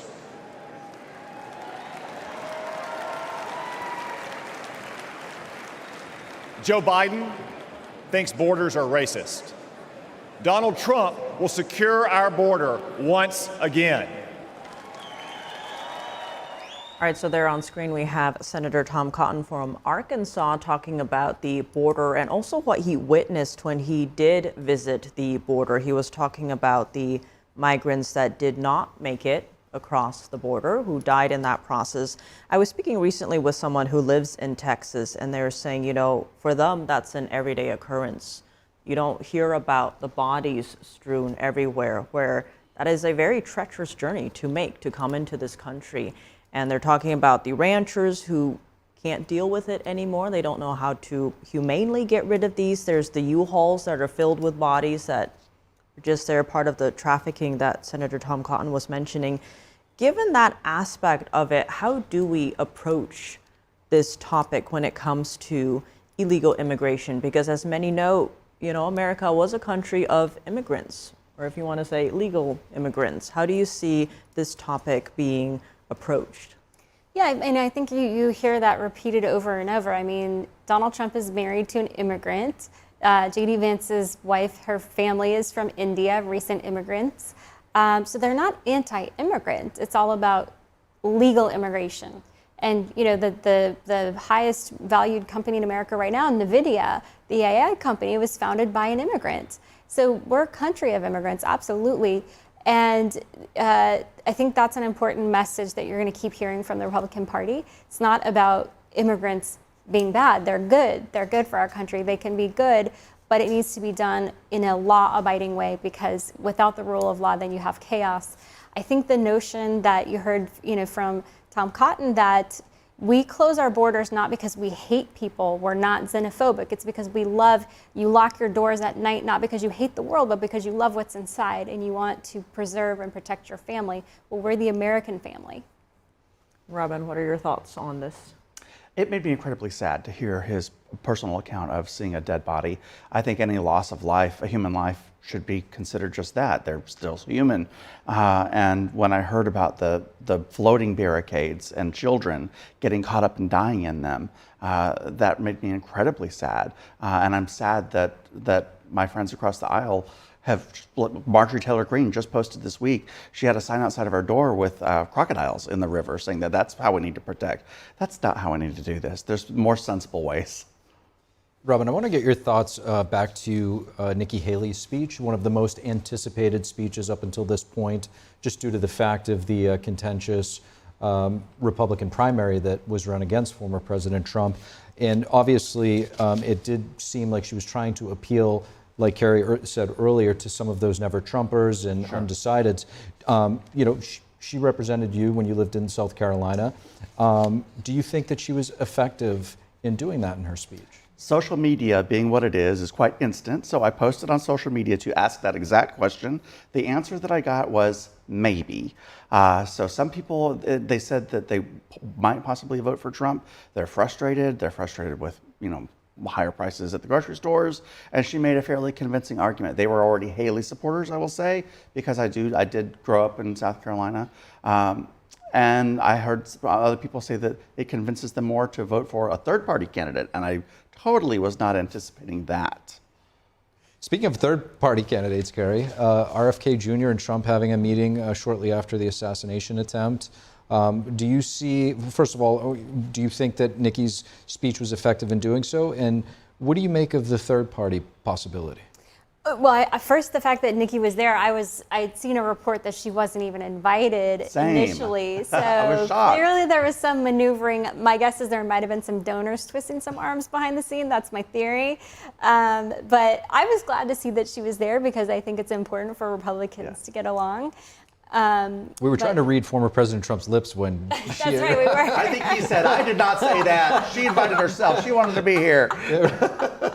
No, but I thought she gave a solid speech, and I think it is, it's important to acknowledge there is a whole panoply of, it's a big tent party. And if they do want to win, they have to be a big tent party. So I'm glad that Trump buried the hatchet, that he said we are going to unify. And as to the RFK situation, well, RFK's other opponent, Joe Biden, didn't want him to have security details. So if I was going to endorse one of those two candidates, I think it's an easy choice which one. I mean, is it fair to say that the election ultimately will rest in the hands of, say, that Nikki Haley base and that RFK contingent? Well, RFK has a sizable contingency for sure, but there are definitely, I think, different demographics for sure. But it would be, I think, a brilliant move for Trump if he's able to get both Nikki Haley and RFK. That would be, I think, a brilliant political stroke by Trump. Strategically speaking, I would have to agree. It was a complete misstep for him to say that he didn't want Nikki Haley voters or donors, and I'm glad to see strategically he's made a course correction on that. Now, when it comes to the polls, they are still quite close. I think most of them are very close to the margin of error here. So given that, it really does seem that this election, when November comes, will come down to voter turnout. Of course. And the independents and moderates. We also saw some earlier polling where 25% of voters are double haters. They don't like former President Trump or President Biden. That might have changed following the assassination attempt. There aren't any new polls on, whether people saw that and decided to re-look at former President Trump as a potential candidate. Given that, though, how do you see both parties reaching out to the moderates and independents? Oh, it's crucial that we do so. President Trump lost in 2020 by 43,000 votes in 3 swing states. It was that close. So those are the margins that we'll be dealing with again this go-round. So it's absolutely crucial that we reach these the swing voters and independents. How we've got to do it, strangely enough, I think the Democratic Party got a little bit of a bounce after his terrible debate performance because it became more real to some of the more apathetic people who were sitting on the sidelines that all of a sudden thought, oh, we may actually really lose this thing now. So, quite a stimulating conversation, actually, but we will get back to that after a very short break. Stay with us.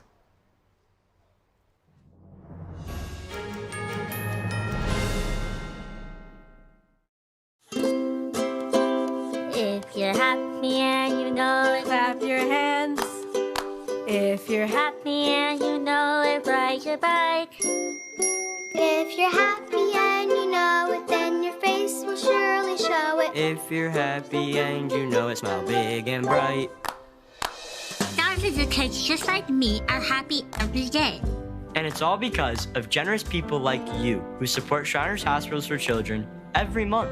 All you have to do is call the number on your screen or go online to loveshriners.org right now with your monthly gift. Because of people like you, Shriners Hospitals for Children is able to make an everyday miracle happen for kids like me. If you're happy and you know it, dance around. If you're happy and you know it, play a song. If you're happy and you know it, and your face will surely show it. If you're happy and you know it, take a shot. And when you call or go online right now to donate $19 a month or more, we'll send you this adorable Love to the Rescue blanket as a thank you and a reminder of all the smiles you're bringing to kids' faces every day. Will today be the day you send your love to the rescue? When you call the number on your screen right now and give as little as $19 a month, just 63 cents a day, you'll be making a life-changing difference for a child, just like Sarah.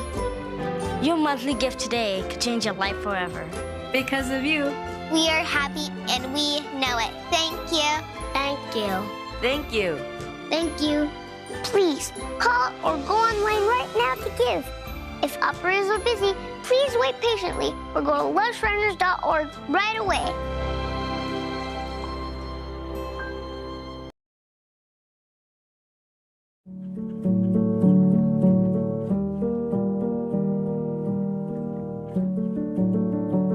A painting that has true beauty. I imagine it's like a door.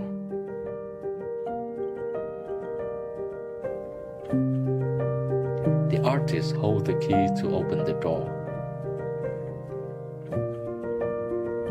and bring people to a purer world.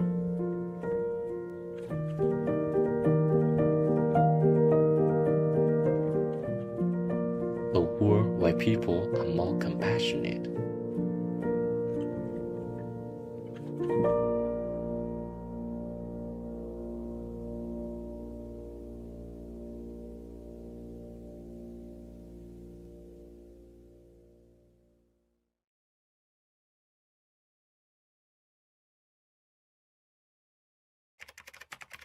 What's happened to this world we're living in? Why?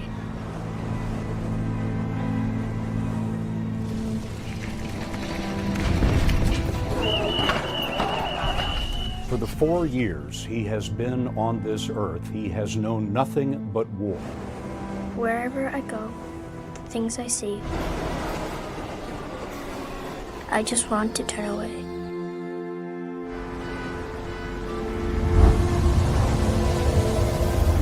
The dreams I have, the stories I could tell, will they still be possible? This year, more than ever, I need a brand new world, a clean world.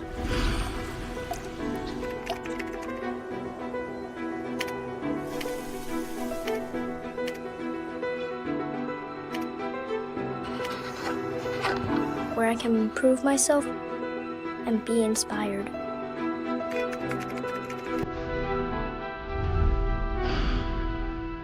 My stage can be anywhere and everywhere.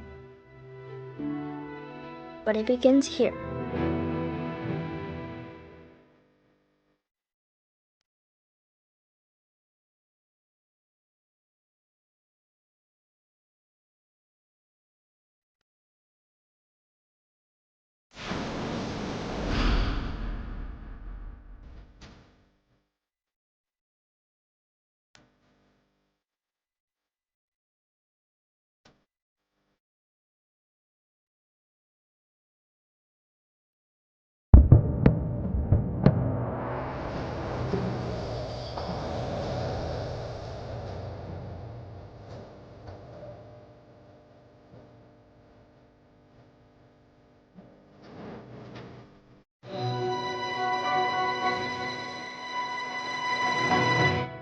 Ganjing World, a brighter way of life.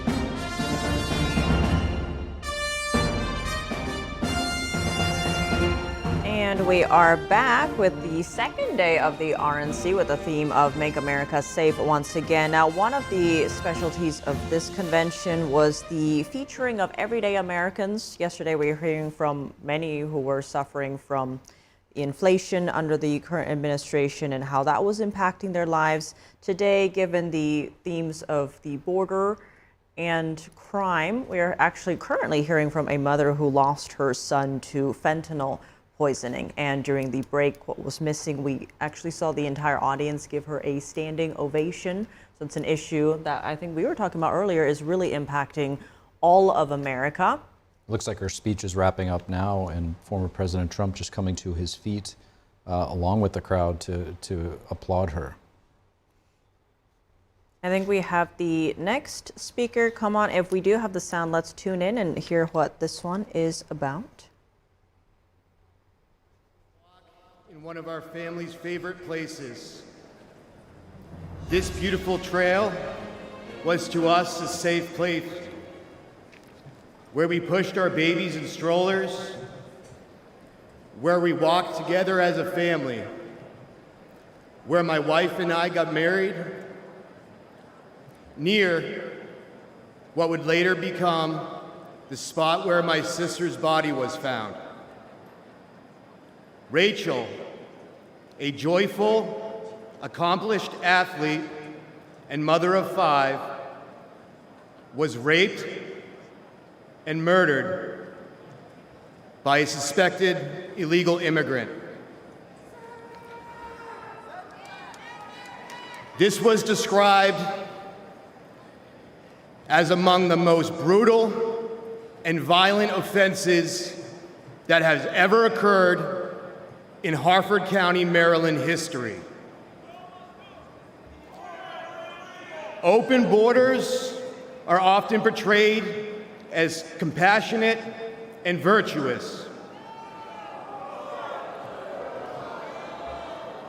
But there is nothing compassionate about allowing violent criminals into our country and robbing children of their mother.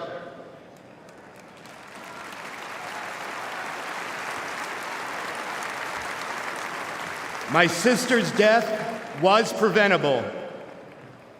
The monster arrested for killing Rachel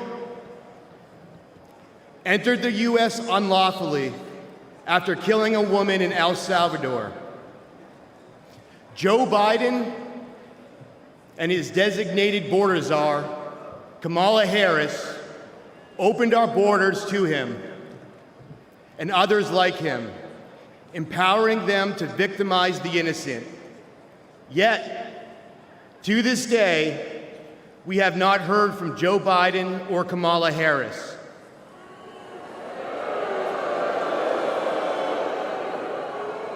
They never apologized. But when Rachel was killed, President Trump called my family to offer his condolences.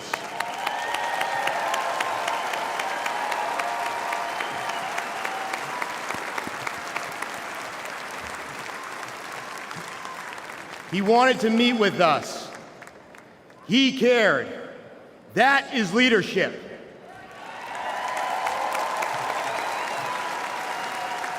And we need real leadership back in the White House. What has gotten us through this unthinkable loss is our faith in Jesus Christ.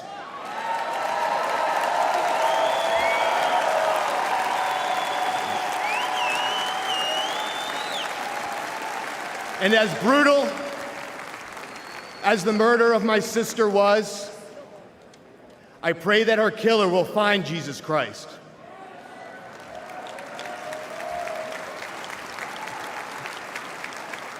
For all the affected by senseless tragedy, I pray for peace, knowing that all things work together for good to those who love God, to those who are called according to his purpose.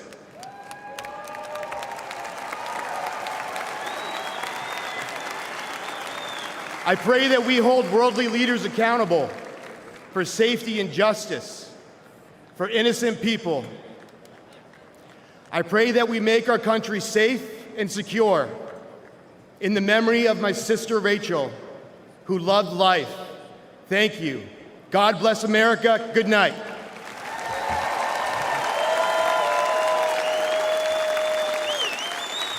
Ladies and gentlemen, please welcome Madeleine Brain from New York.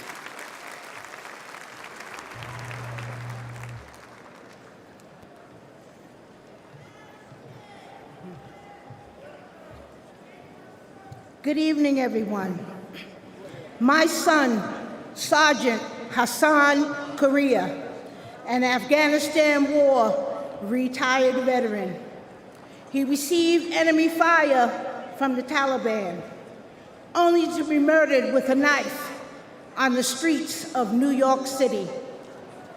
The 4 assailants responsible for his death initially were facing justice, but that changed when District Attorney Alvin Bragg was elected.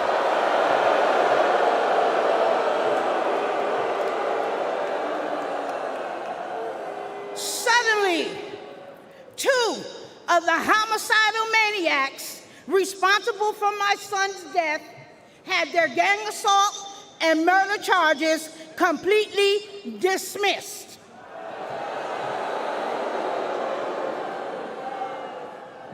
One of them received 14 months time served. Alvin Bragg charged her with assault with a shoe. And another one was sentenced to 7 years. I later learned that Alvin Bragg often dismisses and reduces dangerous criminals. He wants to clear the jails and return violent felons onto our streets every day. The injustice was devastating for me and my family. I don't want anyone else to experience the senseless pain that many other victims across this United States of America have to live with every day. So I decided to use the voice that God gave me to be the voice for the voiceless across America.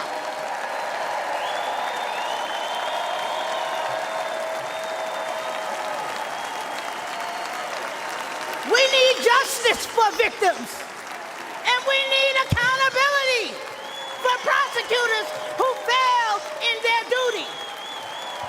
Soft on crime prosecutors like Alvin Bragg in New York, Kim Foxx in Chicago, and George Gascon in Los Angeles have turned our great country and cities into war zones. Poor and neglected communities like mine are suffering. And who else in here is sick and tired of being sick and tired?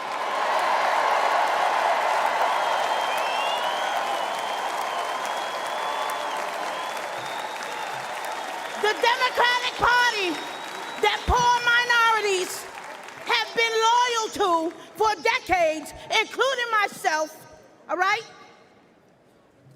They betrayed us. They stabbed us in the back. Joe Biden and Kamala Harris, who claim to represent us, have abandoned us. They neglected the poor minority communities across America.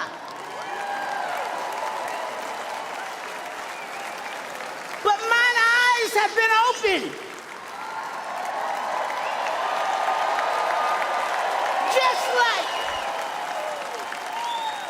Just like so many other poor minorities across America.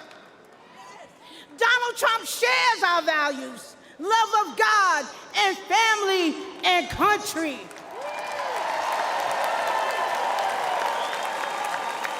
He's been a victim of the same corrupt system that I have been and my family has been. He is committed to providing economic opportunities, helping those suffering from addiction with long-term inpatient drug programs, rolling back deadly bail reform policies that are getting our children killed every single day, and supporting our police. We back the NYPD. We back the blue.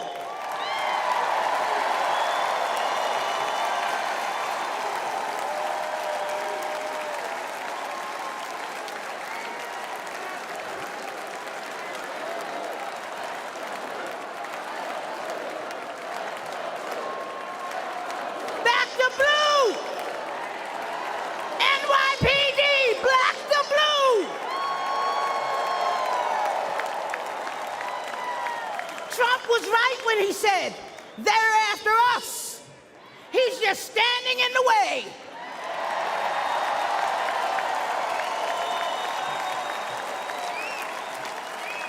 And guess what? He always will. That's why I'm standing with him today. Let's make America safe again.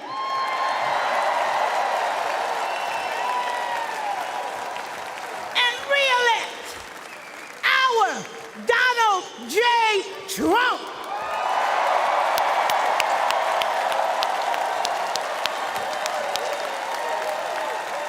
Thank you, and good night.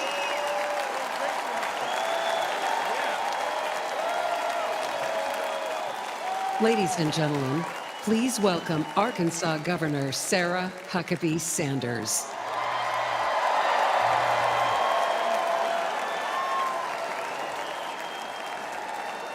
Thank you. What a powerful story to follow. Good evening. I'm Sarah Huckabee Sanders.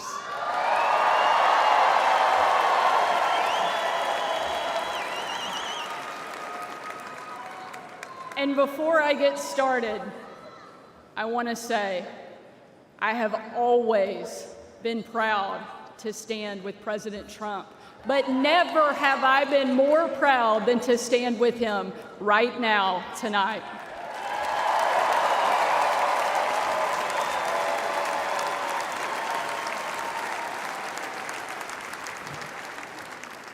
Not even an assassin's bullet could stop him.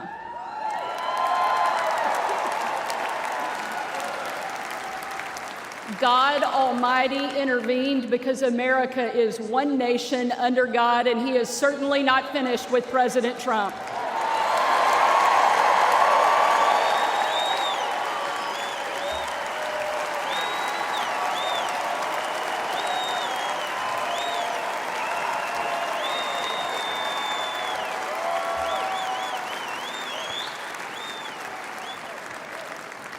And our country is better for it.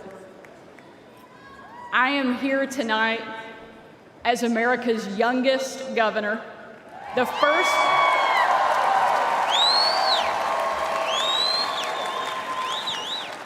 first woman to lead the great state of Arkansas.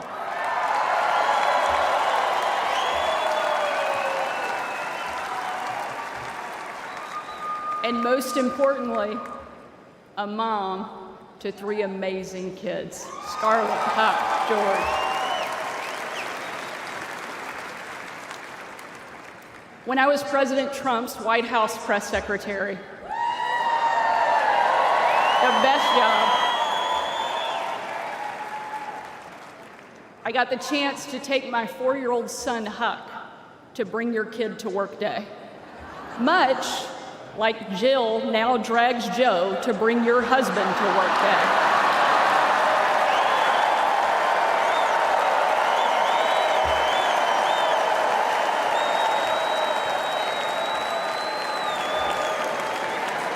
And while I was briefing the president on the upcoming event in the Oval Office, all of the kids who were attending that day gathered in the Rose Garden, getting ready to meet him. And we were walking out onto that beautiful, perfect colonnade. And I saw out of the corner of my eye that my son Huck was running full speed directly at the President of the United States. Being the gracious person he is, President Trump bent down to give him a big hug. And right in front of everyone, Huck sidestepped the president, completely ignoring him in front of everyone, and ran straight into my arms.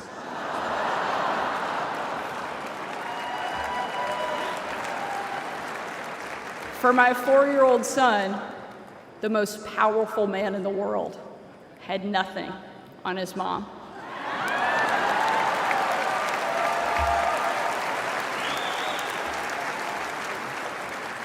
But because he's the amazing man he is, President Trump didn't mind at all. After all, he's a dad to 5 unbelievable kids and a grandfather to 10.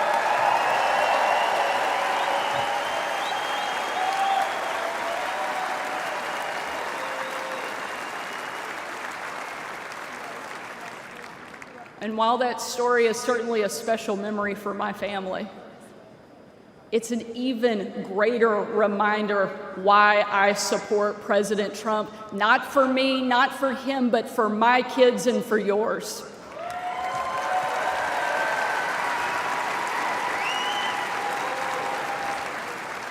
Under President Trump, America was safer, the world was safer, and it felt like the next generation would have a chance at the American dream. President Trump did the job that Kamala won't and Joe Biden simply can't.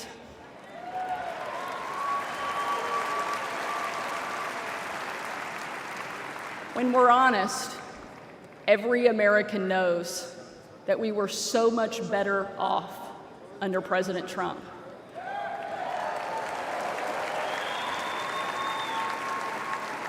So tonight, I don't want to just speak about President Trump's successful policies. While there are many, I want to talk about the man that I know. When the president hired me, I was the first mom and only the third woman to ever serve as the White House press secretary.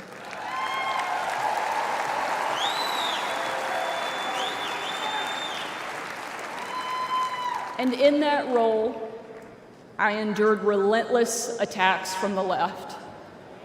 I was insulted as a guest at the White House Correspondents' Dinner. My family was denied service and kicked out of a restaurant.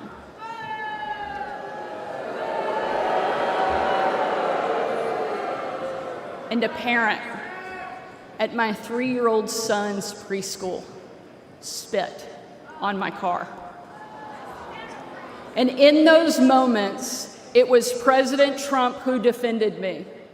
And when an MSNBC host, the author of several books on empowering women, said I was unfit to be a mother, and another MSNBC host said I was vile, not even human, and that I should be choked, MSNBC again did nothing. But our president pulled me aside, looked me in the eye, and said, "Sarah, you're smart, you're beautiful, you're tough, and they attack you because you're good at your job. Never let them stop fighting."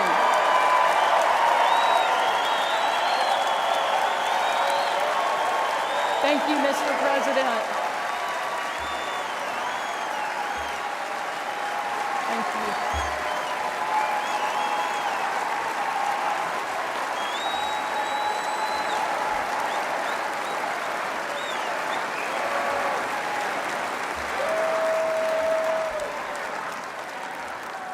That's the Donald Trump that I know. And that's the Donald J. Trump I will always respect. The left doesn't care about empowering women. Biden and Harris can't even tell you what a woman is. They only care about empowering themselves. But we have a president who believes in empowering every American and that our country is worth fighting for.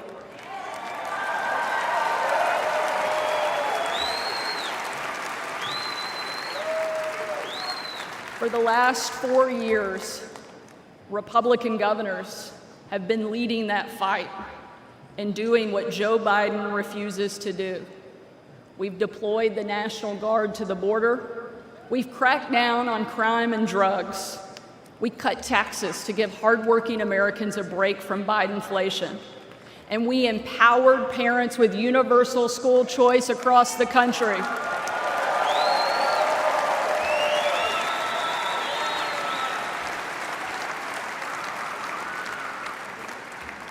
Donald Trump was the very first president in my lifetime to take a hard line against China, and I'm proud to be the first and only governor in the country to kick communist China off our farmland and out of my state.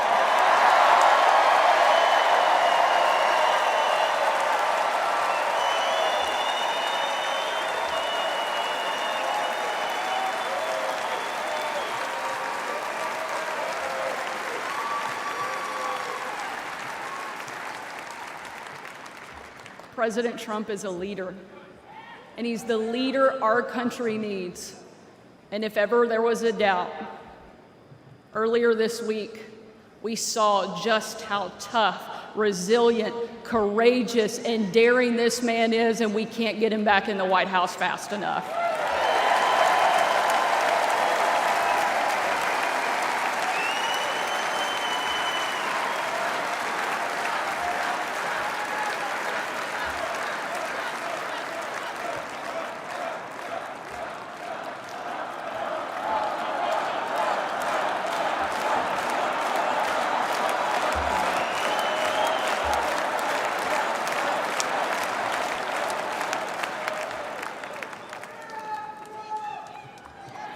Ladies and gentlemen, we are not called to stand still in the face of great danger. You and I were put on this earth at a moment in time to charge boldly ahead. We cannot know what the future holds, but we know damn sure who holds the future in his hands.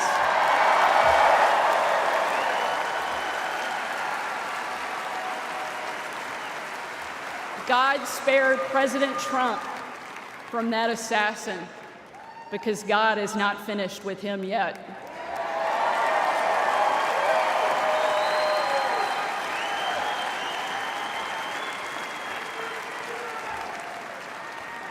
And he most certainly is not finished with America yet either.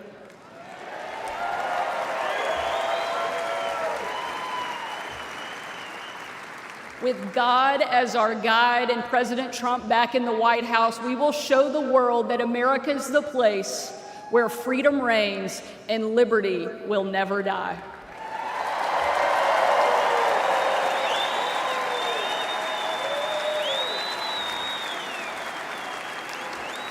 Ladies and gentlemen,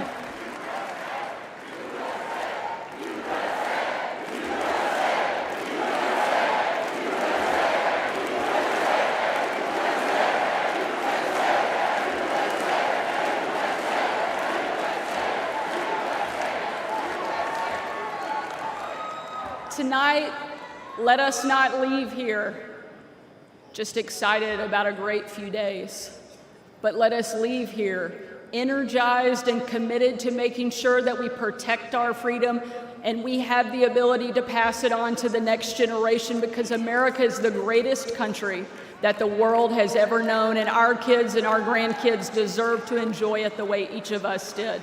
And we will with President Trump back in the White House. Thank you so much. God bless the great state of Arkansas and the amazing United States of America. Thank you very much.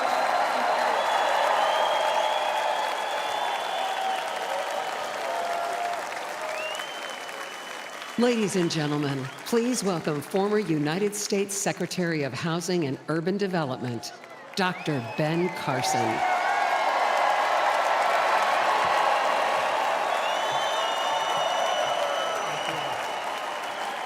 Thank you. Thank you so much. Thank you. You know, Sarah Huckabee always says to me, I hate to follow you. But I think she turned the table on me tonight.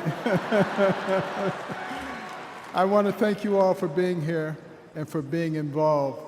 Like many of you last week, I watched with horror as the events unfolded in that Pennsylvania field. I saw President Trump, a dear friend, escape death by mere inches. And my thoughts immediately turned to the book of Isaiah, that says, no weapon formed against you shall prosper.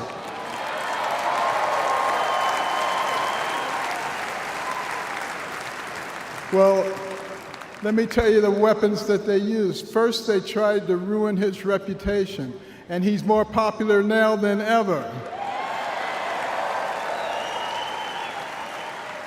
And then they tried to bankrupt him, and he's got more money now than he had before. And then they tried to put him in prison, and he's freer and has made other people free with him. And then last weekend they tried to kill him, and there he is over there alive and well.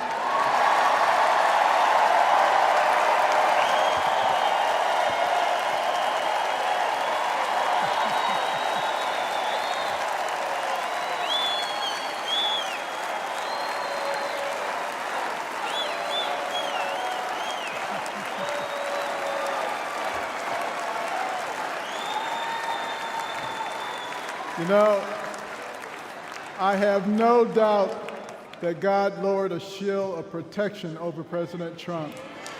And I join millions of Americans in thanksgiving for President Trump's safety. And I encourage you to join me in praying each day for his continued protection. You know, our hearts go out to the victims in the audience. Let's also pray for them and their families. These events have brought unusual clarity to the times we are living in. We have all harbored the nagging feeling that everything we love is slipping away. All you have to do is turn on the television. The free press, a pillar of any free society, has abused the public trust and resorted to lies, deception, and disinformation. They divide us along lines of race, class, and gender, rather than uniting us around our shared bond as Americans. Our government has been no better, shredding our Constitution and upending the rule of law. We have a wide open border, a broken education system, and chaos breaking out around the world. And on top of it all, we have a president who, well, if you can't say anything good, don't say anything at all. But ask anyone around the world, what does it mean to be an American? Most will tell you that it means unlimited opportunity. That where you begin in life doesn't dictate where you will end. That's the America I grew up in. In no other country could a poor inner city kid raised by a single mom make it to an Ivy League school, then to medical school, become a successful neurosurgeon, run for president, and eventually become a member of the president's cabinet.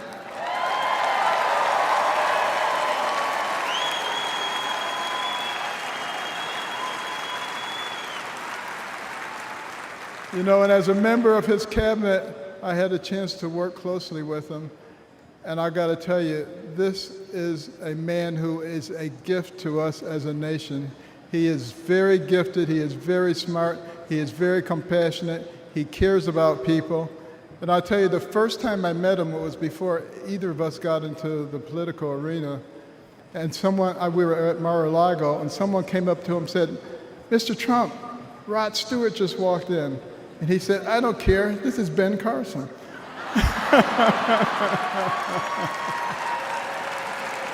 But I feel blessed that I've been able to live the American dream. But my story is moving further out of reach in America today.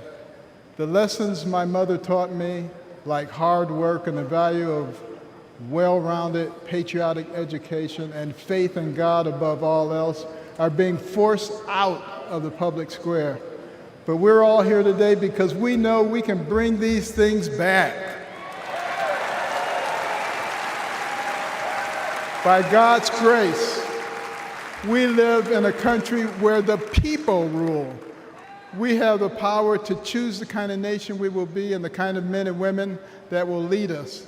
And today the choice could not be more clear. The most repeated phrase in the Bible is this: "Do not be afraid," or "fear not." It appears 365 times in Scripture, a reminder to live each day with faith, hope, and joy as joyful warriors for Christ.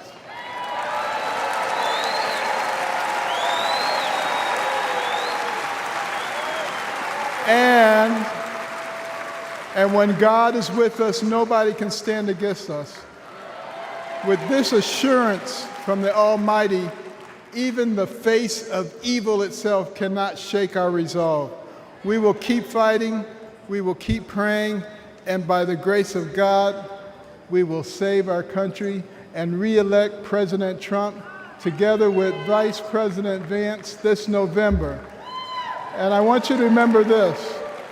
In 1831, Alexis de Tocqueville came to America to study our nation because the Europeans were fascinated. They wanted to know, how could a nation barely 50 years old already compete with them on virtually every level? So he looked at our government and he was duly impressed by our checks and balances and separation of powers.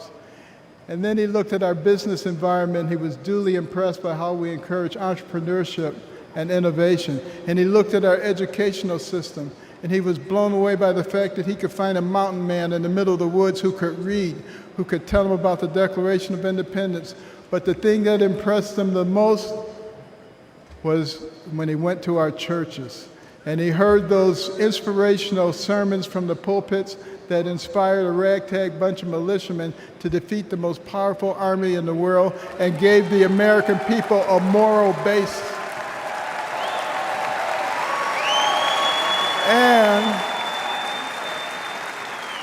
And he concluded his 2-volume set, Democracy in America, with these words. He said, "America is great because America is good. And if America ever ceases to be good, she will cease to be great. It is our job to make America good, and let's do this by re-electing President Trump so we can make America great." Thank you very much.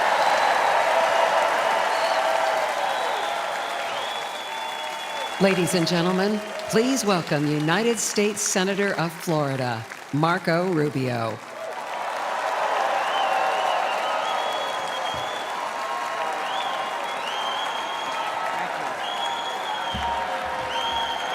Thank you, thank you. Thank you. Thank you. Thank you. Don't say polo. Don't say polo. Thank you, thank you. Thank you. The last few days remind us that the life of every living thing and the breath of all mankind is in the hands of God.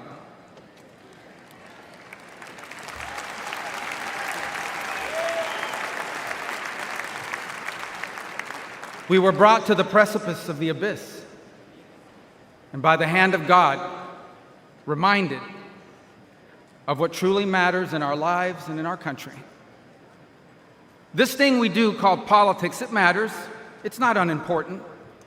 But it is our people who must always matter the most in everything we do.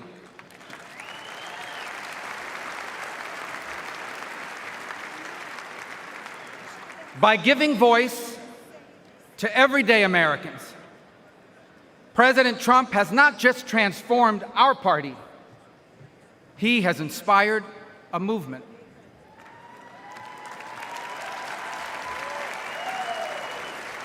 A movement of the people who grow our food and drive our trucks, the people who make our cars and build our homes, the people whose taxes fund our government, and whose children fight our wars. Americans like Kari Lake. He was a former fire chief and a loving husband. He was described as the best dad a girl could ever ask for. As a man of God who loved Jesus fiercely and looked after members of his church. Kari was one of the millions of everyday Americans who make our country great. He wasn't rich, he wasn't famous, and the only reason why we know his name and story now is because last Saturday, he shielded his wife and daughter from an assassin's bullet and lost his life the way he lived it, a hero.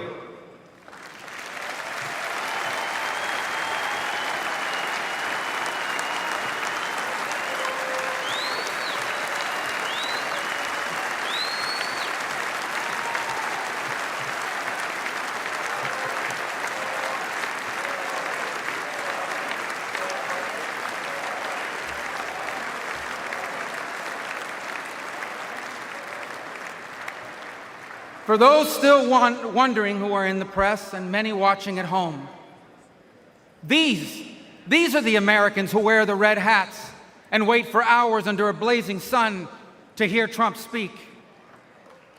And what they want, what they ask for, it is not hateful or extreme.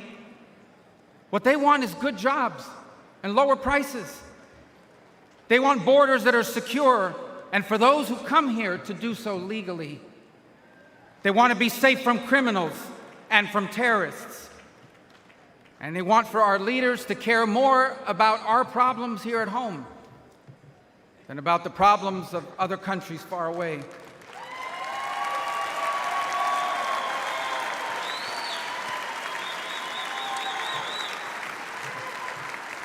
There is absolutely nothing dangerous or anything divisive about putting Americans first.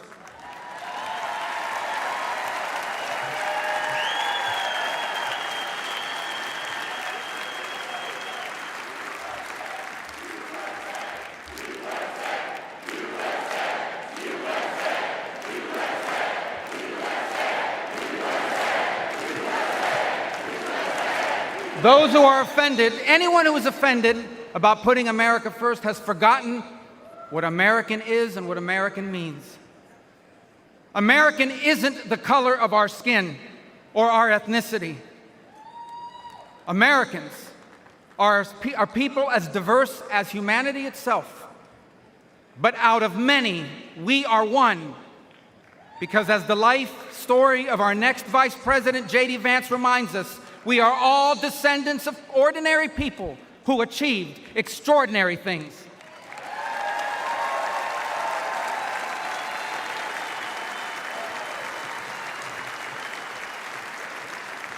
Who do we come from? We come from pioneers who ventured west to chase their dreams, and slaves who overcame bondage to claim their right to the promise of America. We come from exiles who fled tyranny in search of freedom, and of immigrants who left behind all they had and knew because they could not be or achieve God's purpose for their life in the nation of their birth. That is an American.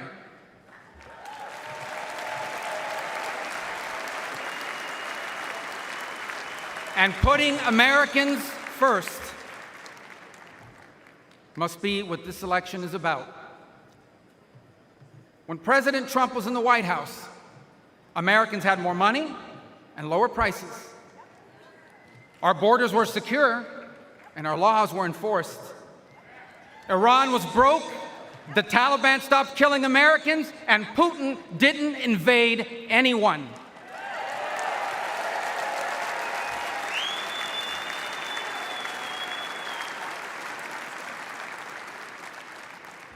Now, under Biden, high prices devour paychecks. Criminals and drugs are allowed to flood into our country and terrorize our people. And Iran has money to support terrorists. The Taliban humiliated us in Afghanistan, and not one, but two major wars have broken out. My fellow Americans, the only way to make America wealthy and safe and strong again is to make Donald J. Trump our president again.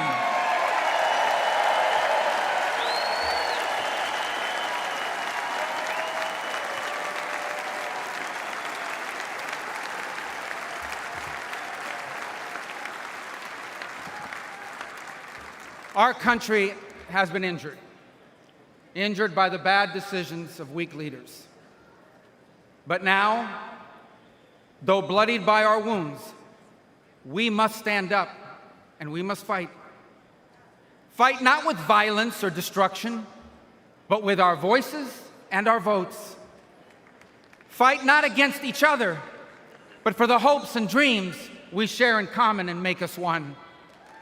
And fight for an America where we are safe from those who seek to harm us on our streets and from abroad. And we will not be alone in this fight. For leading us in this fight will be a man who, although wounded and facing danger, he stood up and raised his fist and reminded us that our people and our country are always worth fighting for.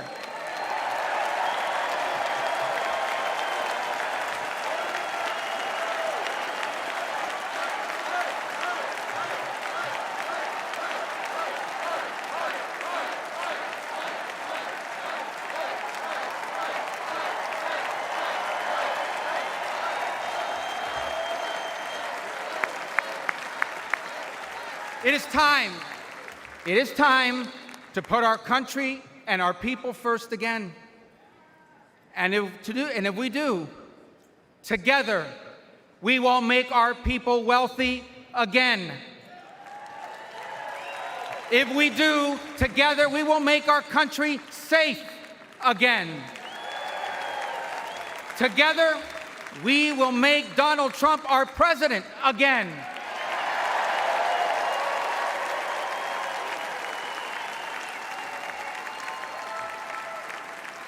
And together,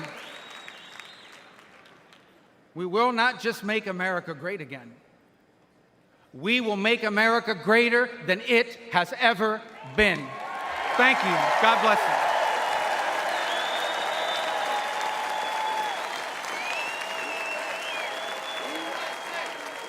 Ladies and gentlemen, please welcome Lara Trump.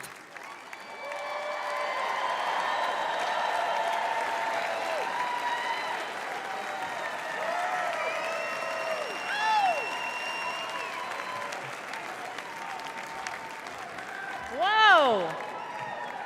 I don't feel like I actually have to ask this question, but is anybody in this room ready to send Donald Trump back to 1600 Pennsylvania Avenue?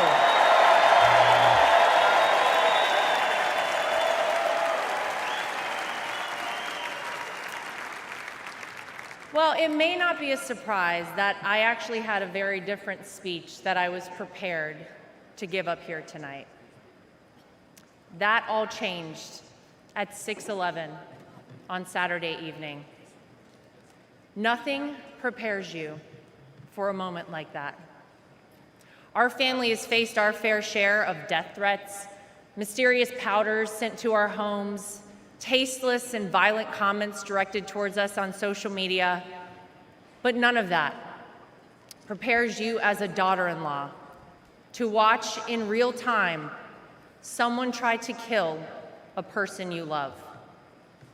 None of that prepares you as a mother to quickly reach for the remote and turn your young children away from the screen so that they're not witness to something that scars the memory of their grandpa for the rest of their lives. The prayers and well wishes we've received over the last 72 hours have been overwhelming, to say the least.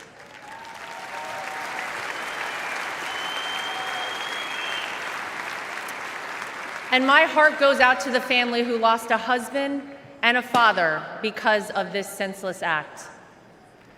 All of you here tonight and watching at home mean the world to all of us in the Trump family.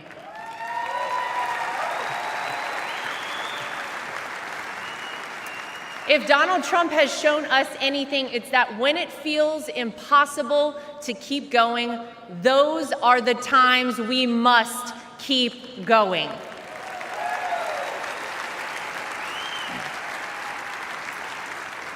I don't know how many people here or watching at home have ever been to a Trump rally, but if you've never been, let me tell you about them. Oh, some of you have been.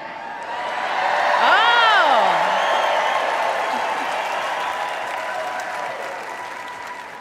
Regardless of how the media have painted these rallies, you would be hard-pressed to find and to join a happier group of people coming together over their love for the greatest country on earth, the United States of America.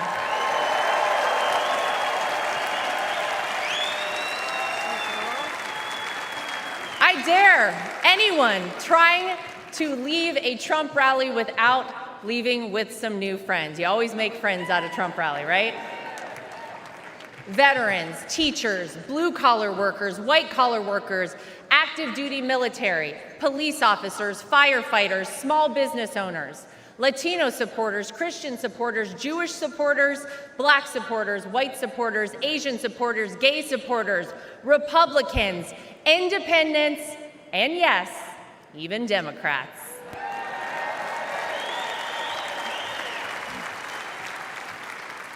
At a Trump rally, you're not viewed as your profession, your religion, or the color of your skin. You're viewed as one thing: an American.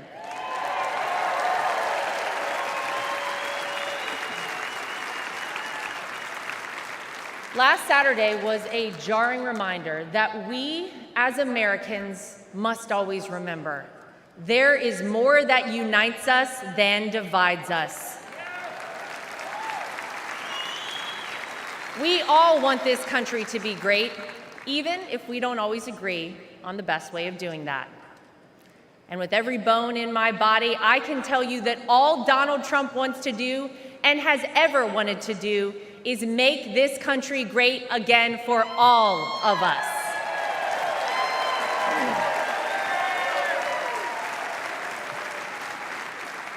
Proverbs 28 reads, "The wicked flee, though no one pursues, but the righteous are as bold as a lion." And that truly epitomizes Donald Trump. He is a lion.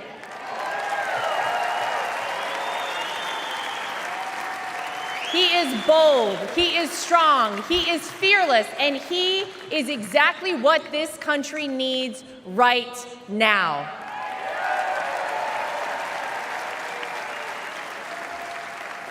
Let's not forget what life actually looked like under President Donald Trump. Trade deals across the world that benefited our economy, allied countries paying their fair share, a safe and secure southern border, record low unemployment rates for African Americans, Hispanic Americans, Asian Americans, and women, record investment in historically black colleges and universities, the creation of the United States Space Force, the most comprehensive prison reform in decades. How about the peace agreements in the Middle East that they said would never happen?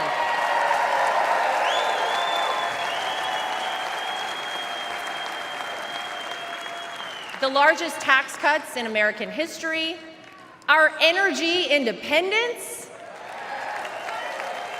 massive amounts of red tape cut, and no new wars when Donald J. Trump was president.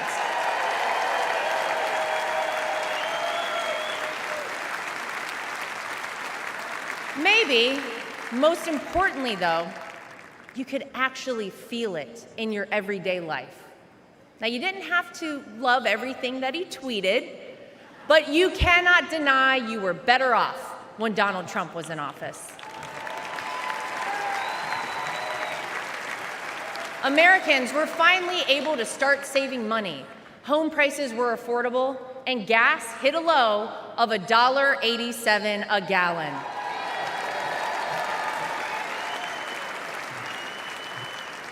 As I speak here tonight, many of our fellow Americans don't know how they'll pay for their next trip to the grocery store, new clothes for their children, or this month's rent. Many of our fellow Americans worry that we are on the verge of a major terror attack here on American soil. Many of our fellow Americans don't think their own children will be able to establish a better life than they themselves currently have. Many of our fellow Americans are right now sitting and wondering how on earth this country could have moved in the wrong direction and so quickly.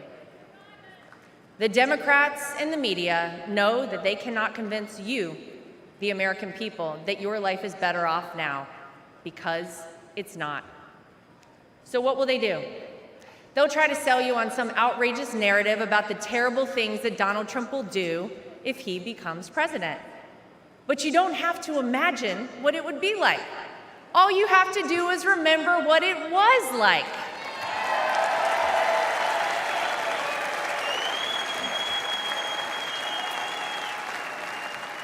I know.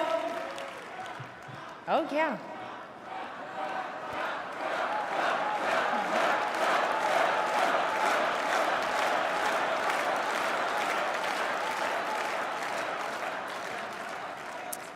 I know what you hear out there about Donald Trump. I know what you read, what the media tells you, and what out-of-touch celebrities on the left say about this man. But when I look at Donald Trump, I see a wonderful father, father-in-law, and of course, grandfather to my two young children, Luke and Carolina.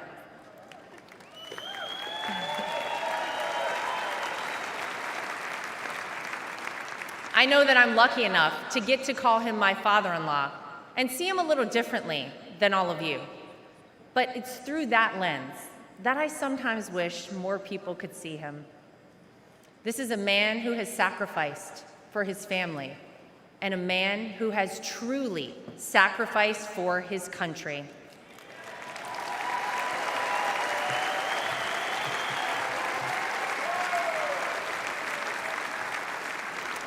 Donald Trump didn't need to run for president for fame or money. Trust me, we all know he already had plenty of that.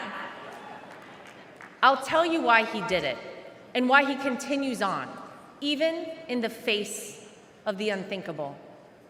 Because he loves this country.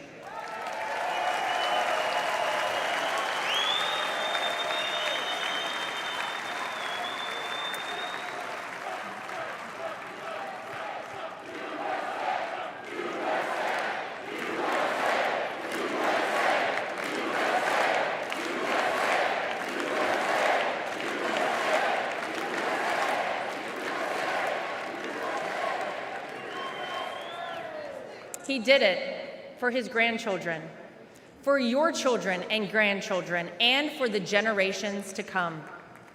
I have seen this man dragged through hell and back, in and out of courtrooms, indictments, impeachments, mugshots, and even an assassination attempt.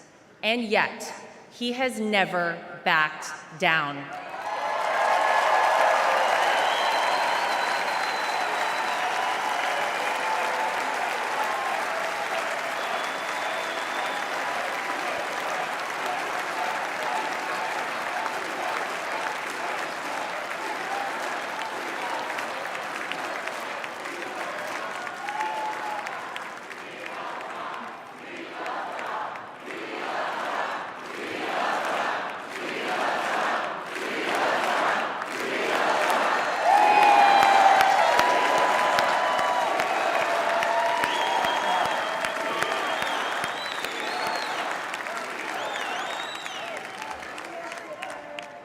I'll never forget watching my two children run up to him with their drawings and hugs for Grandpa, just moments before he took the elevator down in Trump Tower to address the media the day after his wrongful conviction. Despite everything else he had going on, he had no other focus in the entire world, just a man relishing time with his grandchildren. It's a side of Donald Trump that not enough people get to see. Maybe you got to see a side of Donald Trump on Saturday that you were not sure existed until you saw it with your own eyes. Martin Luther King Jr. once famously said, "The ultimate measure of a man is not where he stands in moments of convenience and comfort, but where he stands at times of challenge and controversy."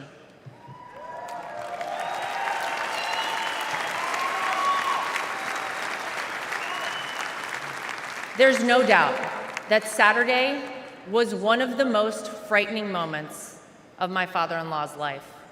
Millimeters separated him from life and certain death. And yet, it was in the midst of it all, as he was jostled off stage by Secret Service, that he knew how defining that moment would be for our country, and he hoisted his fist in the air.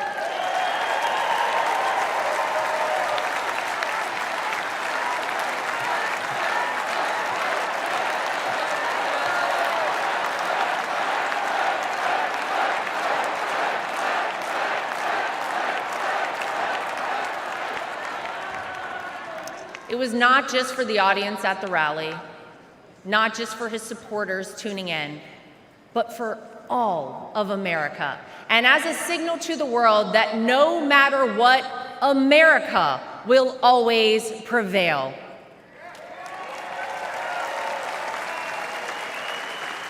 Though it's been strained and attacked, no enemy, no force, not even a bullet is strong enough to break our American grit and our American soul. We are the country whose founders gave their fortunes, freedom, and lives to pursue the dream of a free society. We are the country of Thomas Edison, Susan B. Anthony, Henry Ford, and Harriet Tubman. We are the country who fought and won 2 world wars. And we are the country who always rises to meet the moment, no matter how insurmountable the task. And in that split second, on Saturday, Donald Trump reminded us all of that very history and who we are at our core as a nation. That is the Donald Trump that I know.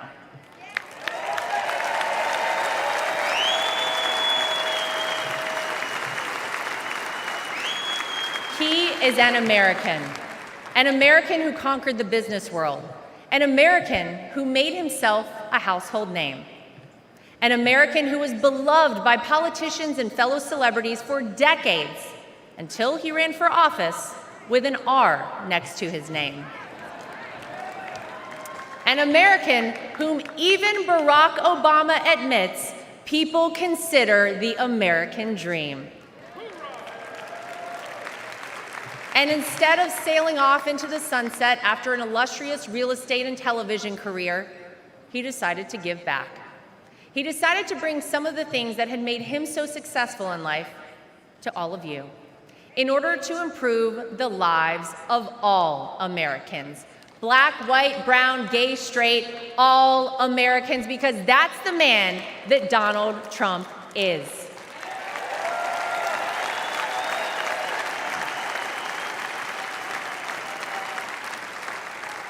I can tell you that my personal experience with Donald Trump has shown me his heart. There wasn't a second that he made this small-town girl who was way out of her element in New York City feel anything but welcomed and part of the family. And if not for the support and encouragement of my father-in-law, I wouldn't be where I am today. It's been said by many that Donald Trump sees things in people that they don't even recognize in themselves. In 2016, when he asked me to help him win my home state of North Carolina, I'll be honest, I was terrified. I had no idea how I would make it happen, but he knew I would, and I did. When I was given an opportunity to join a television network as a commentator, it was the push and support of my father-in-law that gave me the confidence to take that job. Always the first one to call or text me after a TV hit and tell me, "Great job, keep going." Not bad, right? Or even a few months ago, when he called and asked me to be the co-chair of our party,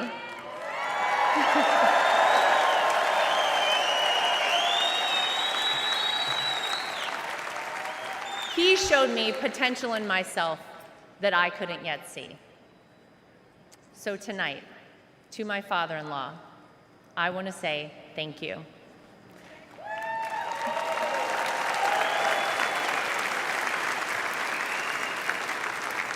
Thank you for your resilience. Thank you for continuing on. Thank you for raising wonderful kids. Thank you for being an amazing grandfather. Thank you for never giving up on me. And thank you for never giving up on our country.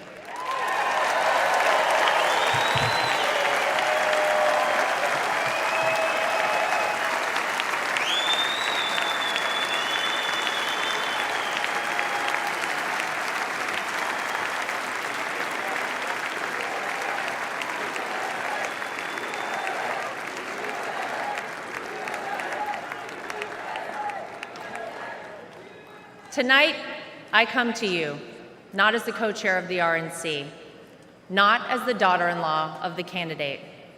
Tonight, I come to you as a mom and as a citizen of this country. For those of you watching who have never voted for Donald Trump, I know what the media and his political opponents have tried to tell you about this man. Believe me, I have seen and heard it all, but I have also seen the truth. I am proud to know Donald Trump, to campaign for him, to vote for him, and to raise his grandchildren.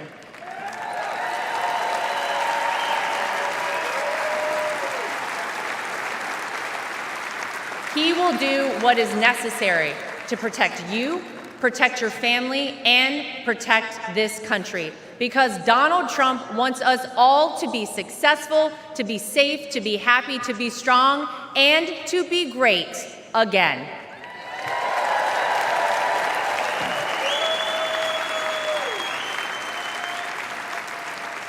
Tonight, I'm asking you to vote, not for the Donald Trump you see flashed on your TV every day, splashed across the headlines. Tonight, I'm asking you to vote for the Donald Trump that Luke and Carolina call Grandpa. I'm asking you to vote for the Donald Trump that my husband Eric calls Dad. I'm asking you to vote for the Donald Trump that I call my father-in-law. I'm asking you to vote for the Donald Trump who can and will make America great once again for all of us. Thank you. God bless you. God bless the United States of America. We love you.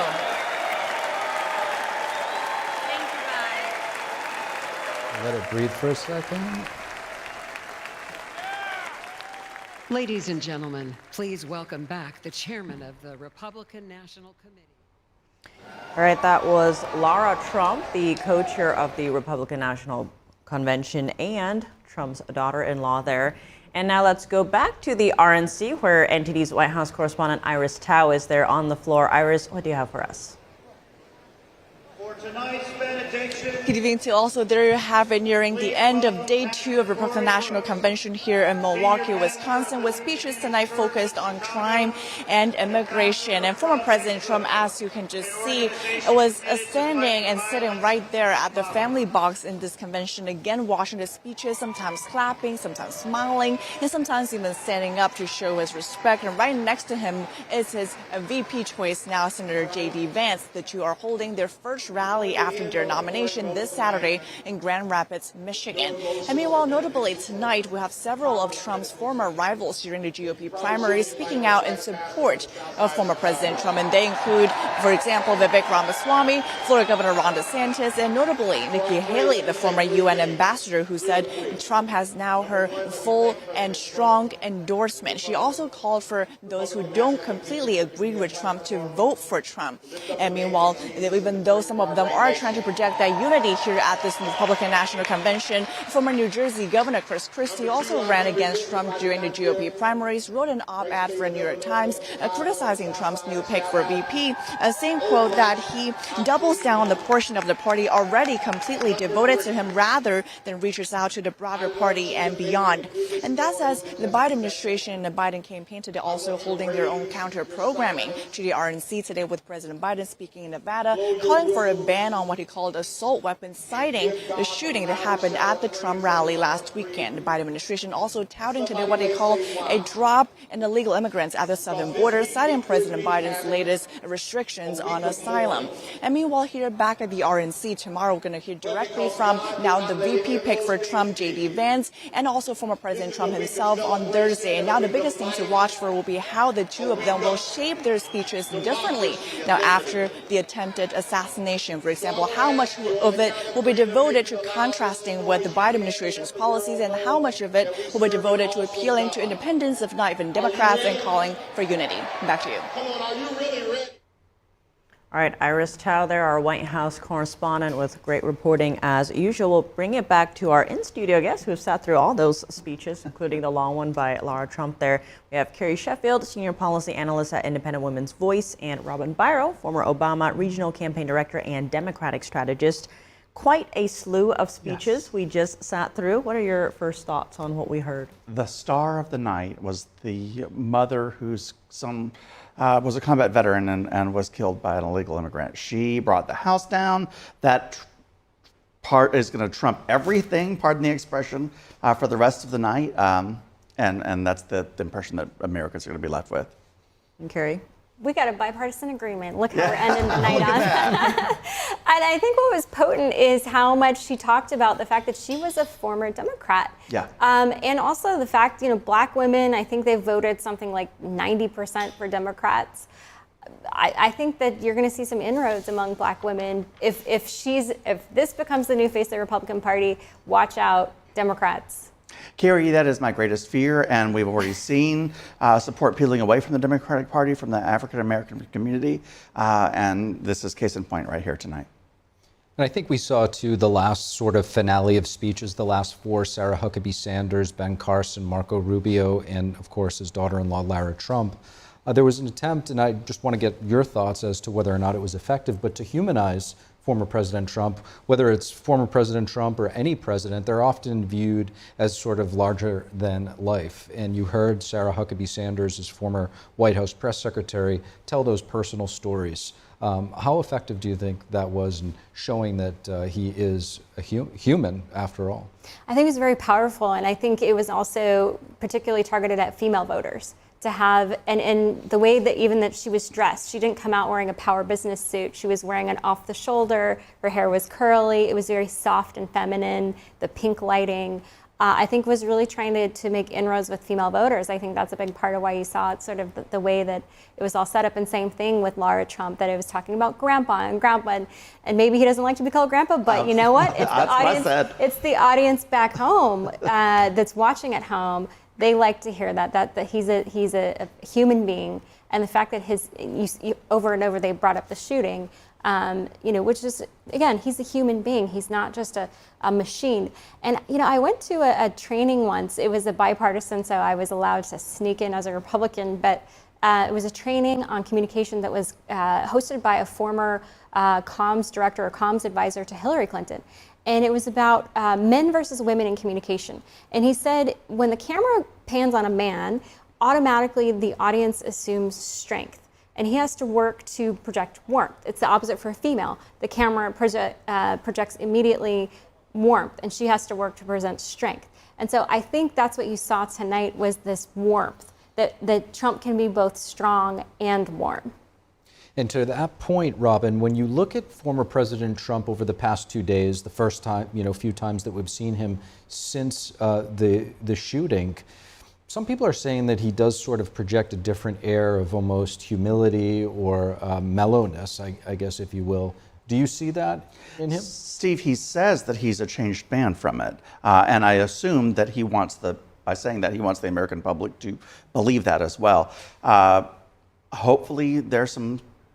Hopefully it's humbled him in the ways that he needed to probably be humbled. I will say that these events, there's a lot of psychology that goes into them, talking about the colors and the terms that they're using. I'm quite sure that he's not called grandpa at home, but it does play to the American public. On that note of Trump's own appearance, he does appear more somber, more mellow almost. There were moments when it looked like he was almost tearing up, thanking the audience for all of repeated standing ovations they were giving to him, calling out "We love Trump," chants of that. We heard that yesterday too when he first came into the venue, and people were first, doing the now iconic fist bump, calling fight, and then saying "We love Trump," and that's just such a powerful moment, if you will. These are tens of thousands of people who love Trump and almost lost him the other day. And if they had, we would be having a very different conversation right now. But how do you read his own characteristics of what you've seen? Yeah, it was a near-death experience. And I say this as someone who went through a near-death experience in 2019. I was given a medication in a hospital that caused severe reaction that almost killed me. And coming out of it, again, what I dealt with was in private, in a private hospital setting. He did it on this global stage with billions of people watching the reaction. It's trauma. It's trauma to go through a near-death experience. And just the psychology of coming out of trauma, it's significant. It's a weight. So I saw that weight on Trump. His body language told a lot to me tonight. He seemed a little more comfortable than I would have expected 72 hours after an event like that. He was comfortable in his seat. He seemed relaxed at times. And for all of the talk that we're having about the Secret Service and whether or not they were up for the job, basically, and were on top of things, it seemed tonight that he was very confident in their abilities to protect him. And given all that we did hear, especially from all the speakers, Kari, what are your final thoughts of this evening? I think it was a powerful convention. I think it was moving, again, the acknowledgement of our mortality, the reconnection with American values. I loved Ben Carson going back in history and talking about how America is great because America is good. And if she ceases to be good, she will cease to be great. And just this appeal for all of us, no matter our stripes, to reach into ourselves and get that goodness back as a country. And maybe that should be his slogan, make America good again. And Robin? They did exactly what they needed to do tonight. They delivered for the Republicans. I worry because Democrats, Joe Biden has canceled all ads. He's canceled all commercials that are running on Facebook, and we don't know for how long. So this presents a significant challenge for my party in a couple of weeks when we head to our convention, because they're toning down all of the personal attacks and attacks on President Trump. So we've got our work cut out for us. And with that said, it does conclude our special coverage of the second night of the RNC. We would like to thank our guests and viewers for joining us on this very important night, and to invite you back tomorrow for our coverage starting at 6 p.m. Eastern. I'm Steve Lance. And I'm Tiffany Meier. And from all of us here at NTD, have an excellent night, and remember, stay informed and always seek the truth.